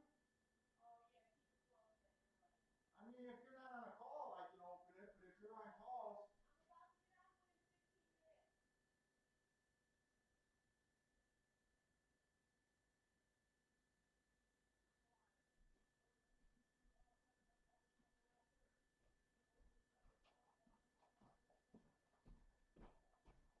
I didn't even place this 1 horse. Is this horse still live?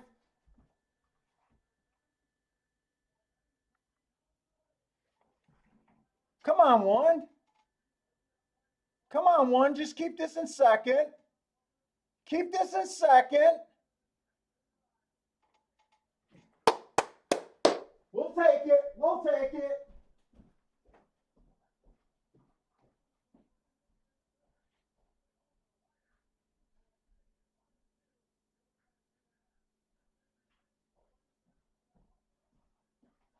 Who doesn't believe?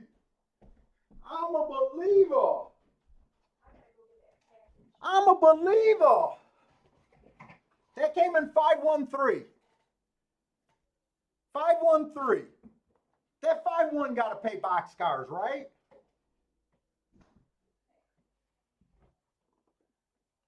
I was worried during the race I did not get a place, but I did not even think I didn't do a place bet, but I didn't even think to do a place bet.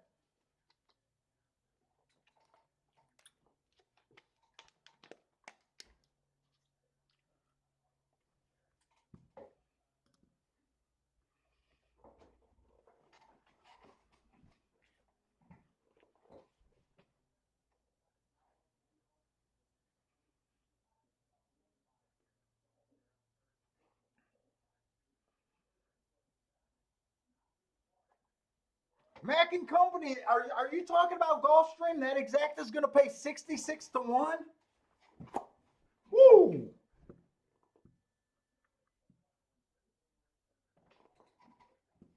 I'm happy.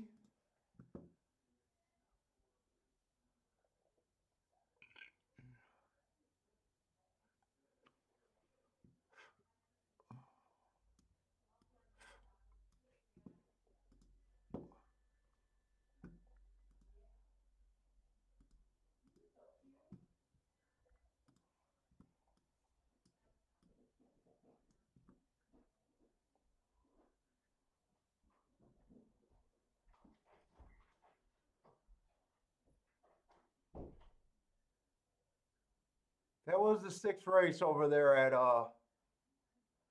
so I don't know. I was really thinking that the inside of the track was good at Oaklawn.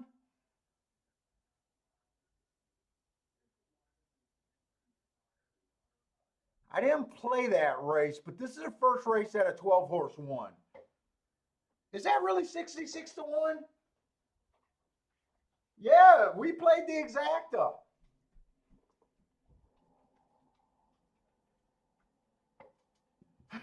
Cole just stepped out of his grave. Parsons done after hitting that exacta.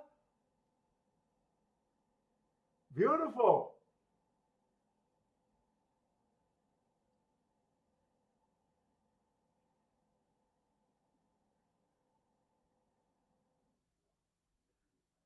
Hey, what's up, Roger? Welcome to the show. I think this is the first time I seen you in the show. The exacta paid 132 for a dollar or for $2. So yeah, 60 to 1. 60 to 1s are getting kind of boring. I'm just joking on that one.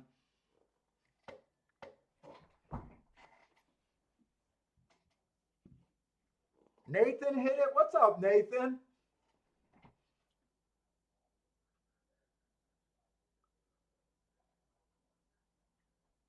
Oh my God, $24 to place on this one. So by the way, I know you guys that were that hang out on the show. So basically, what I did there, and the thing about this goes into last Sunday on our when we were doing a Skype call, Bender, Parsons, and I. Uh,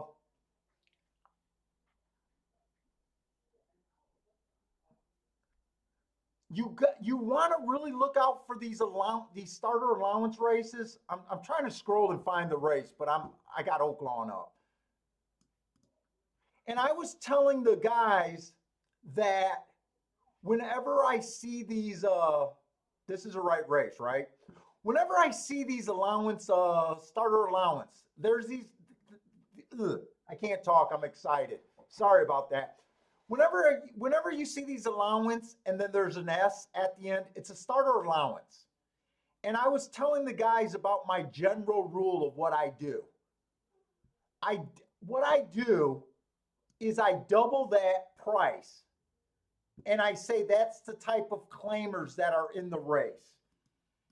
It works really good at 5,000, 8,000, 10,000 at the smaller tracks. Uh, and it works really good at Gulfstream. So the next thing that I do is you know how I was talking a while ago about strength of race, and I was thinking about doing a ranking, and then I said, wait a minute, I don't need a strength of race. All we got to do is keep our old racing form. They're already on the computer. And that's what I did. I had to go to my laptop, and all we did was realize how many horses that were coming from $35,000. Now he didn't win, but it was a live 25 to 1 shot, and he made the difference. Uh, and it's a very good angle to look at. Very good. By the way, Damian, thanks a lot. Nathan, thanks a lot for your super chat, guys. Thanks a lot. I hope you guys took a real good advantage of that. Randall. Randall jumped in here with $50 to place on the one horse. Nice. $25 to place.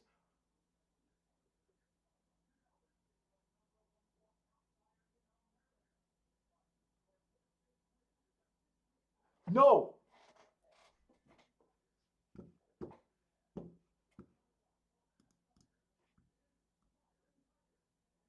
This is not a state bred. This is a starter allowance. Let me make sure on that.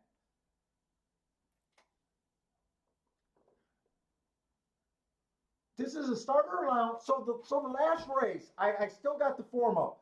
So it's allowance 25,000 starter allowance. The purse is 32,000 for 4-year-olds and up, which is started for a claiming price of $25,000 or less, right? So he's able to get in the race because of this $12,000 race, this $25,000 race, and this maiden claiming race. If it wasn't for that, though, one of those 3 races, let's just say he broke his maiden at a maiden special weight, then he went to 35,000, he wouldn't even qualified for that race.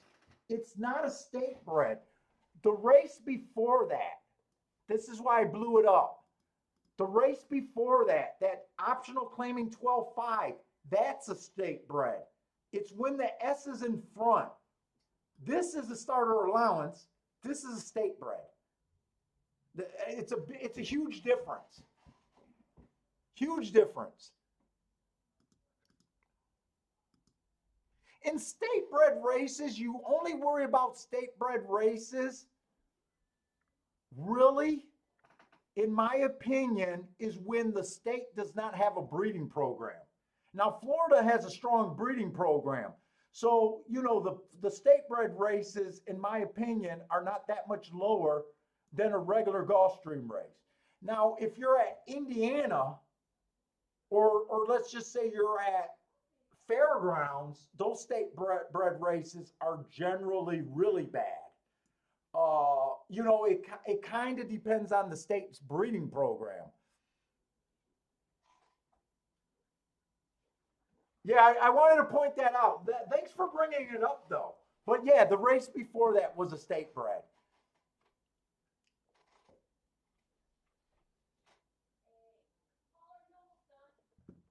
Oh, Jesus Christ. Are you done making money? I think we got 2 races and I just took him to pee, Kiki. No, he just wants to play. He just wants to play. I got 2 races and then I'm done.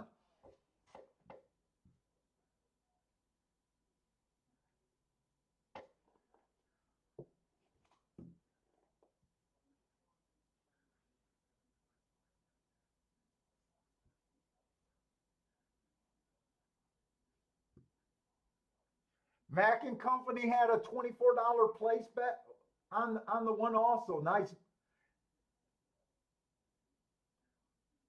I'm regretting I did not have a place bet on them, but we hit the exacta, so we're not going to cry. Yes, Justin, the state bred is the state. I don't know if you're answering someone's question or asking a question, but it is the box test. You're absolutely right on that.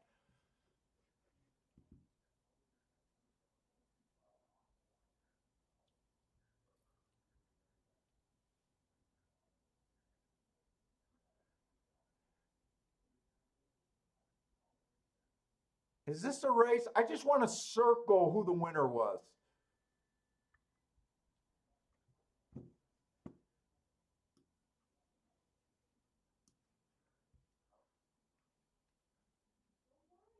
See, and actually, the winner of that race was out of the state bred, but he also ran in the claiming crown races,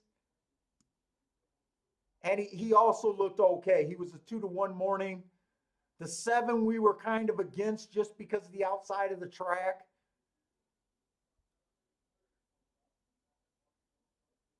I guess I'm mostly surprised that the 2-horse did not run.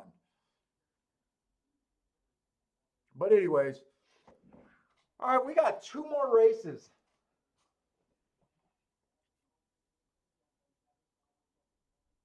Hey, Steven, they're not running at Golden Gate because Cole and Mack and Company has been laying on the track all afternoon. They're protesting racing out there. I mean, Mack and Company just jumped in and bet a place bet, but then he laid back down on the track. He just doesn't like California racing.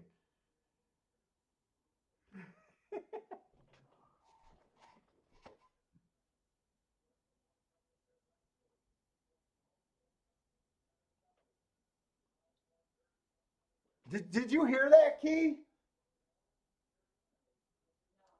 They're laying on the track at Golden Gate protesting, and it looks like they shut them down for the day. Yeah, California. Yeah, it is PETA. I said all they got to do is claim the horses and retire them. They're allowed to claim the horses and retire them. Yeah. They like to say what we people can do with their money, but they're not willing to do anything that actually matters. Mac and Company's playing both sides.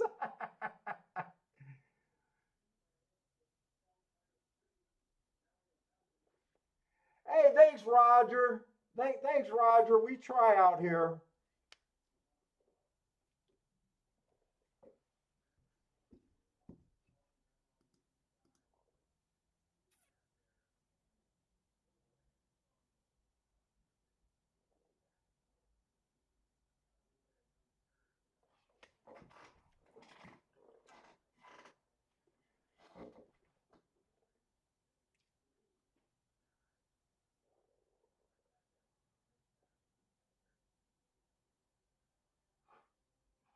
Dude, you guys know my thoughts. I said it 100 freaking times on this show.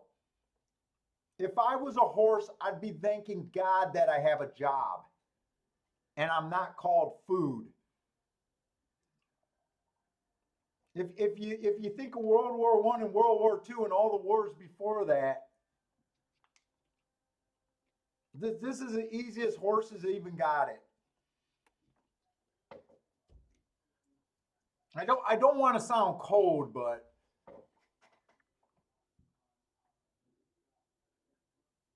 did they poop on the track? All right, we're gonna try to look at. Do we want to even look at Oaklawn right now? It looks like Gulfstream is finally going to be ahead of Oaklawn, and there's only 3 minutes separating their post times.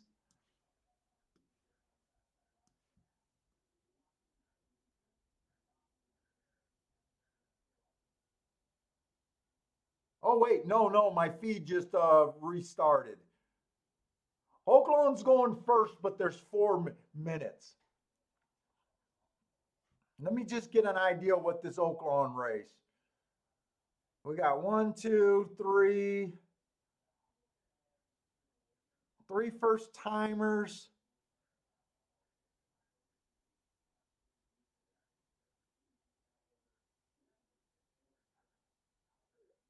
We got quite a few horses with no marks. The 3 horse hasn't ran since March of last year.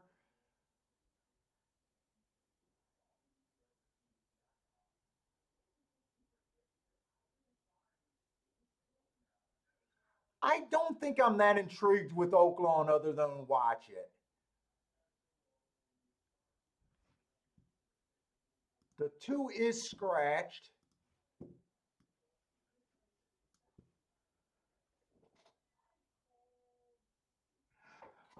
Swiggy, you've been asking for bets all day. I told you before I was so interested in the 1 and the 2 before last race. You were supposed to crush that 1 horse.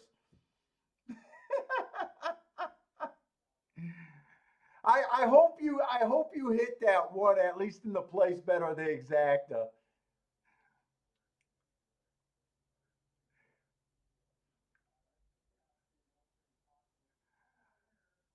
I'm not that interested in this race. Oaklawn,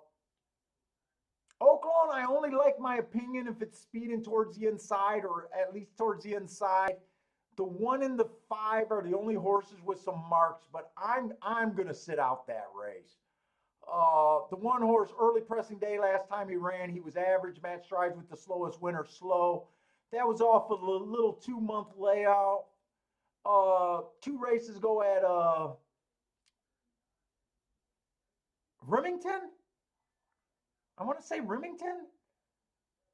It was an early pressing day. He went fast for the first 2 calls before. That's a little interesting. And 3 races ago, he ran against the inside bias and was decently fast.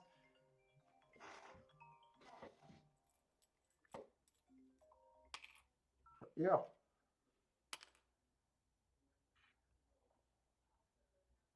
Hello? Yeah. Yeah. Yeah, I can hear you. What's up? All right. I don't know why Matt's keep trying to call me.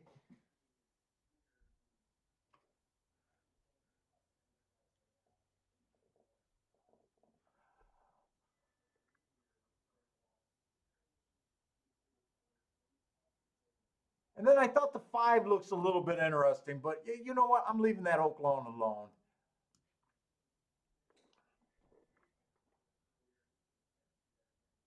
Let's see. We got the 9th race, and I want to see if there's another dirt race.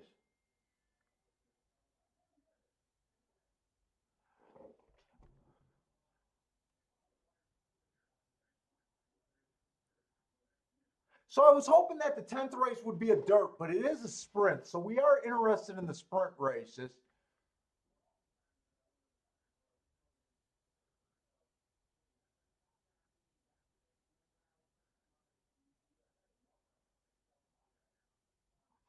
I'm probably going to be interested in this 10th race. I just wanted to get an idea of what I'm looking at. Um, like I keep saying, these turf route races, I'm a little softer on. My profile's not as strong, so I think we've seen them do a little bit of everything today. This is an optional claiming 25,000. The one horse, last race, he's coming off a 1 race sample. I can't rate a 1 race sample.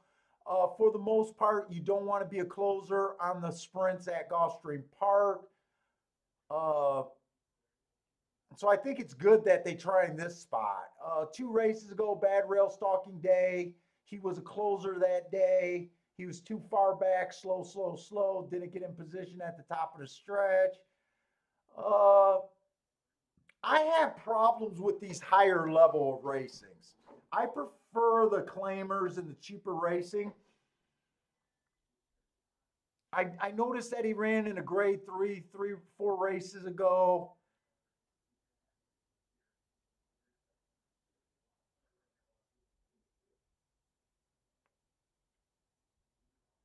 I want to throw him out, but I don't have a real feeling on this horse.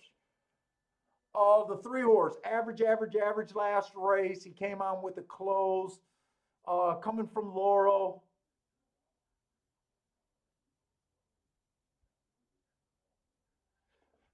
4 is stretching out. Speed favoring track. Last time he ran, he was a stalker. Gave him an asterisk for that. Didn't have a shot that race. 2 races ago, 1 race sample. Again, he tried to be a closer on a track that favors speed. It just makes sense that he's stretching out. Right now, I am not getting a really good view of this race. The 5 was average, average, average last race. Got in position at the top of the stretch, which he's been doing a decent job in.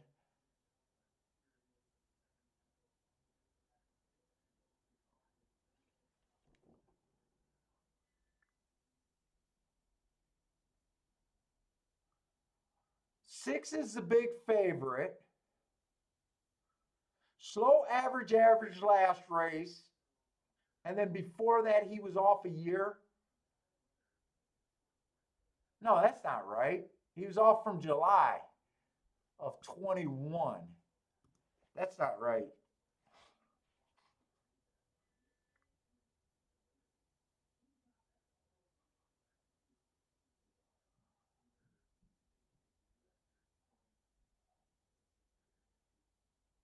I am honestly losing all interest in this race. I don't know where I stand, what I even expect.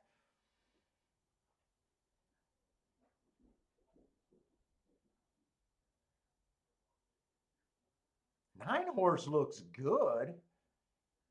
Inside of the track was good last time he ran. He was on the outside. I gave him an asterisk for running against the bias.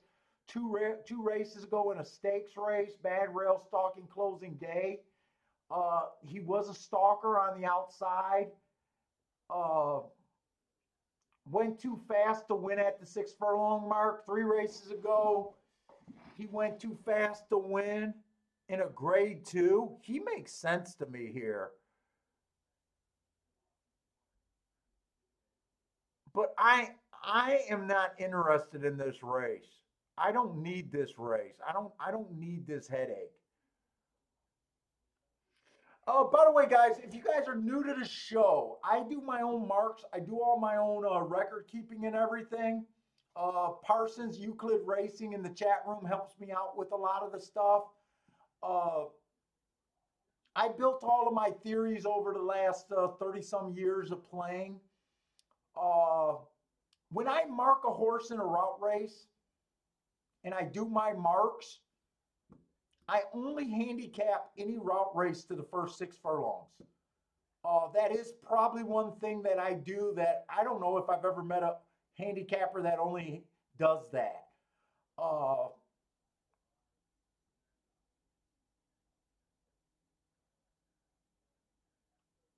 Uh, so whenever you see my marks, it's only for the first 6 furlongs of any route race.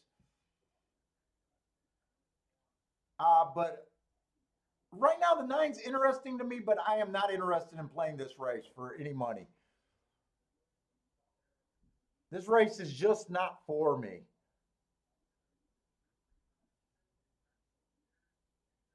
Mack and Company is taking a shot with the 9 here.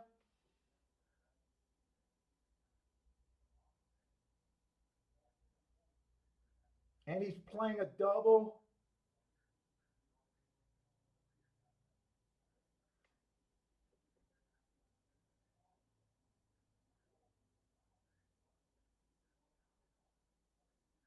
You know what? I did not do a good job keeping track with the tic-tac-toe board today.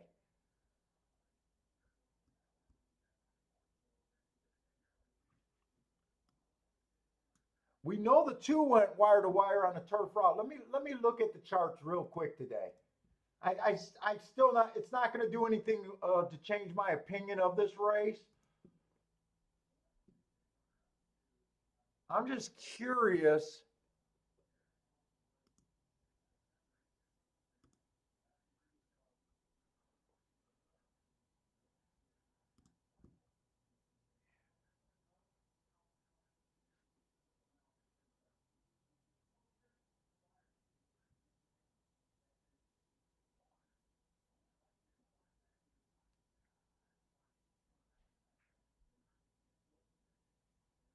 That was a 10.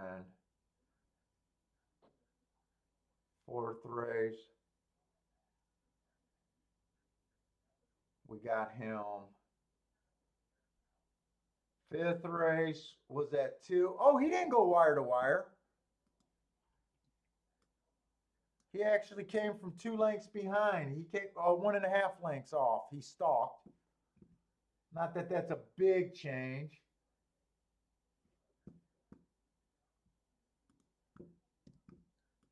He actually wired. I thought he stalked. Let's see. Oh, there was 2 twos that won today.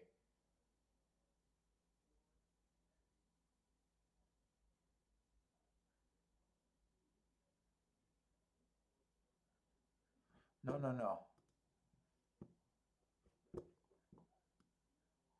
That was that 9 horse. Okay. That was a 2.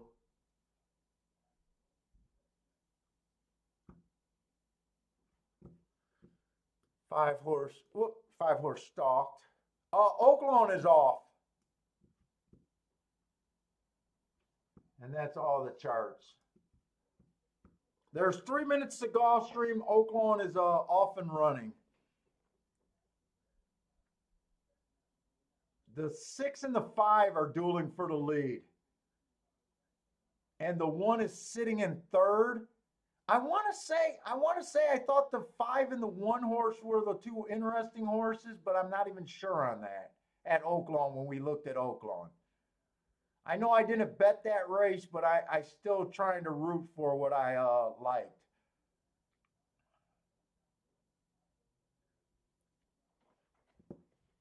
And that's right, I can just slide this. I don't need this.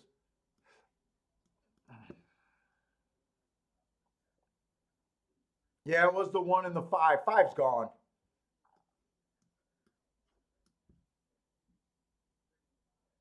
It looks like it's going to be 5-6 unless something comes to the 6. 5-6. I couldn't tell who was third.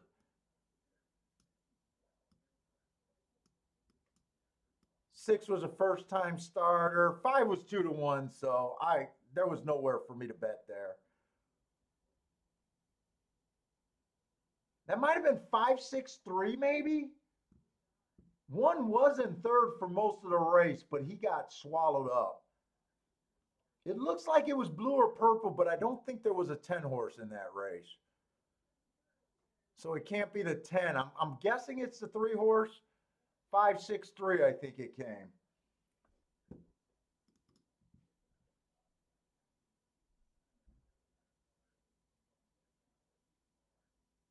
Five, 6. I'm pretty sure that's the 3 that got third.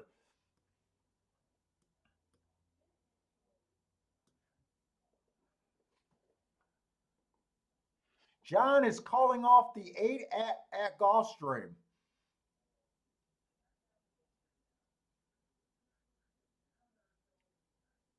This is 9th race. Who is your 8?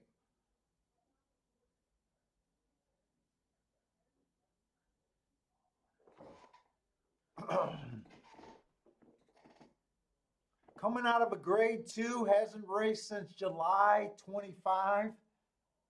Getting 18-1, so that is worth the risk.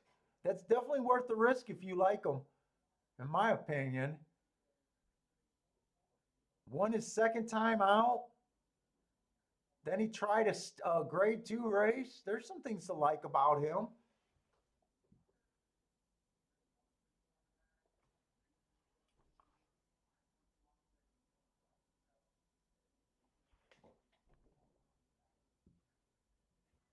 I don't know, John. I think isn't there a lot of early speed here? Maybe there's not.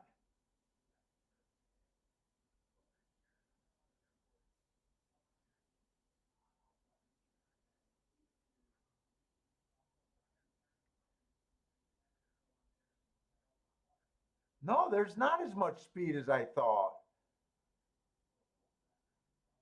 The 9 does have speed.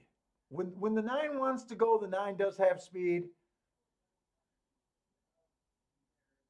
The 11 might have some speed. And then there's one oddball. This horse stretching out might show some speed.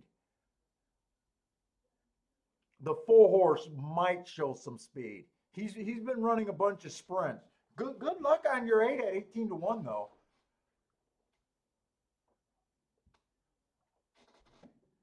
Hey, what's up on break?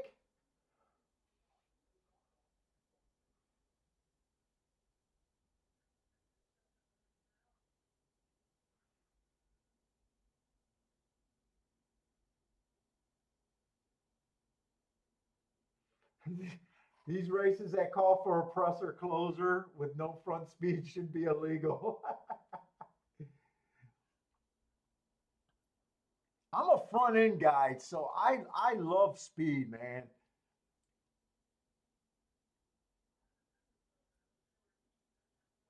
4 did get the burst out the gate. That was the horse that I was giving a warning that could show speed. But they quickly got him. They're off at Gulfstream.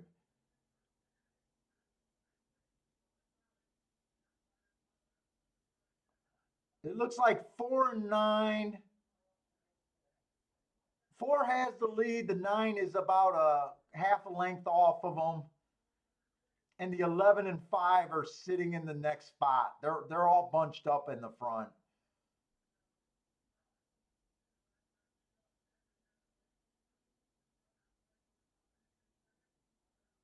11 is the Laurel horse. I think we spotted him with having some speed possible.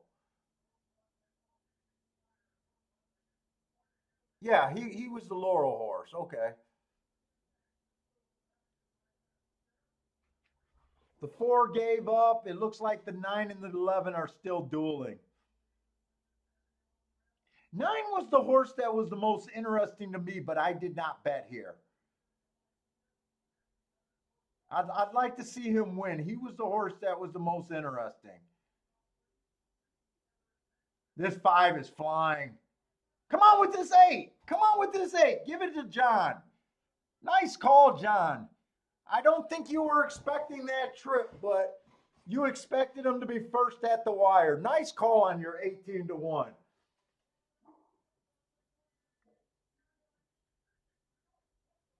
Nice call. John gave no hesitation, by the way. His statement was 8 will win the race at Gulfstream. Congratulations, man. You deserve that. Nice call. 17-1. No, I didn't. I did not have marks on him.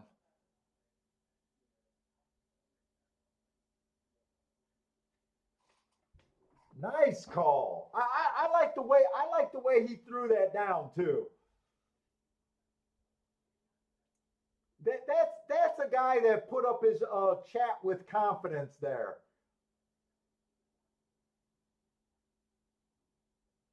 Definitely congrats there.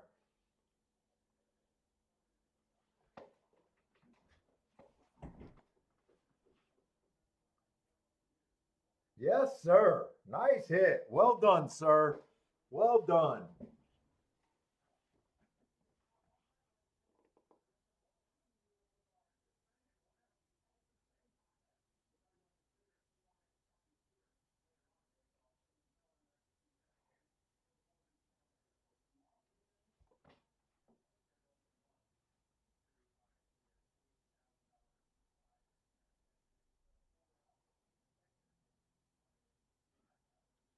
There's an inquiry. It might be at the start, but I don't know.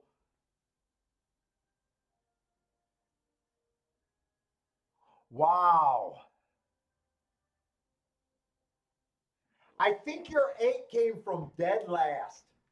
Your 8 was one of the horses affected. That's probably why you didn't see him on the front end, right? Because my guess is if this horse would have won, I would have expected to see him up close, not coming from that far off.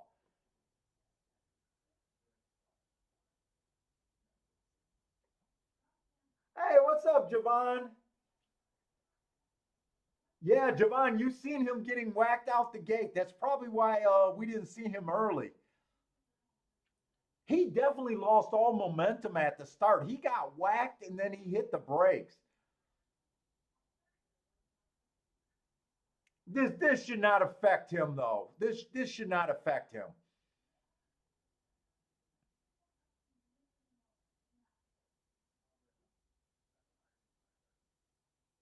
That was the first step out of the gate. I don't even know if he was the cause of that, but he was definitely involved in that. I think this is good. I think the inquiry sign is already down. Way to go, John.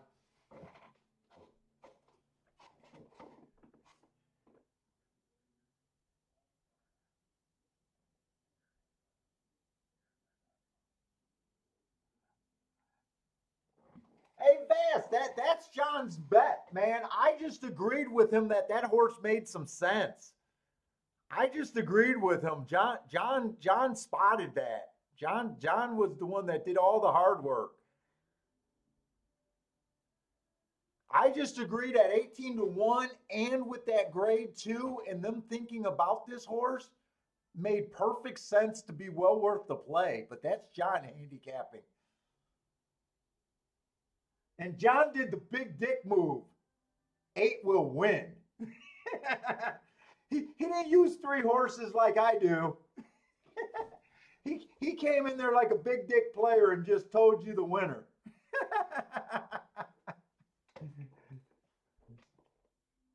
Beautiful.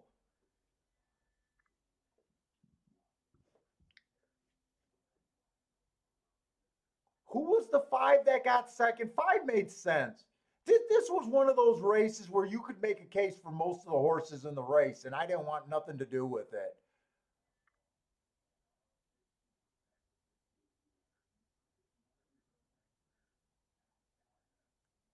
And all we got is the 10th race left at Gulfstream, and I am done for the day. Hey, John, I try to give credit to everyone that tries to make a play. We respect handicapping here. I love your guys' ideas, man. I love it when you guys put your stuff in, make your play and hit. I respect those calls.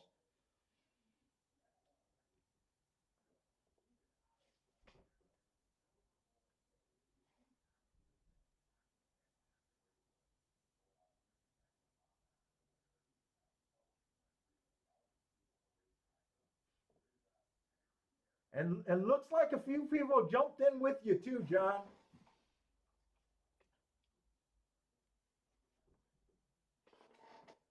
I guess since we got time, I'll look at Oaklawn. I'm kind of, I'm probably going to be interested in this race at Gulfstream. I'm definitely interested in handicapping it. I'm definitely at a spot where I could sit out and not play. Uh, you know what? I don't think I did not mark Oaklawn. I didn't think I'd be on this late, so I'm not even going to look at Oaklawn. I can't handicap without my marks. So I just got Gulfstream.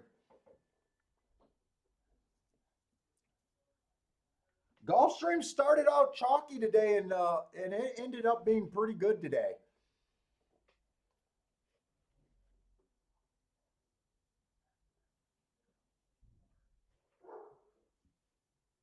I want to watch that replay with this 8 horse.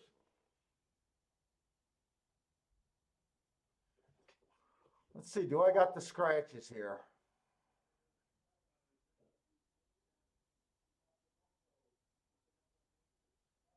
So it looks like they scratched to 7, and that came in later today.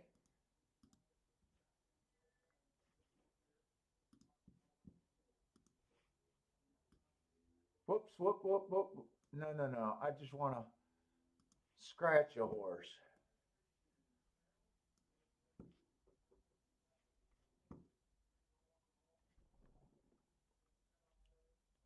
Boy, the pick threes are sure nice.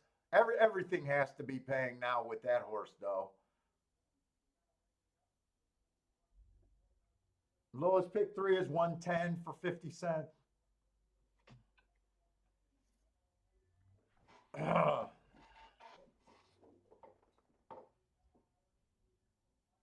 wow, the pick 4s aren't as juicy as I thought they might be. The lowest pick 4 is going to the 2.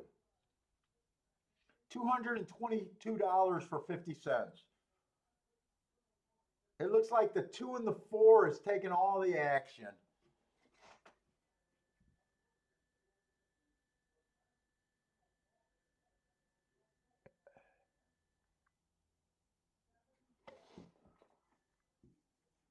I think the 2's definitely going to make a lot of sense there, though. John's done for the day. Yeah, after a hit, it's good to be done. It's almost time for Turfway. Yeah, my wife already say, not for me, family walk time. My wife is turning into my mom over there. Listen to this girl. Family walk time.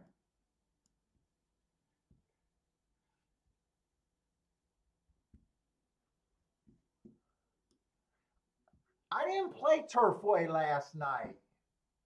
I relaxed last night. I did watch the races at Turfway, and I did do the sheets this morning.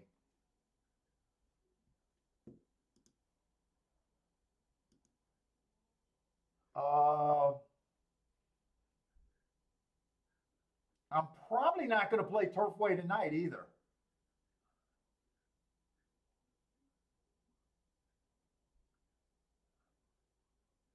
But I am looking for Turfway just to see what they did yesterday.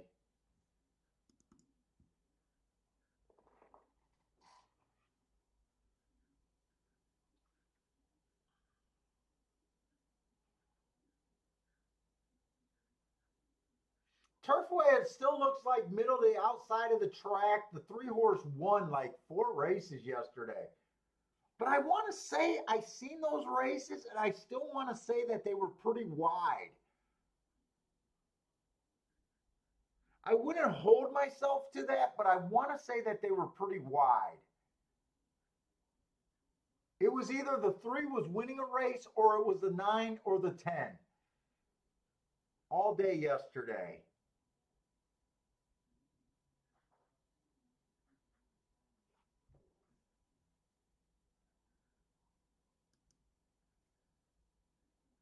And I do think they ran some bombs yesterday, didn't they?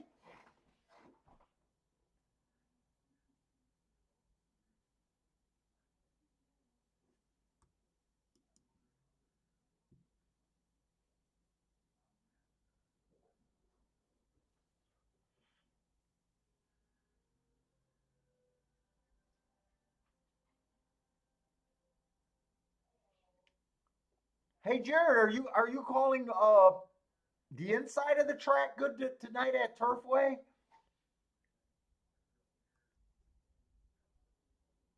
Or are those races you like, the one and the three? I'm not sure what that is.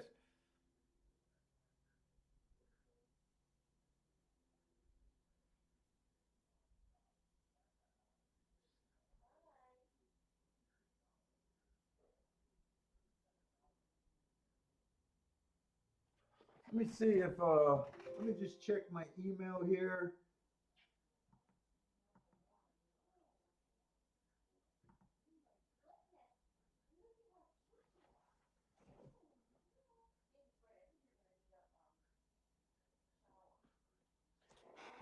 And if you guys subscribe to the bias reports, I sent you guys my new thought, the marks to test out. I don't know if you guys checked them out this morning. If you guys seen them, I I I sent tomorrow's out also. Uh,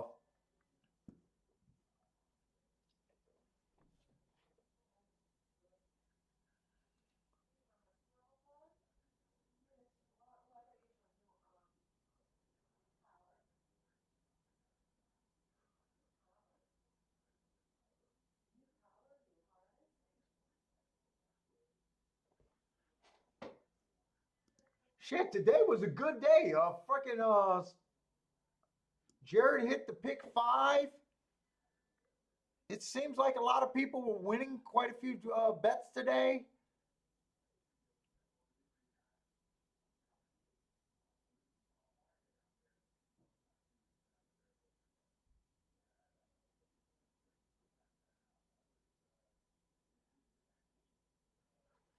Hey, Jared, I can unsend you that. I sent it to you, or are you asking me to send it to you?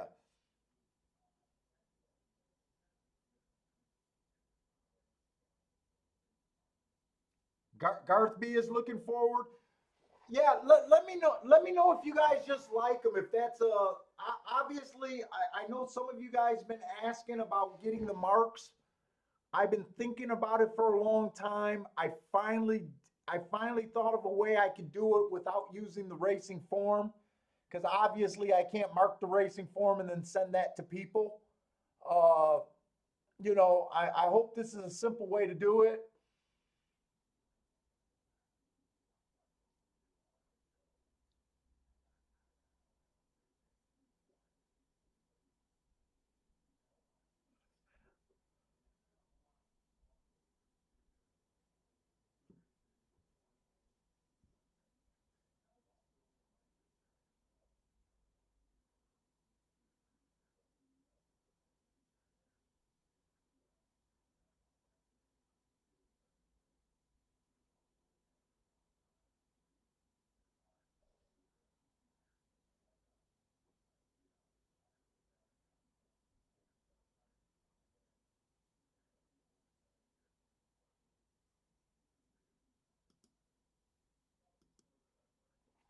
if you send me your email, if you want them, send me your email and I'll send them for tomorrow.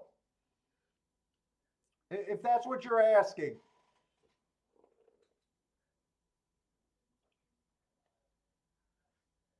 If anyone wants them for tomorrow, just send me your email. I will see what's the interest in them might be.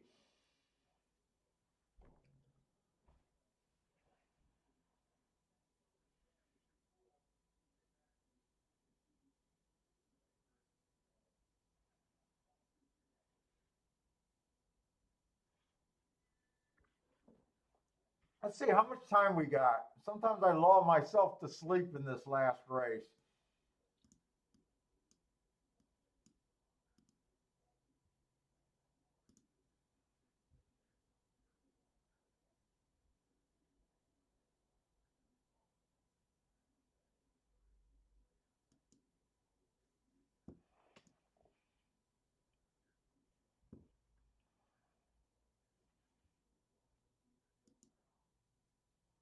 Oh, sorry. Oh, Jared, I did not mean to do that, man.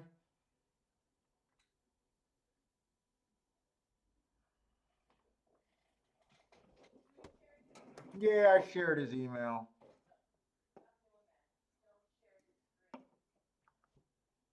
No.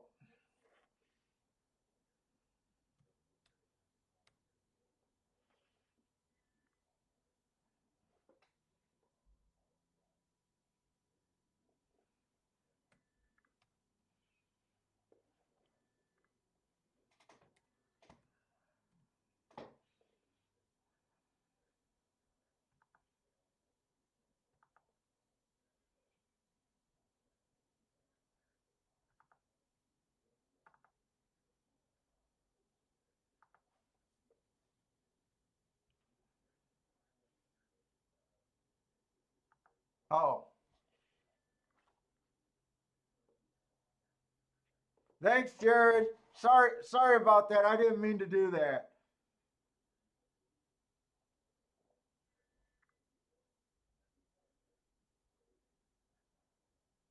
Even though I missed half of it.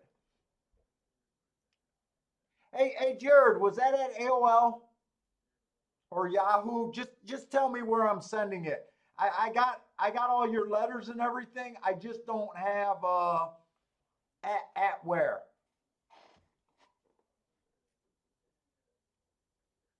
And I do apologize for doing that.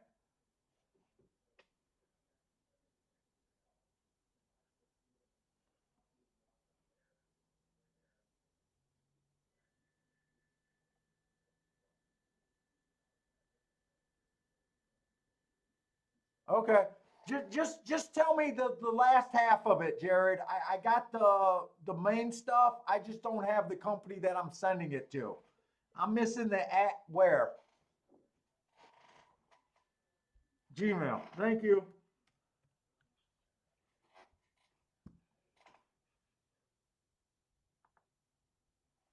All right, thanks.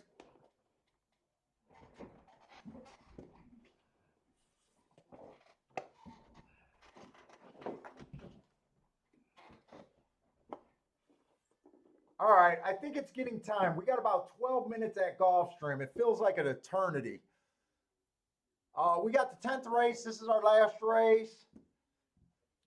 It's going to be 5 furlongs on the turf, claiming 20,000 non-winners of 2 lifetime. And the overall bias there is you either want to be on the lead or you want to be within 3 lengths of the lead at the first call. We only seen one sprint race today. They went wire to wire. I mean, I like the 2 horses that won. I did notice that the pace of the race went extremely slow.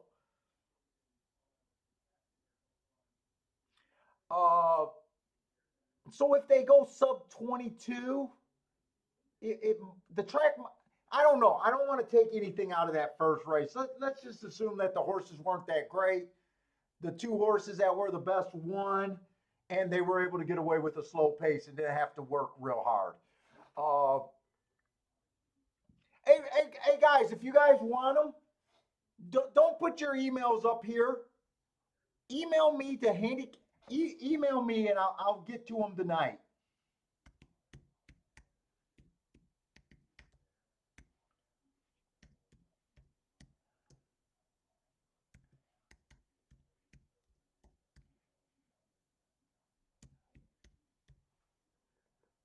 Whoops, I did all that typing and I didn't.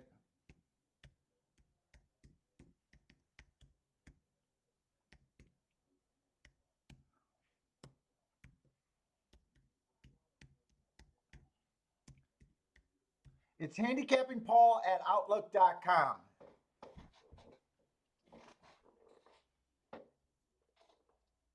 And thanks, guys. I do appreciate your guys' support and your interest.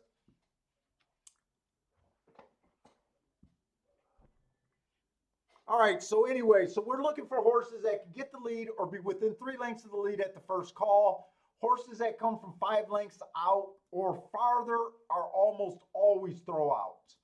They just don't close on the turf sprints at Gulfstream. I mean, usually for the entire year, the number is about 20 that comes from that far out. It's not very often.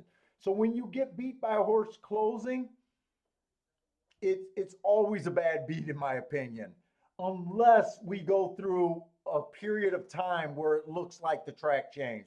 But this track has not changed for any amount of time for probably 3 years now. So this is one of the strongest things at Gulfstream.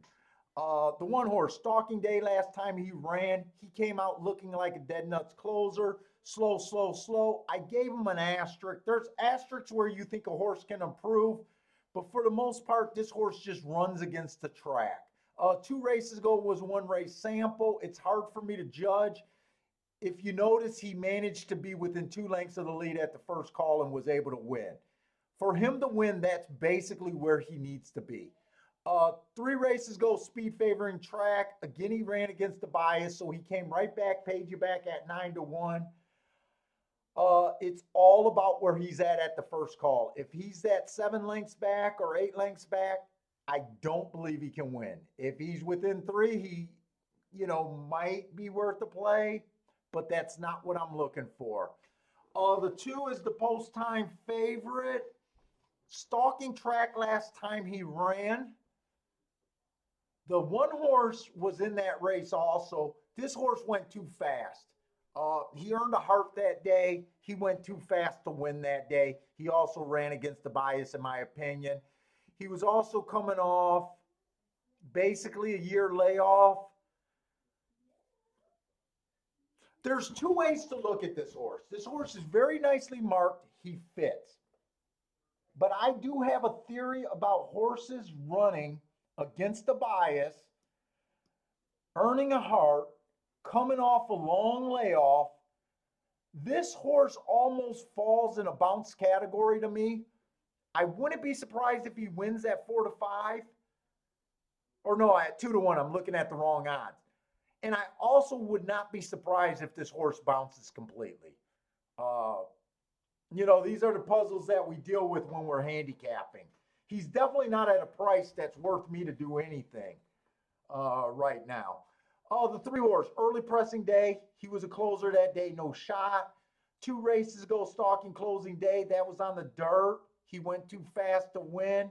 3 and 4 races ago was 1 race sample. He does overall look like he has enough speed more days than not. The biggest question is just why did he not run last race?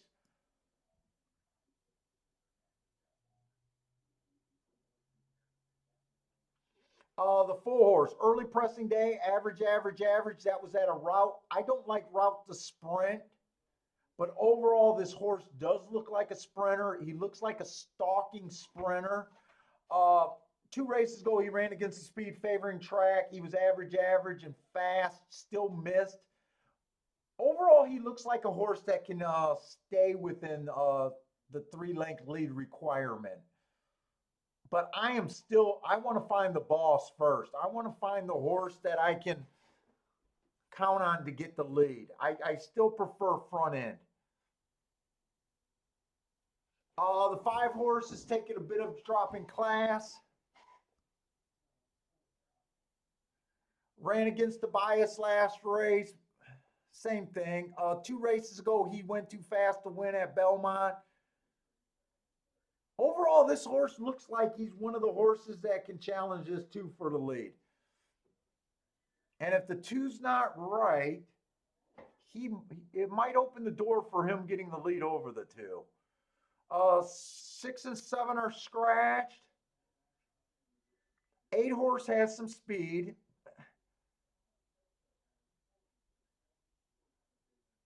He's not real fast, but he does fit. 9 horse, I'm not comfortable with this April layoff.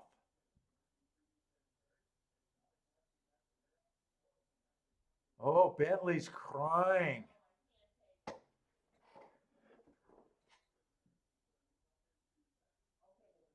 I think the 11's a complete throwout. The 10 looks interesting to me. Stalking Day last time he ran. Slow, slow, slow. But that race 2 races ago, speed favoring track where he was decently fast and couldn't get the lead. When I say it's a speed favoring track, that means every horse went wire to wire. That's interesting to me at a real price. 3 races ago on a closing track, he went too fast to win while running against the bias. Put it this way, the 10 horse at 20 to 1 is definitely worth me putting a bet in this race. I'm interested in the 10. Let me see what I came up with here. I don't like the 11 at all. I'm interested in the 10. I'm interested in the 8.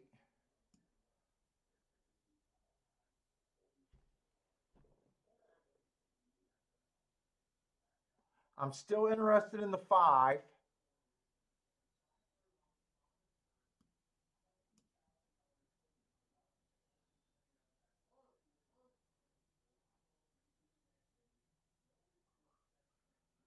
I'm going to take a shot against this 4. If the 4 wins, I don't have a problem with it at 3 to 1. I like a couple horses that are really long. Oh my God, what are you doing to that dog?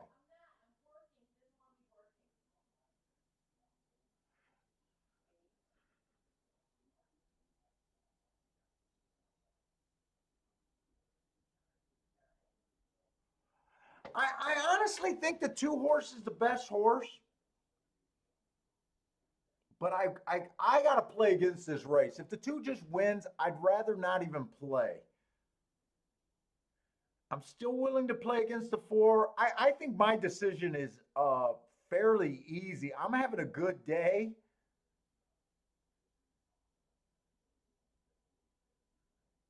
I'm willing to take the 10 and the 5 horse and just let the odds dictate my play.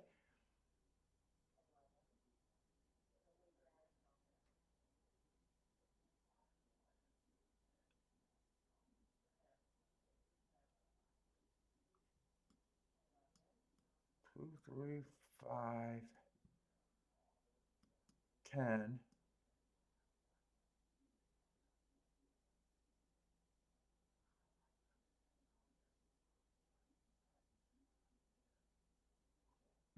I don't have a real strong opinion. I do think the 10 deserves, or the 2 deserves to be the favorite. They're heading to the gate.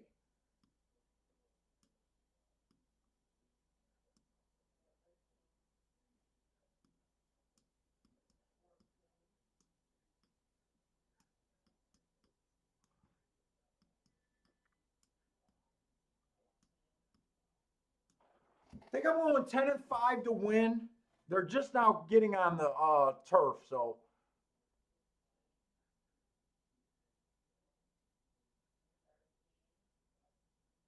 And I'm thinking about doing a 2 on top of the 3, 5, 10. That bet I can, let me see. 2 on top of the 3 is 29. 2 on top of the 5 is 22. 2 on top of the 10 is 48. You know what? I'm not going to do that, the exacta.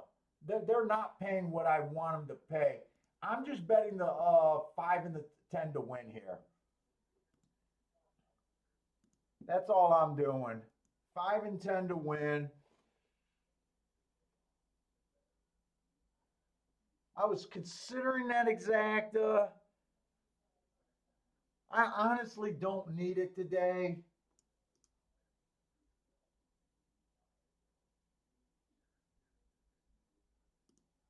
Let's see, Benjamin, what does Benjamin?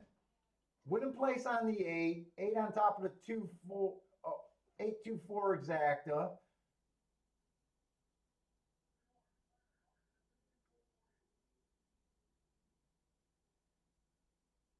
I think the only way the 2 kind of gets beat here is if he bounces. I think the 2 can lose if he bounces, or there's a huge speed duel. But if 2 gets the lead, I think he's gone. I just see that little window of opportunity for him to bounce. And then the other horses that won't surprise me is kind of the 4 and the 8, if the 4 and the 8 win. Two got a head start out the gate. I don't think we're going to see the bounce on the 2 horse. And my 10 got nothing.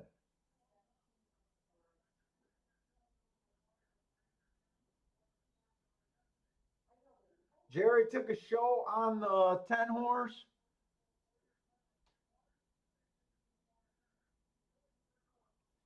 I don't think there's going to be any glory here. I think the 2 is just a boss. 2's just a boss. I thought there was a small opportunity if he bounced, but he went wire to wire. The 1 followed, and the 4. So it's going to come in 2, 4, 1. The 10 and the 5 did nothing. The running style was right. I just couldn't take 8 to 5, and that's it. That's what it is. I wanted to hit the exacta, the exacta that I was planning on doing. I don't think I could have played the 2-4. I don't think there was any upside in that exacta.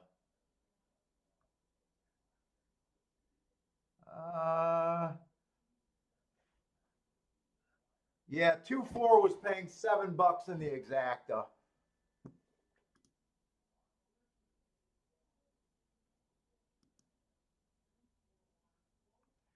Yeah, I had a feeling if this 2 gets out the gate, he crushes these. I was trying to be too cute thinking of a bounce.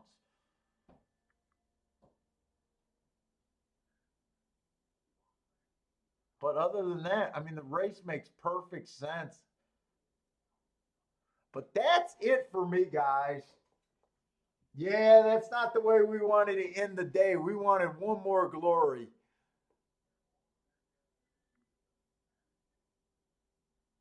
One more shot at glory.